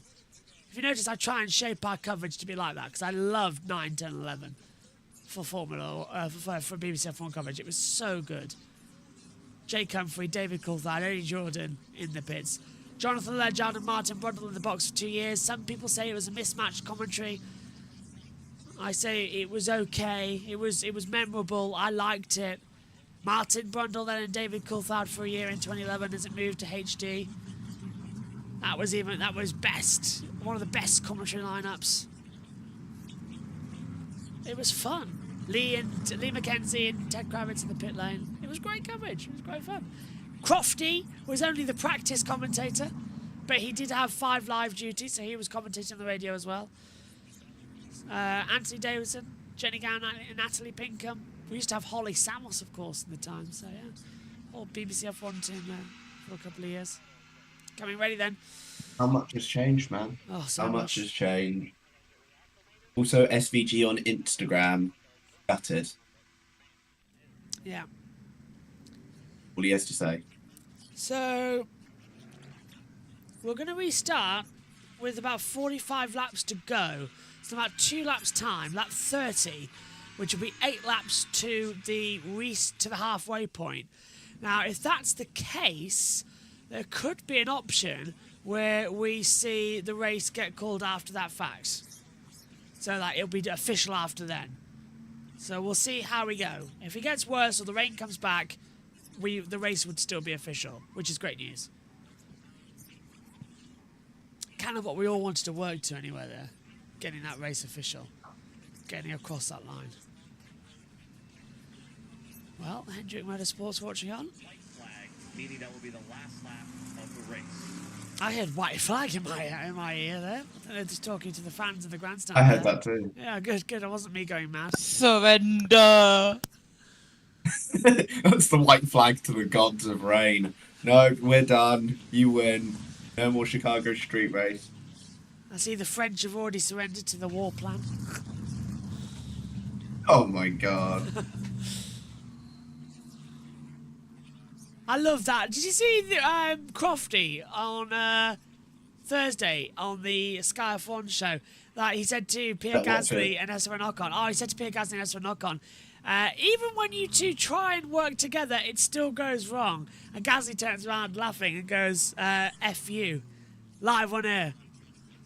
To the whole British public. I respect it, you know. Yeah, tells Crofty to F off.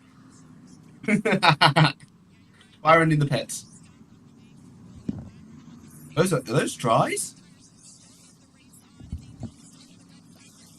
Blistering I thought those were dry. specifically on that left rear. So they're putting wet weather tires on William Byron for the first change of the day. As you see the Sunoco fuel going in too. They were going to be shorter than the remainder of the field as well on fuel. So it was just a matter of let's come now, Marty.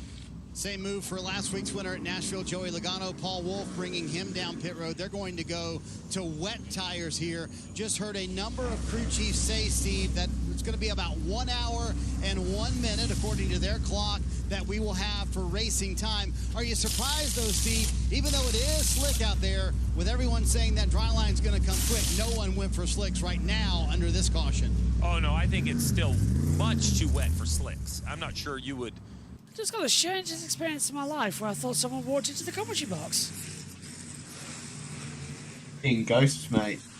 I've never had that before, but I legit thought someone had walked into the commentary box. There could be ghosts with the commentary box location. There really isn't. More on hallowed ground. The ghosts. But the graveyard, Josh. That got robbed Chicago when. Yeah, JT, hallowed ground. And also, I've lived here for 22 years. Nothing. But the graveyard, Josh. Yeah? Yeah, it's directly behind us. So? Say And anything? the ghost which was with you was the ghost of me, my sanity, which has been lost for just under 16 years when I was born. Or, more than likely, it was the door not being shut properly and the wind's blown it. So it sounded like it in the back of my ears. It freaked me out. See, that's the obvious reason. We don't go for the obvious here at JBMotorsports. Okay, so you don't want to tell me the obvious is the fact is that we're about to go back to green flag running. Yes, and I just heard an echo because Matthew literally just said the exact same thing as you. Ready? Look at this! 2 hours later, green flag! We are back underway racing at Chicago! Ty Gibbs leads Christopher Bell and Kyle Larson in towards turn 1. Looking on the inside as well, Tyler Reddick trying to have a go on Zane Smith. I think he's done it, and Zane Smith dropping back a couple of places there. What a restart, Jack, as we're back racing. Single file, of course, for a while. Is it just me? Or is that John Hunter Nemechek in second? Or is Bell, or is it Bell? It's Bell, because Hunter Nemechek's in 7th. Okay. Same type of livery, isn't it? Yeah. There's Nemechek. Yeah, he's good here though. Nemechek. It's just the numbers on the graphic are incorrect. They are That's wrong annoying. colours. It's hard to keep it through. One thing Fox did well. NBC not doing The so numbers. well. Look at this on Here the he inside. goes. Bell's going to take the lead here, away from Ty Gibbs, down towards turn 7, side by side. And they just keep it together. Up the hill we go. And is Bell going to give him just enough room? He's literally side by side. Gibbs late on the brakes. There's going to be trouble. Contact. Denny Hamlin's in the wall. Denny Hamlin is in the wall. There was another car Stenhouse involved there. too. Oh, it's, yeah, Stenhouse too. So is this going to be a caution for them both stuck? They're going to, well, Hamlin's spun it round and got going, I think. Well, he's trying to refire it. This might be a caution if he stalled it. We'll keep an eye out at the moment. Oh, Larson. Yeah, Kyle Larson, our pole sitter from when this day started hours ago. He's coming through. No sign of a caution just yet. So Gibbs taking it through. Bubba Wallace had a couple of issues there, by the way. Well, this is going to be a lot of fun. No sign of... the cars are still stuck down there. Going the wrong way. I'm trying to give it as much time as possible, I think. Come on, boys, get going. There we go. Well, Well, Hamlin's he's gonna stuck. spin out there. Hamlin's stuck on the apex as Larson gets side by side with Ty Gibbs, and Gibbs and him go through, and Hamlin gets going, but they've dropped to the back. Steinhaus 37th, Hamlin 38th. They've dropped right to the back of the field. So Gibbs stays ahead. Kenny says, I left my PC 2 hours ago, washed this, spent time with the family, air fried 2 trays of pork, made myself noodle and shake, came back to find 3 laps have passed, and arrived in time for the green. NASCAR. Rain delays. Everybody loves it. NASCAR. Yeah. 12 or Nothing's 25. the same. Don't forget, lap 38 would be the official halfway point of this race. Well, we're on lap 32 at the moment. There's 44 to go. This is the contact. One ball with Hamlin. Oh, he just aquaplaned and hit Steinhaus. Yep. No brakes. Bang. Okay, so Hamlin will get a penalty for avoidable contact. That's not what NASCAR does, though. Well, we had it in the ovals several times. Sometimes avoid. That's with NASCAR. They don't penalise contact unless it's intentional or good. egregious. Because that definitely wasn't. I mean, Nashville last week, for example, Lane Riggs and Carson Hostpart both were intentional contact. They don't penalise for contact, which is actually kind of. I actually kind of like that to an extent. Eric Jones down pit road. So he's the one stuck down there. He's dropped down 3 laps now, so it looks like Jones has got a problem. Gibbs is getting a lot of water up through that first corner. Bell leads 1.7 seconds. I swear that's sunshine. Can you see? A little bit of reflection there.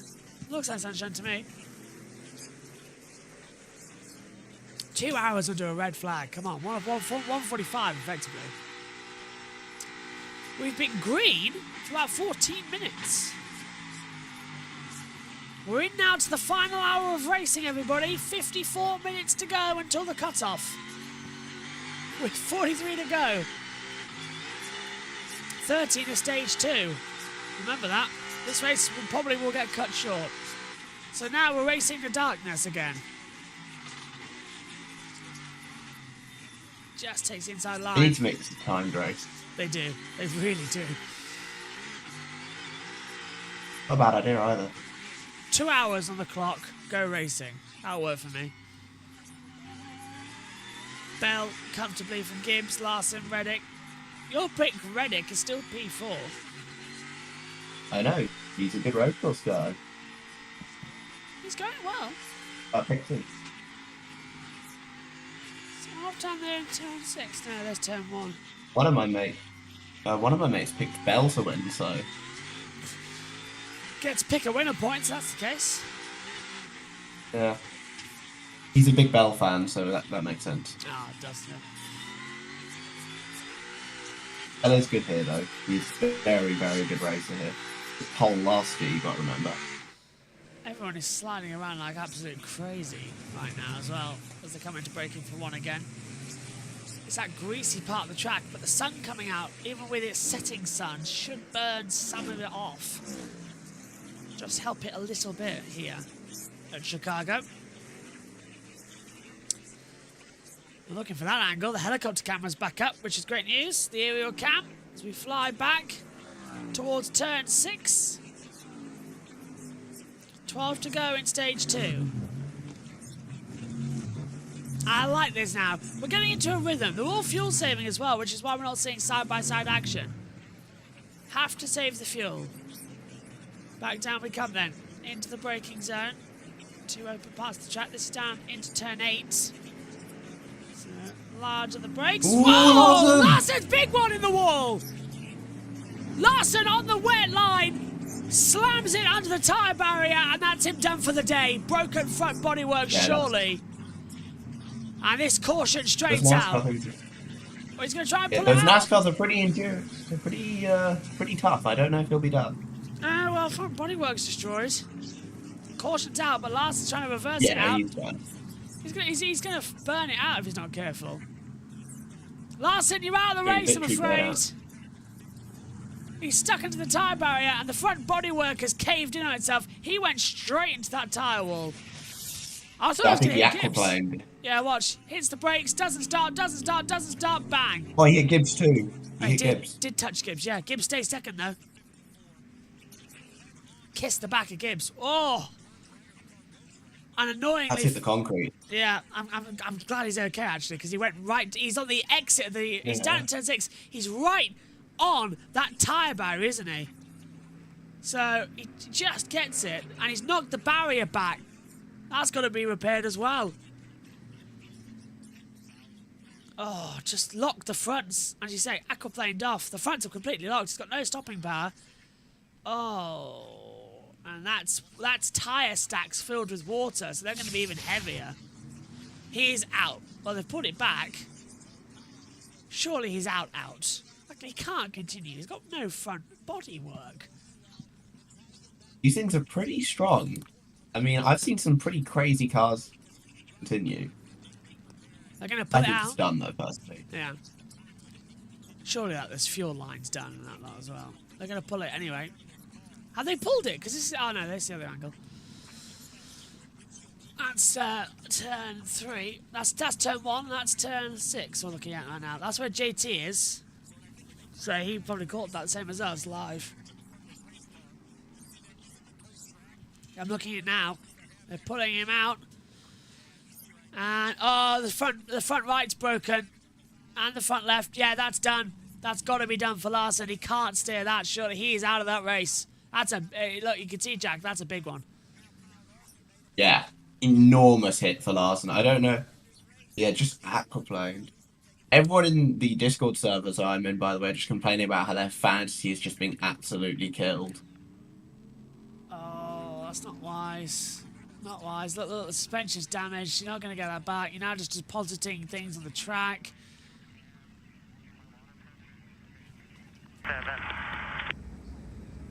Yeah, I mean, the right front tire's not rolling. Yeah, it's out. That car's out. It's out. And the car's... Easy, well played. He's tried to get it back, but it hasn't worked. It's more banged up than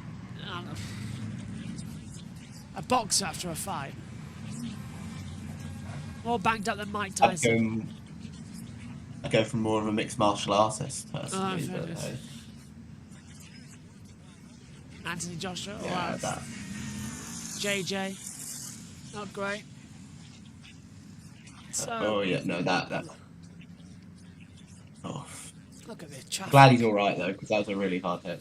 It was really hard. Look at the traffic we've got now, though.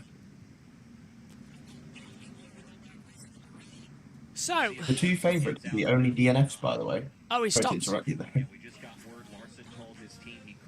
He stopped and told he's out. He can't see. So Larsen can't see because the bodywork's over his bodywork. He's out. Kyle Larsen is out of the race officially. JT? Battle cam, digger, forklift truck going to fix the barrier. Having a look on screen. I haven't got that. I've just got turn 2. Go to aerial cam, you'll see it in a minute. I was on aerial cam. Oh, I see it. Yeah, okay. I see it.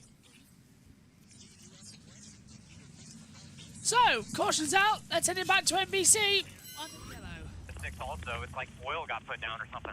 What are you seeing on SMC? We're crushing everybody on the power down spots on exits. Maybe getting beat a tiny bit in the bigger braking zones, but I wouldn't push it. So weird was the word he used, and yes, by the way, don't push it on the braking zones. We saw what that result was. That was Adam Stevens saying we're crushing everyone. So that's pretty good feedback given to your driver. Yeah, I mean, it's amazing how much it shifted with the instant feedback and data from the race cars. We see the teams go around. I just think it's still way too early. After seeing Larson, I think it's still way too early to make a change of tire. 11 to go in stage 2. And some of this spreading out you're seeing right here is, I think, you know, they're trying not to get water in their windshield. They're trying to find a little bit of that, you know, standing or puddling water to cool their tires. This was the 5 of Kyle Larson. Just could not get it to hook up and slow down, and into the tire bearers he goes in turn 6. This race just continues to give. Larson's out. Good race, actually. So, and ignoring the rain delay, it's actually been pretty good. Our championship leader retires from the race. The 2 favourites, both out. I don't know who's going to win this race now. We've got less than an hour left. I kind of want a Ty Gibbs win because he hasn't won before. But I'd take a Bell win. I'm now setting a timer. Would it be about 45 minutes left? Maybe.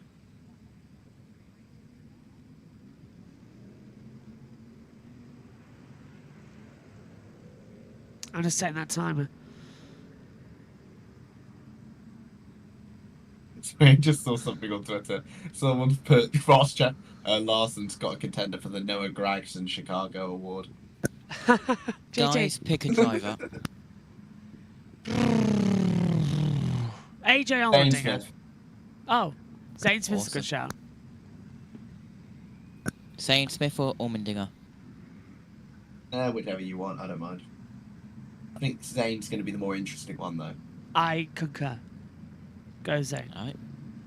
43 minutes left until the cut-off time, with 41 to go. We've run out of time. So we're going to end stage 2 and then restart and get like 5 laps into stage 3. Not that much. Always fun under cautions, isn't it? With tyre barrier damage. 44 minutes to go. At least we know we're running out of clock here. Gives us a little bit of hope. That was a hard cut-off. Because before, we didn't have that. We would go non-stop time. But we've been on here for 4 hours now. This race is officially longer than last year's race, which was at 3 hours 57 on broadcast time.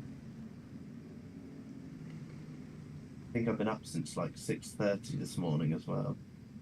Yeah, it's been a long day again at JB Motorsports. This is why the tagline is JB Motorsports 24/7, because we never sleep.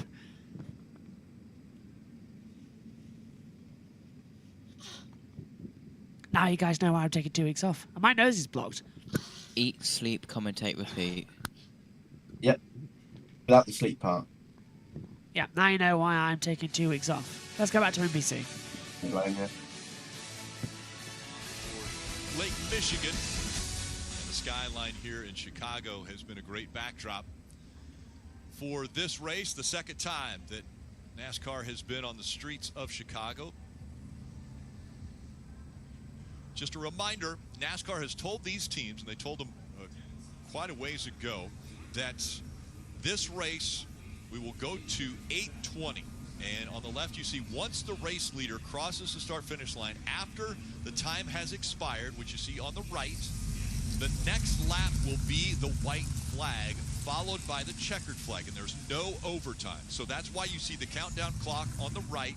Once it hits 0, and then the race leader crosses the start-finish line, the next flag he will see the next time by will be the white flag. And I love this with this much, heads up, this much, advanced notice for the crew chiefs, because fuel is going to be an issue. Now this is very different because we normally do distance races, but there are no lights here, and this will give the fans the best opportunity, because now that we cross lap 37, we are basically 1 lap from halfway, so it could be just as easy to say, well, we'll just run till dark. Well, that frustrates me, because who says it's dark, right? This is a line that I can now race to. I have control as a crew chief. I can tell my driver where we're at. There's just a lot more definitive ability here. I like this. This is a great move for NASCAR to kind of update these situations. And again, we have the end of stage 2, which is coming up in 9 laps. 9 to go till the end of stage 2. Back on Kyle Busch. Goodyear on board.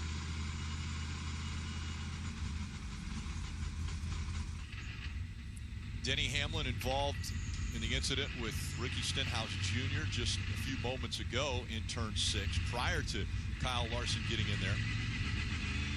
Marty. Rick, I want to give a shout out to Todd Gilliland and Ryan Berginti, his crew chief. They are up in 4th, and that is on speed. Todd's been having a career year, and he's been pretty solid at road courses as well, showing the ability to get speed out of the race car. But Steve, this young man continues to impress. If he finishes here, that would tie a career best, oddly enough, also at a road course at Indianapolis. Doing a great job coming back to front row next year. I think that helps a young driver, right? Just say, hey, you're our guy. We believe in you. Mike McDowell moving on, but you're going to be our guy. Where we know they have to fill some other seats around him, but doing a great job. Ready for the green. John Hunter Nemechek right behind him in the 42, also having a really, really nice run. We're still single file restarts. Very hand P11, by the way. Oh, wow. What a day he's having. Kyle Larson has been evaluated and released from the medical center. Continue. Right, here we go again then. With 9 to go in stage 2. Coming to the restart. Race is official. Yep. The race goes official. Fantastic. Green flag. Out of the last corner. 38. Out of 75. This race is official as we head back to green flag running again. Down towards turn number 1. Bell leads Gibbs, Redding, Gilliland, Nemechek, top 5. And at the inside, Chastain passing Elliott for 6th position. Down at the first corner. Nice moves again on the inside line, just keeping it nice and tight. And now already around the outside, AJ Allmendinger trying to have a go at Elliott as well. They're still trying to hold it together, aren't they, as well? They don't want to have that umph. They don't want to lose out on anything coming into it.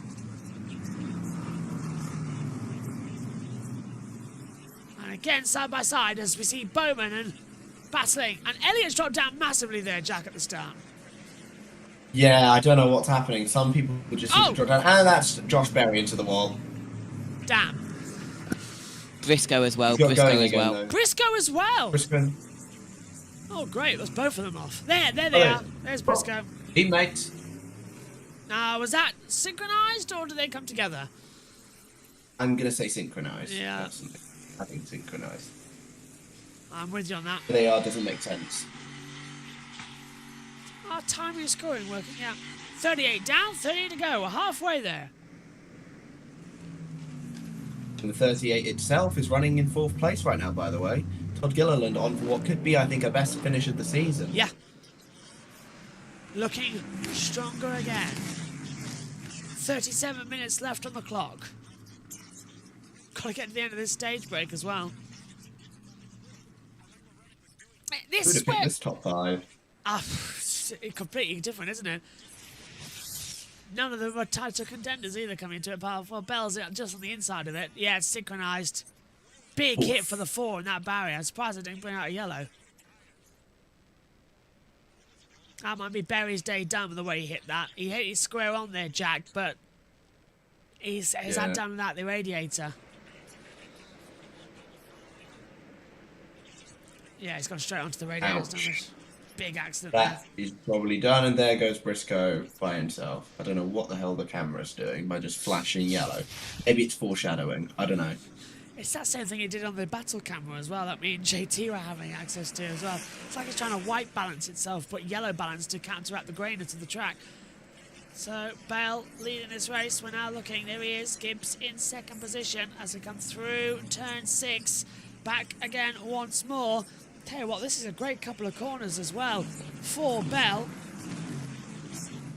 Just run it together. Run it nice and sweet. Don't have too many accidents. You don't need to have any worries to come into it. Through turn 7 we come.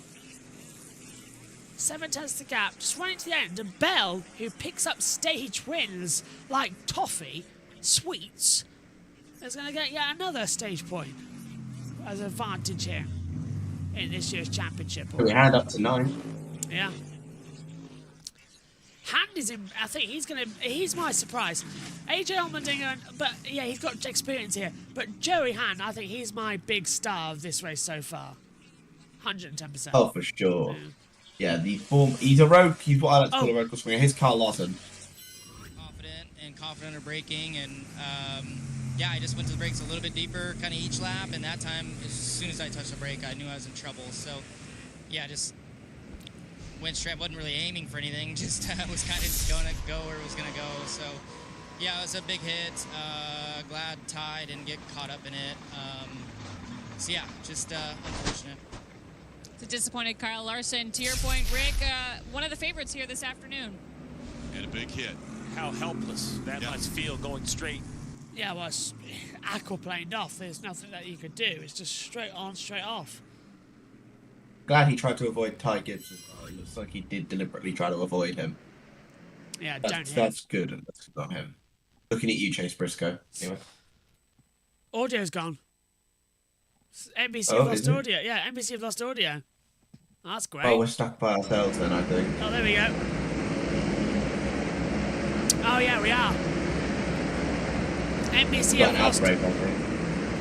have lost audio as we come down towards turn 6 into the braking zone. Oops, off and into the wall. The 41 bounces back across the track. We'll get going again. Nicely done. That was pretty nice, actually. That was very nice. Smooth as you like. Little kiss. Back you go. No worries at all. I liked that. That was good. That was good. Timing and scoring, I've been told, has crashed. So that's great news. Kaz Grala's in 11th place, by the way. How on earth has Kaz Grala managed to do that? Haley in 10th. This would be a brilliant result for Rick Ware Racing. Timing and scoring crashed on lap 4. Well, that's ridiculous.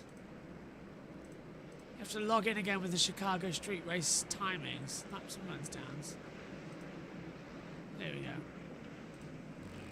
Back now. Yes, there we go. What was that about? Yeah, they've lost commentary. NBC are not commentating, so it's down to us. Alright, well, we have to be the NBC then. Bell, that's Logano. Logano's a couple of laps down. Good joy around the outside of Burton there. Yeah, that's a 29th position, flying it in. We're riding on board with that position battle now. 5 to go in stage 2. Bell, Gibbs, Gillan. Oh, and side by side, here comes AJ Allmendinger, getting ahead of Ross Chastain for 6th position on the inside line. A nice, clean move past the buildings, coming into turn 8, and he's through. So Allmendinger up to 6th place. Maybe he'll be our surprise winner in this one. 5 to go in this stage of the race. As AJ hasn't won a race yet this year, by the way. Just thought I'd add that one in. He's yet to win a race in any series this year. again, I can hear knocking coming through. Right, I think we're back with NBC. I think they'll come back for an ad break. Yeah, there you go. Great, we've got them back. Just checking. Can't stop the... Yeah, right, NBC are back. Great. I was worried that we'd lost them completely there for a second, the way that they just cut out mid-sentence. There's the American flag on board here in Chicago. It's 4 to go in stage 2, like 42 of 75. We're not going to get to 75. 32 minutes left on the clock until NASCAR calls this race. We've got the timer on, counting it down. So just keep on ticking. It won't do much and it can't do much. Bell leads Gibbs quite close at the front. It's not going to dry out, I don't think, Jack. It's just sort of holding in this dampness for the rest of the race. But I'm just going to send, in NASCAR chat now, so I'm just going to quickly send a little meme that someone sent me. Go, go, go. It's Larson with the controller disconnected thing. Boom. This completely goes out of it, I suppose. Let's have a look. Where did you send it? Discord? Just in the NASCAR chat, yeah. In Discord. Let's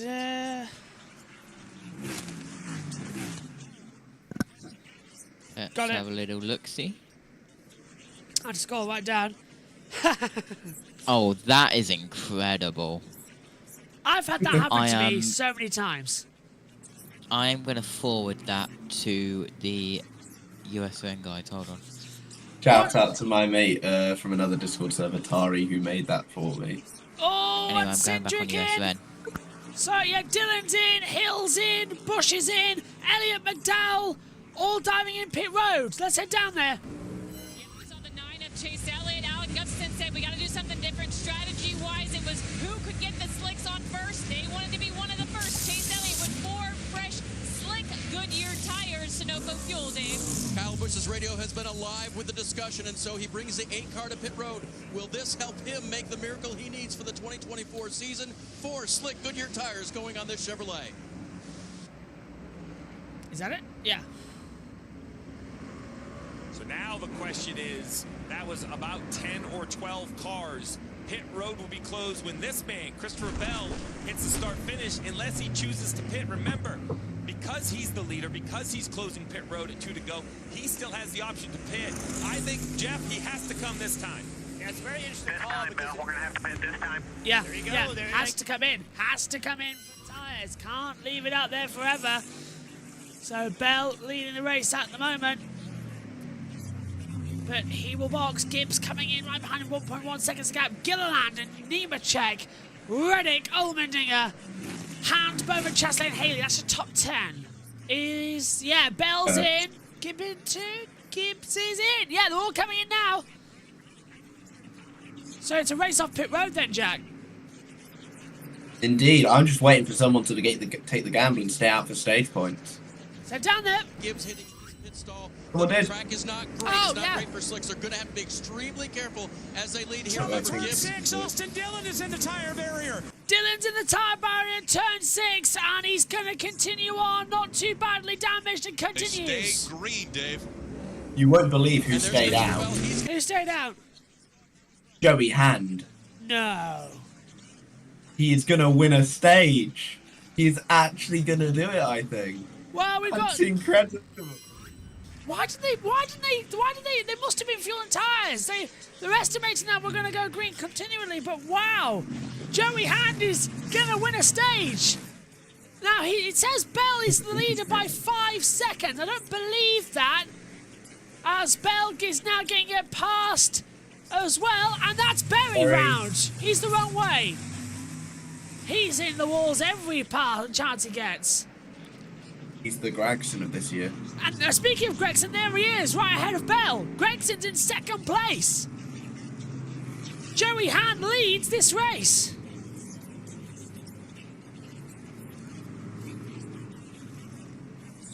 Oh, Joey Hand. I'd be rooting for a Joey Hand win right now. I'm watching the 15. It's coming in nicely. Yeah, where is it? We need the audio. We need everything to... yes, Joey Hand leads from Bowman. The 15, the 1, the 51, the 15, the 17 all entered pit road, went close, so reared the field after them. Going to pit road when closed? Yeah. The 13, the 1, the 51, the 15 and the 17. So that is Buscher, Haley, Allmendinger, Rala, and Chastain, I think. You are correct. They all entered pit lane when it was closed because of Berry.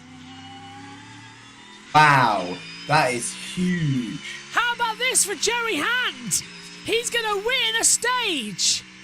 Woo! Unbelievable. This is what Chicago brings. Unpredictability.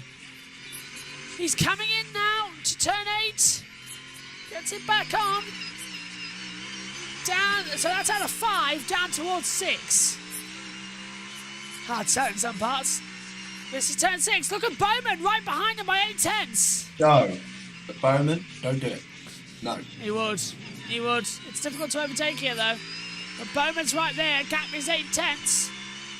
Here's Joey Hands on board. In the 60 car, then up the Ford as well. They're really going to... for God's sake, this thing from Siri's driving up the pit wall. Siri won't bugger off. And now it's killed my NASCAR. You know, I'm really fed up of this. And my NASCAR thing's broken thanks to Siri. Well done. Coming through though. This is the last lap of this stage. We're into the last corner. Bowman's going to think about it. He wants stage points. It doesn't matter. Out of the last corner. Joey Hand takes stage 2 here at Chicago and takes the stage win. Yes. Bowman's second. 9 points. Yes. Both stages here have been won by independents who can't score stage points. SVG got stage 1. Joey Hand wins stage 2. And depending on the rain, might just take the race win. That is impressive stuff. Yes, Joey Hand. Harrison Burton as well. Daniel Hemrick. Caution's out now because of the stage. Daniel Hemrick as well in the top 10. This is the craziest race I think I might have ever watched. And that's saying something because I watched the Nashville race. It won't stop. It can't stop. What an absolute joy. Joey Hand wins stage 2. Right, now we're going to put it in the bottom, don't we? 24 minutes. Now, here's the thing, Jack. 24 minutes to go. 10 minutes under a caution. 14 minutes of racing. Can Hand do it? I'm going to say... no. I'm sorry to ruin your bubble, NASCAR fan, but I don't think Joey Hand's winning this. Oh, sport. I know. But you know who is? Bowman? Carson Hosvart now. My money I on... want Carson now. My That'd money... be so funny for him to get a win. Yeah, it would be. The moment after he gets a penalty. Truex was at the back at the start of this race, by the way. He's now moved up to 5th place. My money, Brad Keselowski. Look at him, up in 3rd place. What a quiet race he's had. Yeah, we'll see how pit strategy plays into things. So we've done stage 2, 30 laps of stage 3. That will not be completed. There's only 23 minutes left on the clock. Predictably, that's another 10 laps plus caution time. So ideally, we're looking at 5 more laps to be completed after we go back to green. So, yeah, it's not that much. Bowman gets 9 stage points. He's currently the last driver in on points. If new winner from below him in points, he'll need to rally. So this is going to get fun and tasty. We wait to join NBC to get their thoughts on this race so far here today. We do. We'll head to our battle cam, where it shows us all our lovely points as they run, and all the information from today's Chicago race. The hashtag NASCAR Chicago is the official one for this weekend. But it is the Grant Park 165, so we'll change the name in the YouTube bios after the fact. But, yeah, we may as well not need a lap counter. We all know this is going to a timed race, and we have 22 minutes left on that clock. If it rains again, though, and that red flag comes out, Joey Hand is winner overall. Joey Hand win. Yeah. He needed a Joey Hand win would feed generations. Would it be nice to pray for rain? If Joey Hand is good on fuel, why would they pit? Because they've only got like 25 minutes remaining. Which is what, 5 True. laps? What? And plus saving fuel now under the pace car. It's what, 4 or 5 laps when we actually get going? Yeah, we'll be like 4 or 5 laps under caution, then we'll get going. So that will be mega fuel saving for Joey Hand as well. They'll see when they'll go. I've just seen there's a puddle on the outside of turn 2 which someone just I see it, yeah. ran through. It's way off the racing line though as well, and the aerial cam is back, which means I lose my turn 5 and turn 6 camera. I'm now going to go and try to the US round, guys. Alright, let's head to NBC for our guys. And how about the L there? Yeah, the L for elevated train here that everyone takes. Another characteristic of Chicago and downtown. Beautiful area. Everything's a little greener now too after the rain has gone through. Reminder, you see right side of your screen, time to race countdown. When that clock hits 0, and Steve, I'll let you explain. Yeah, so when that clock hits 0, the leader, once he crosses the start-finish line on the zeros, next lap around white, next lap checkered. So basically you're going to see 2 more laps after the clock expires. Joey Hand on the racetrack won that stage. He has about 25 laps on this fuel run, so he could probably go another 12, 14, 15 laps. Their fuel mileage is probably a little better in the wet. This is going to be a fascinating decision for the leaders, because while Bell and Gibbs came to pit road to put on slicks, they were kind of forced to because so many people did.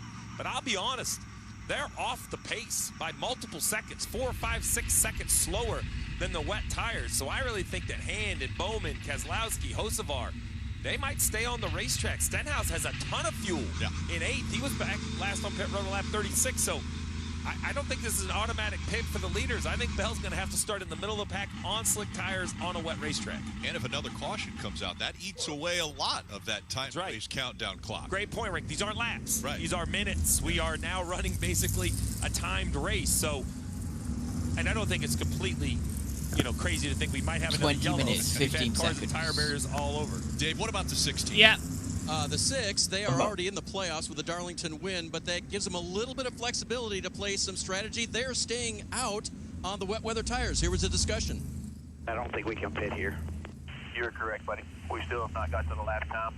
So once we get going back green here, maybe 10 laps, maybe. Reckon, because they're going to.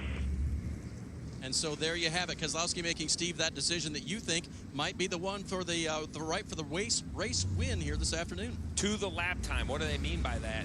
Look, this wet weather thing is new. It's kind of new to all of us. So I was looking earlier that 96, 97 second laps were the dries kind of started to take over. The slick tires started to take over, and the wets couldn't really go any faster than that. We saw 101 second laps. We're about 4 or 5 seconds off that. So. Yes, JT, where do you go? Top 7 pitted 21 laps ago. Fuel window, 41 laps. We are not going to do another 19 laps in 20 minutes. So Joey Hand has the advantage here to maybe get the win. Brilliant news, JT. Thank you.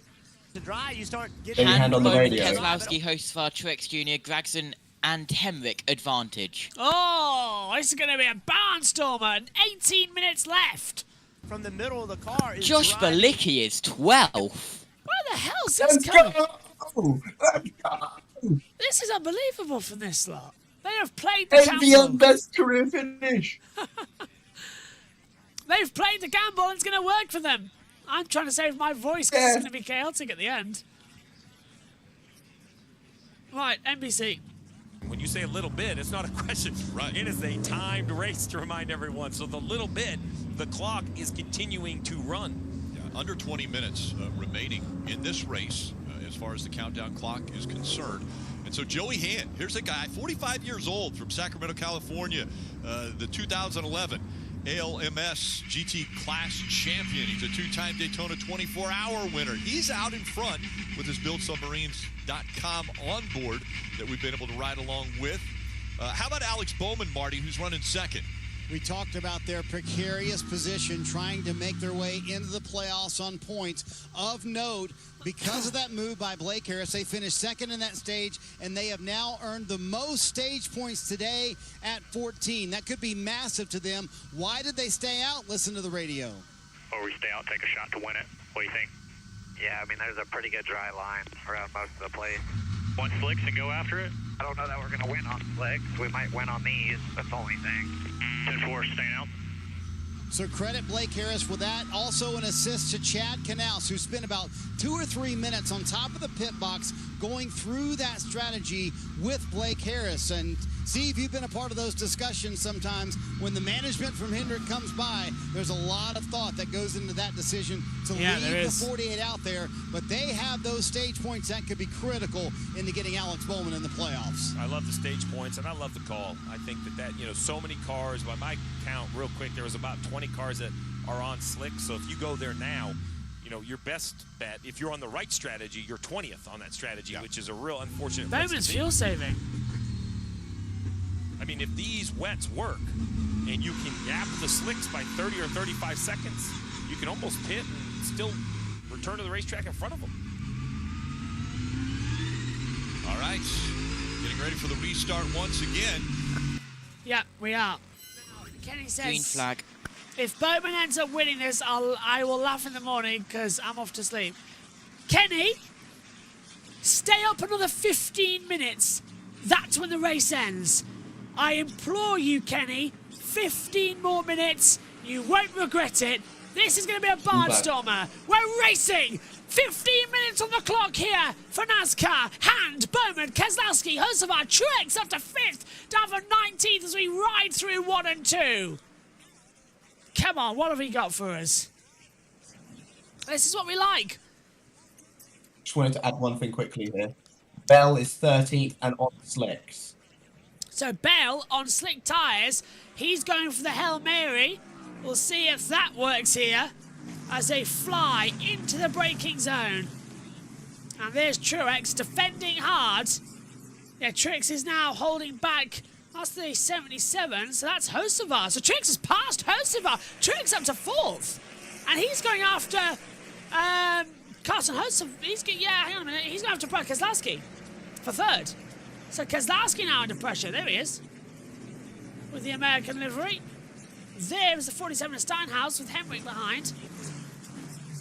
Oh, this race is just chaos. It's utter chaos. How can you not like this? I'm loving it. I'm actually loving this. Come on, come on, come on, come on, come on, come on, come on. Just get through. Hand. All you've got to do, Joey. 14 minutes. That's all that's left. 14. I will try and stay up.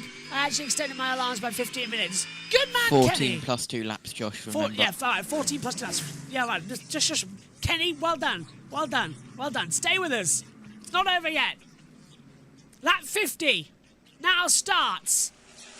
So it's going to be a good run in total. That camera needs a wipe because it's actually stopped raining. Bowman looks to the inside at 1. Can't get through. Hand shuts the door.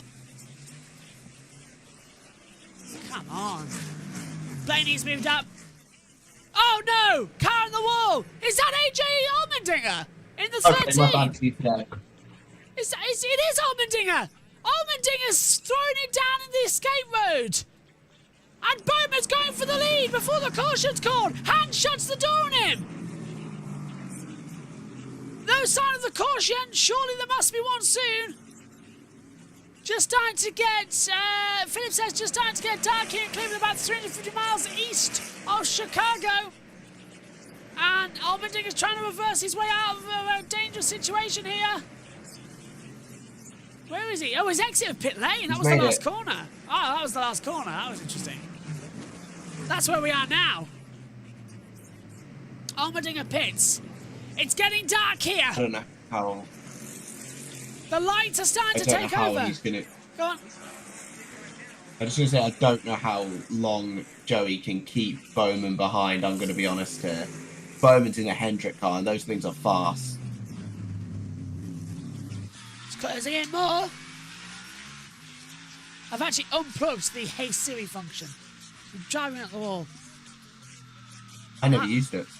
Well, when it's plugged in, it automatically does it. I can't figure out how to turn it off. I'll do it tomorrow. Bowman looking to the inside line. Cannot get ahead as we come down towards turn number 1 once more. Hand leads Bowman by 0.2 of a second. And Bowman looks to the inside line at turn 2. Thinks about a move. Hand gives him space. Bowman can't get the traction on. Rain lights are now switched on. 12 minutes to go, plus 2 laps. Come on. Just hold it together. Bowman's going for it around the outside. That's a brilliant movement to 3. Bowman takes the lead. Bowman leads. Sends it on the inside. Jumps ahead of Joey Hand. And Alex Bowman in the 48 leads at Chicago. Well, you never do know what's going to end up here, do you? This race just keeps on surprising us, keeps on giving us drama as we come through into the break. Oh, and that's burying the wall again, and the caution's out. Just retire the race. Caution's out. That's us done. That's us done. Now, will it be this lap or the next complete lap? Because 11 minutes to go and the caution out. I doubt that's us going to get restarted. The tyre barrier's damaged too. I think we're done. Yep. So... My question I've got. They might call Since it they here. said one more lap, Yeah. Oh. I reckon we might get a 1 lap shootout. Josh Berry in the wall with a hard crash here at Chicago. The caution's out once again today. That is how many cautions have we had? Let's take a look at our full screen here. 5th caution of the race here. Wow. 10 minutes to go, guys. Oh my word. This race. Just 10 minutes and it's called. Stat. Here we go. Stat here. Go on. Joey Hand's best previous finish is 20th. And he's about to take a podium. Because this counts as a 1, 2, 3 podium in NASCAR. I think we're going to get a 1 lap shootout, personally. I think we're getting a 1 lap Well, we shootout. can't. It'll be 2. It has to be 2. When we get called, it has to be 2. Oh, yeah, 2. Good point. Either 2 or 1. I don't know. Effectively, we might have Ovaltine. Ovaltine. Blimey, that's how... We're going to have Ovaltine. Ovaltine? Yeah, Ovaltine. That's a new way. First to make a cup of Ovaltine wins. Yeah, overtime, I meant to say. Ovaltine.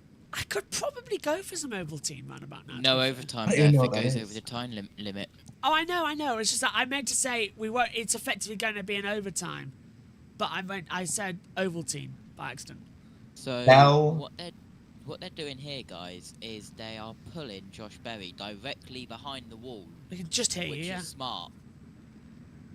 Louder, louder, louder.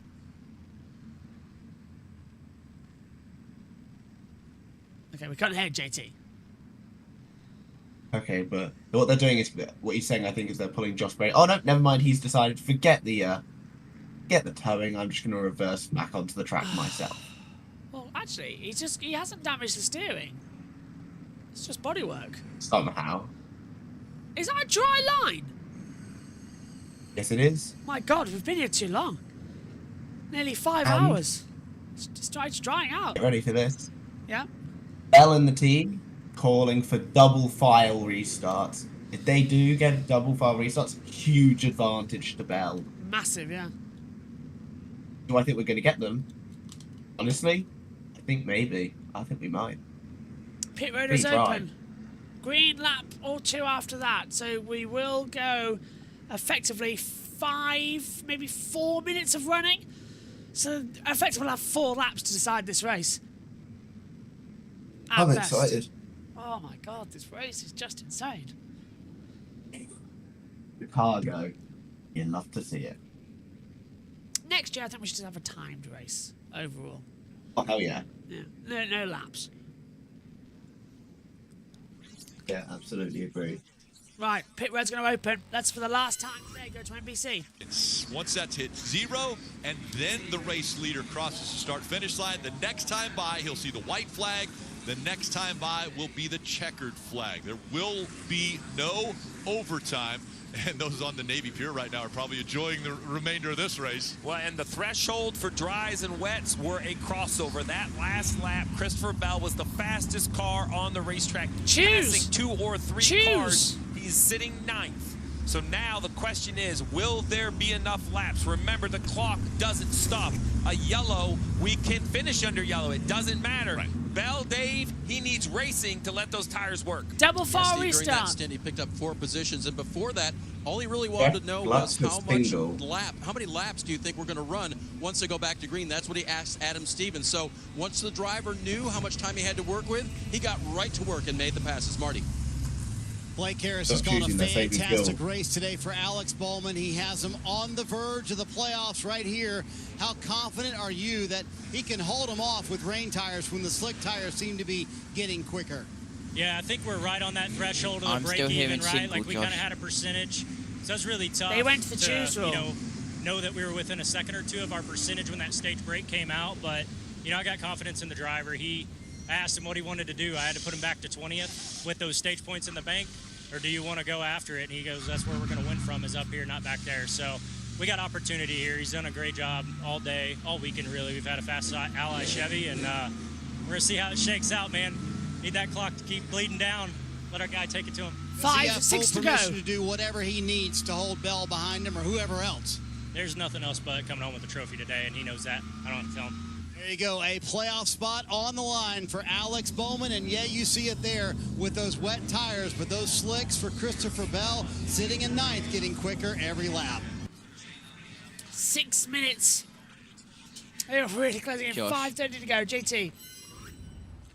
Bell, I believe, is asking for double file, but they're going single file, NASCAR say, as we go to where the choose will happen. And I don't believe they're doing it with 1 to go. A lot of them are diving over to that side of the track, though. Like, they are choosing. It's quite weird. Like, they are physically moving to that rule. But, what, we're going to have 2 laps? 3? But I reckon it's going to be 4 laps. We'll see. Because darkness is closing in here. The light's starting to cover. Next caution will end this, though. You're right. Next caution. So, effectively, there is another one. Because there won't be enough time. Google user says, this is the most painful race I've ever watched. We'll be doing less laps than last year, yeah. The rain again affecting us. They're holding at the wrong times. They really are. They're running into the dark. Of course it's going to rain as it gets dark. Of course it is.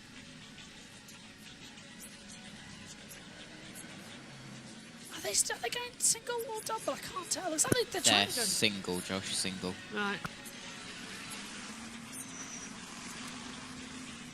Well, here they come then. As nice, was it 4 minutes 45 on the clock? We are coming up then to a restart. This could be the last one. The last dance here in Chicago. The sun is setting. The night light is taking over. And we are green once more with a countdown to the end of the race. Bowman, Hand, Keselowski, Truex, hosts of our top 5. Next flag ends this race as we turn through 1 and they continue going through. Nice and clean. Bow!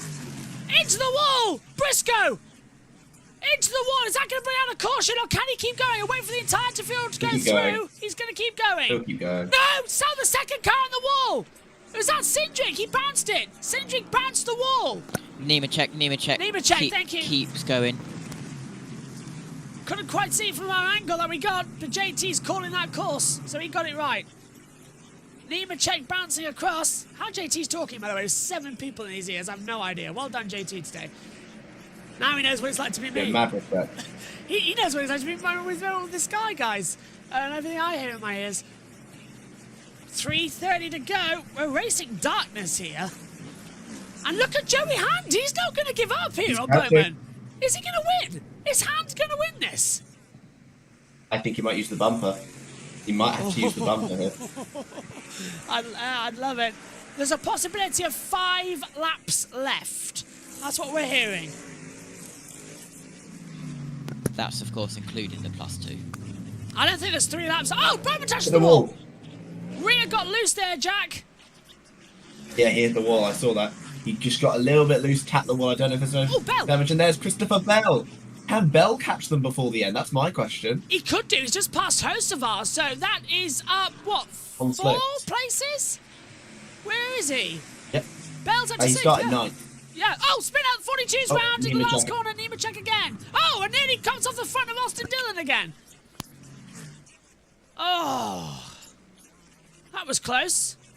Bowman is now 9/10 ahead of hand. Oh, and caution! He's going to come out. Bell hit the wall. He'll keep going, but he hits the side of Michael Miller. That's Carlton Hocevar. Gets in front of Gregson in there too. Oh, that was a mess coming out. That's a mess coming into the braking zone as well. I cut to my angle. Hocevar going through. Truex is backing out massively. Truex has got a problem. Truex backs out massively from this little angle after causing all that. Hocevar continues I have no through. idea. I'm looking on the battle cam. The same one you're looking at now. Alright, here we go. Oh, Constantino effects from the back. It's Stenhouse. Yeah. Stenhouse just hit Truex and sends him around and puts him into. Oh, hang on. That's what. Oh, he went airborne. 42 rear airborne. Wow. Nemechek. My God. 60 seconds left. Second time in 2 laps that Nemechek went into a barrier. That one was more severe though. He got his tushy up. Into the last corner. Now, will they give the white flag? No, they haven't signalled either. So 3 laps to go in this race. 3 laps. So this will be fun. 3 laps to go. This is getting dramatic, says Kenny. See, this is why you stay up. All to play for. Wait, watch NASCAR. Look at Ty Gibbs trying to go around the outside. Contact! Contact! Gibbs just avoids the wall. Nearly sends it in with contact with Brad Keselowski and Hamilton in the wall. With Hill in there too.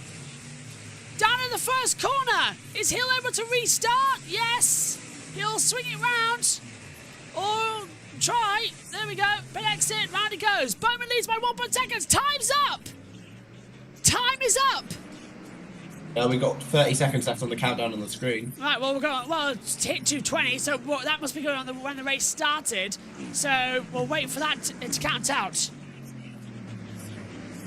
Bowman's not going to complete another lap, though, so it'll be 2 to go at the end of this one. 2 to go at the line, 2 to go at the line. Bowman's got 1.7 seconds. The time is up. 2 laps remain in the Grant Park 165. It'll be a 59 lap race in total. No, 58 lap race in total. The same distance as Albert Park in Formula 1. Across the line we go. 2 laps to go here in NASCAR. Before the checkered will be displayed early. Reddick's past Keselowski. Hands 3 seconds back. It's Bowman's for the taking. He just needs to keep it on the track. I think he will. We'll see. Famous last words.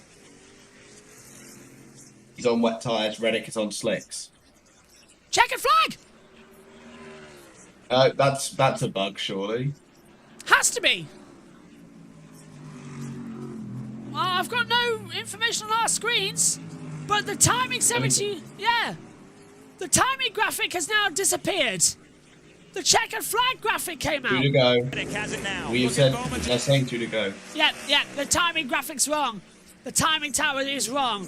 We're fine. Hunter Nemechek is into the pit lane. He's out of this race. Can't make it to the end. Too severe. 2 laps to go have now been confirmed on our timing monitors above us as well. So timing 71 has changed. So has our graphics up here from NASCAR Race Control with 2 to go. So we have the last 2. If NBC can get their graphic working, because it came up with checkered, so I was like, what? Reddick on slicks is behind Bowman by 1.9 seconds. He's getting to, look at this. Bowman is going, so he's trying to go, but Reddick on slicks is coming like a bat out of hell. White flag in Chicago. Who's going to win? Come on. Reddick might just do this. The gap is down, 1.9, and it's closing. Slick tyres are the tyre to be on as darkness begins to fall ever so quickly, and we're getting to a NASCAR street race here. In the wet, in the night. Gilliland passes Hemrick, Byron up to 10th. Oh my god, my picker winner might be right, guys. You might get it. You might just get it. Reddick scrubbed the wall. He's really trying to do this as they come through again. Oh my god, he's doing... Oh, he's doing it again! He hit the wall again! That's the second time he's done it this lap. And that's put him back. Bowman keeps on the brakes. What's the gap now? Beyond 2 seconds. It's going to be a lot. Bowman's going to get in. Reddick tried. Couldn't do it. Bowman's going to get a place in the playoffs, Jack.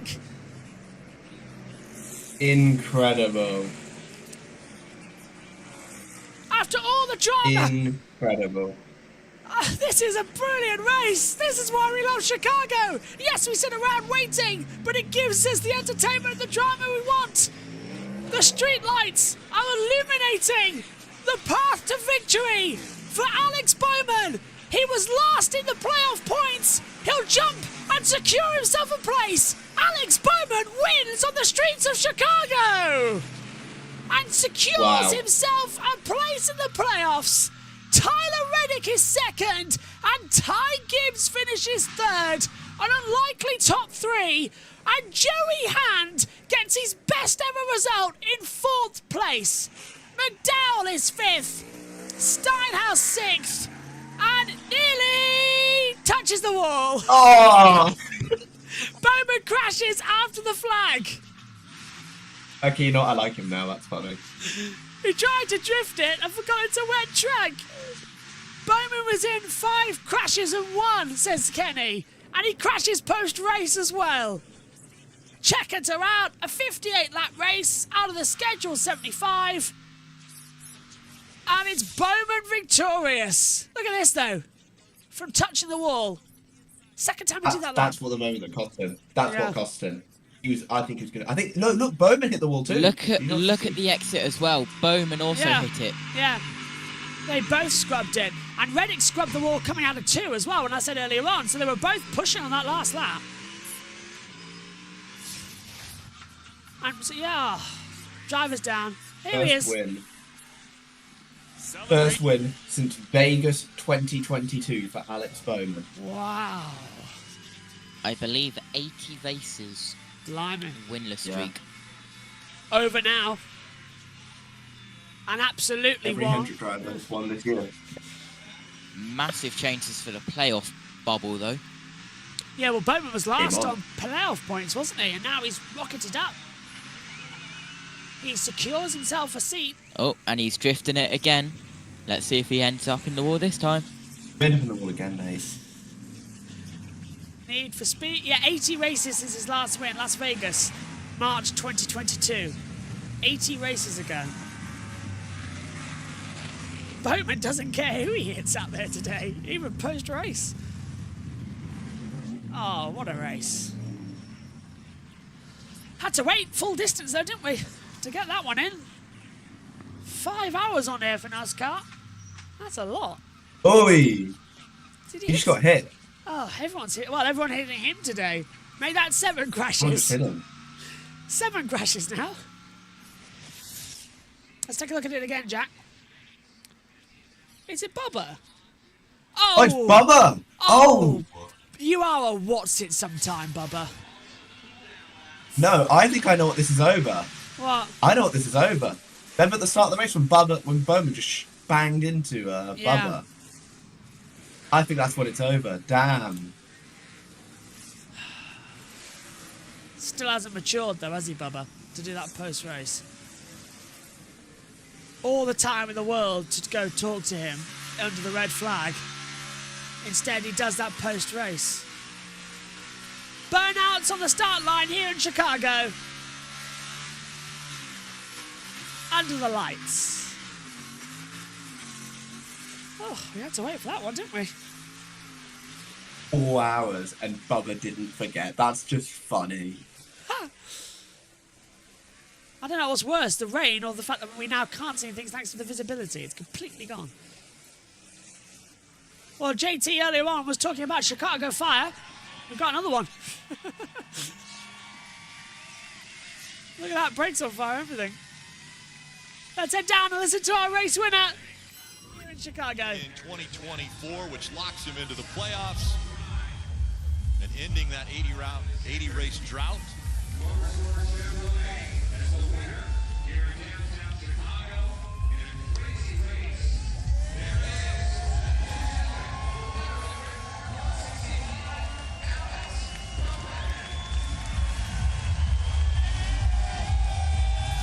Alex Bowman wins in Chicago. Let's hear what he's got to say. What a dramatic way to end an 80-race winless streak. And what a perfect time to end an 80-race winless streak. His entire team here.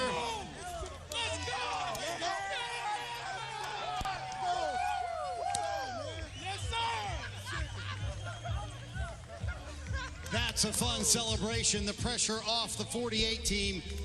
Now officially a part of the 2024 playoffs, Alex Bowman. Boy, Alex, of all the scenarios of a path to the playoff, did you have a road course on wet weather tires on your bingo card? Man, I don't know. Anytime you go to the racetrack with Hendrick Motorsports, you got a shot. But first off, like we talked earlier, I have to apologize again to the 23 guys. Just messed up and trying to get my windshield wiper on, missed a corner and ruined their day. So I hate that. I'm still embarrassed about it, but we have a trophy to take home, and know it means a lot to this team. They put me in position to win the race, and man, I broke my back, had a brain injury, and we've kind of sucked ever since. And I didn't. You start to second guess if you're ever going to get a chance to win a race again. And last one we won, we didn't really get to celebrate. We're going to drink so much damn bourbon tonight. It's going to be a bad deal. I'm probably going to wake up naked on the bathroom floor again, but that's just part of this deal sometimes. So just thanks to Ally and everybody at Hendrick Motorsports. Everybody that makes this deal go round. Mr. H and Jeff, and shout out to Chloe at home. She's at home with the pups. It's like the only race she's missed all year, so I'm sure she's pissed off at me for that one, but she's sitting at home with Huck, and yeah, excited to get home. It's going to be a good night. Biggest win of Alex Bowman's career. He is a part of the 2024 playoffs and a winner here on the streets of Chicago, Rick. Fantastic. Well, we're going to sign off there because we need sleep and we need rest. So let's get our closing thoughts from our commentary team, starting as well with Josh T. Josh T, what did you make of that one? Well, we had to wait for it, but it was a very good finish, wasn't it, to the Chicago. I need to work out what distance it was with how many laps we completed. 58, wasn't it? Yeah. And so, how many what's the distance? 165 miles. I don't know the lap distance. You're asking the wrong person there. It's 2.2 miles, so 2.2 times 58. The Grant Park 127.6 here at Chicago, and well, we had to wait an hour and 40 minutes with the red flag, even on a street course, even with the rain tyres available. But welcome to Chicago drainage systems with all the grandstands, buildings, and all the 2,000 odd barriers which they have around this circuit as well. Alex Bowman, 80 win drought, 80 races since his last win, and well, big changes in the playoff bubble, and he is now a part of the 2024 NASCAR Cup Series playoffs, which means there's one less space in the playoffs coming up later this year. Jack, what have you made of it? As you said, we did have to wait for it. absolute cinema of Chicago. And I'm going to finish this off with one last little interesting fact here. Bowman is the first person to win at both the Chicago Street Course and Chicagoland Speedway. Oh, good point. Well done, Bowman. What a stat. What a stat. Well, thank you, Jack. And thank you, JT. No worries. And thank you, everyone, for watching for the past 5 hours of this broadcast as well. We're all very tired. You won't see me. I'm out of here for the next 2 weeks. I'll be back. I'll miss next weekend. I'll be back for Hungary as well. So I won't be on next week's broadcasts of NASCAR or IndyCar as well. I'm going on holiday. I'm going to go to the World Superbikes as well and take on a very well-deserved break. So as soon as I put this microphone down, I'm on holiday. No talking for me for 2 weeks. And believe me, I think my voice is praying for that. Thanks for all your company this weekend. We'll see you again soon. Take care. Goodbye.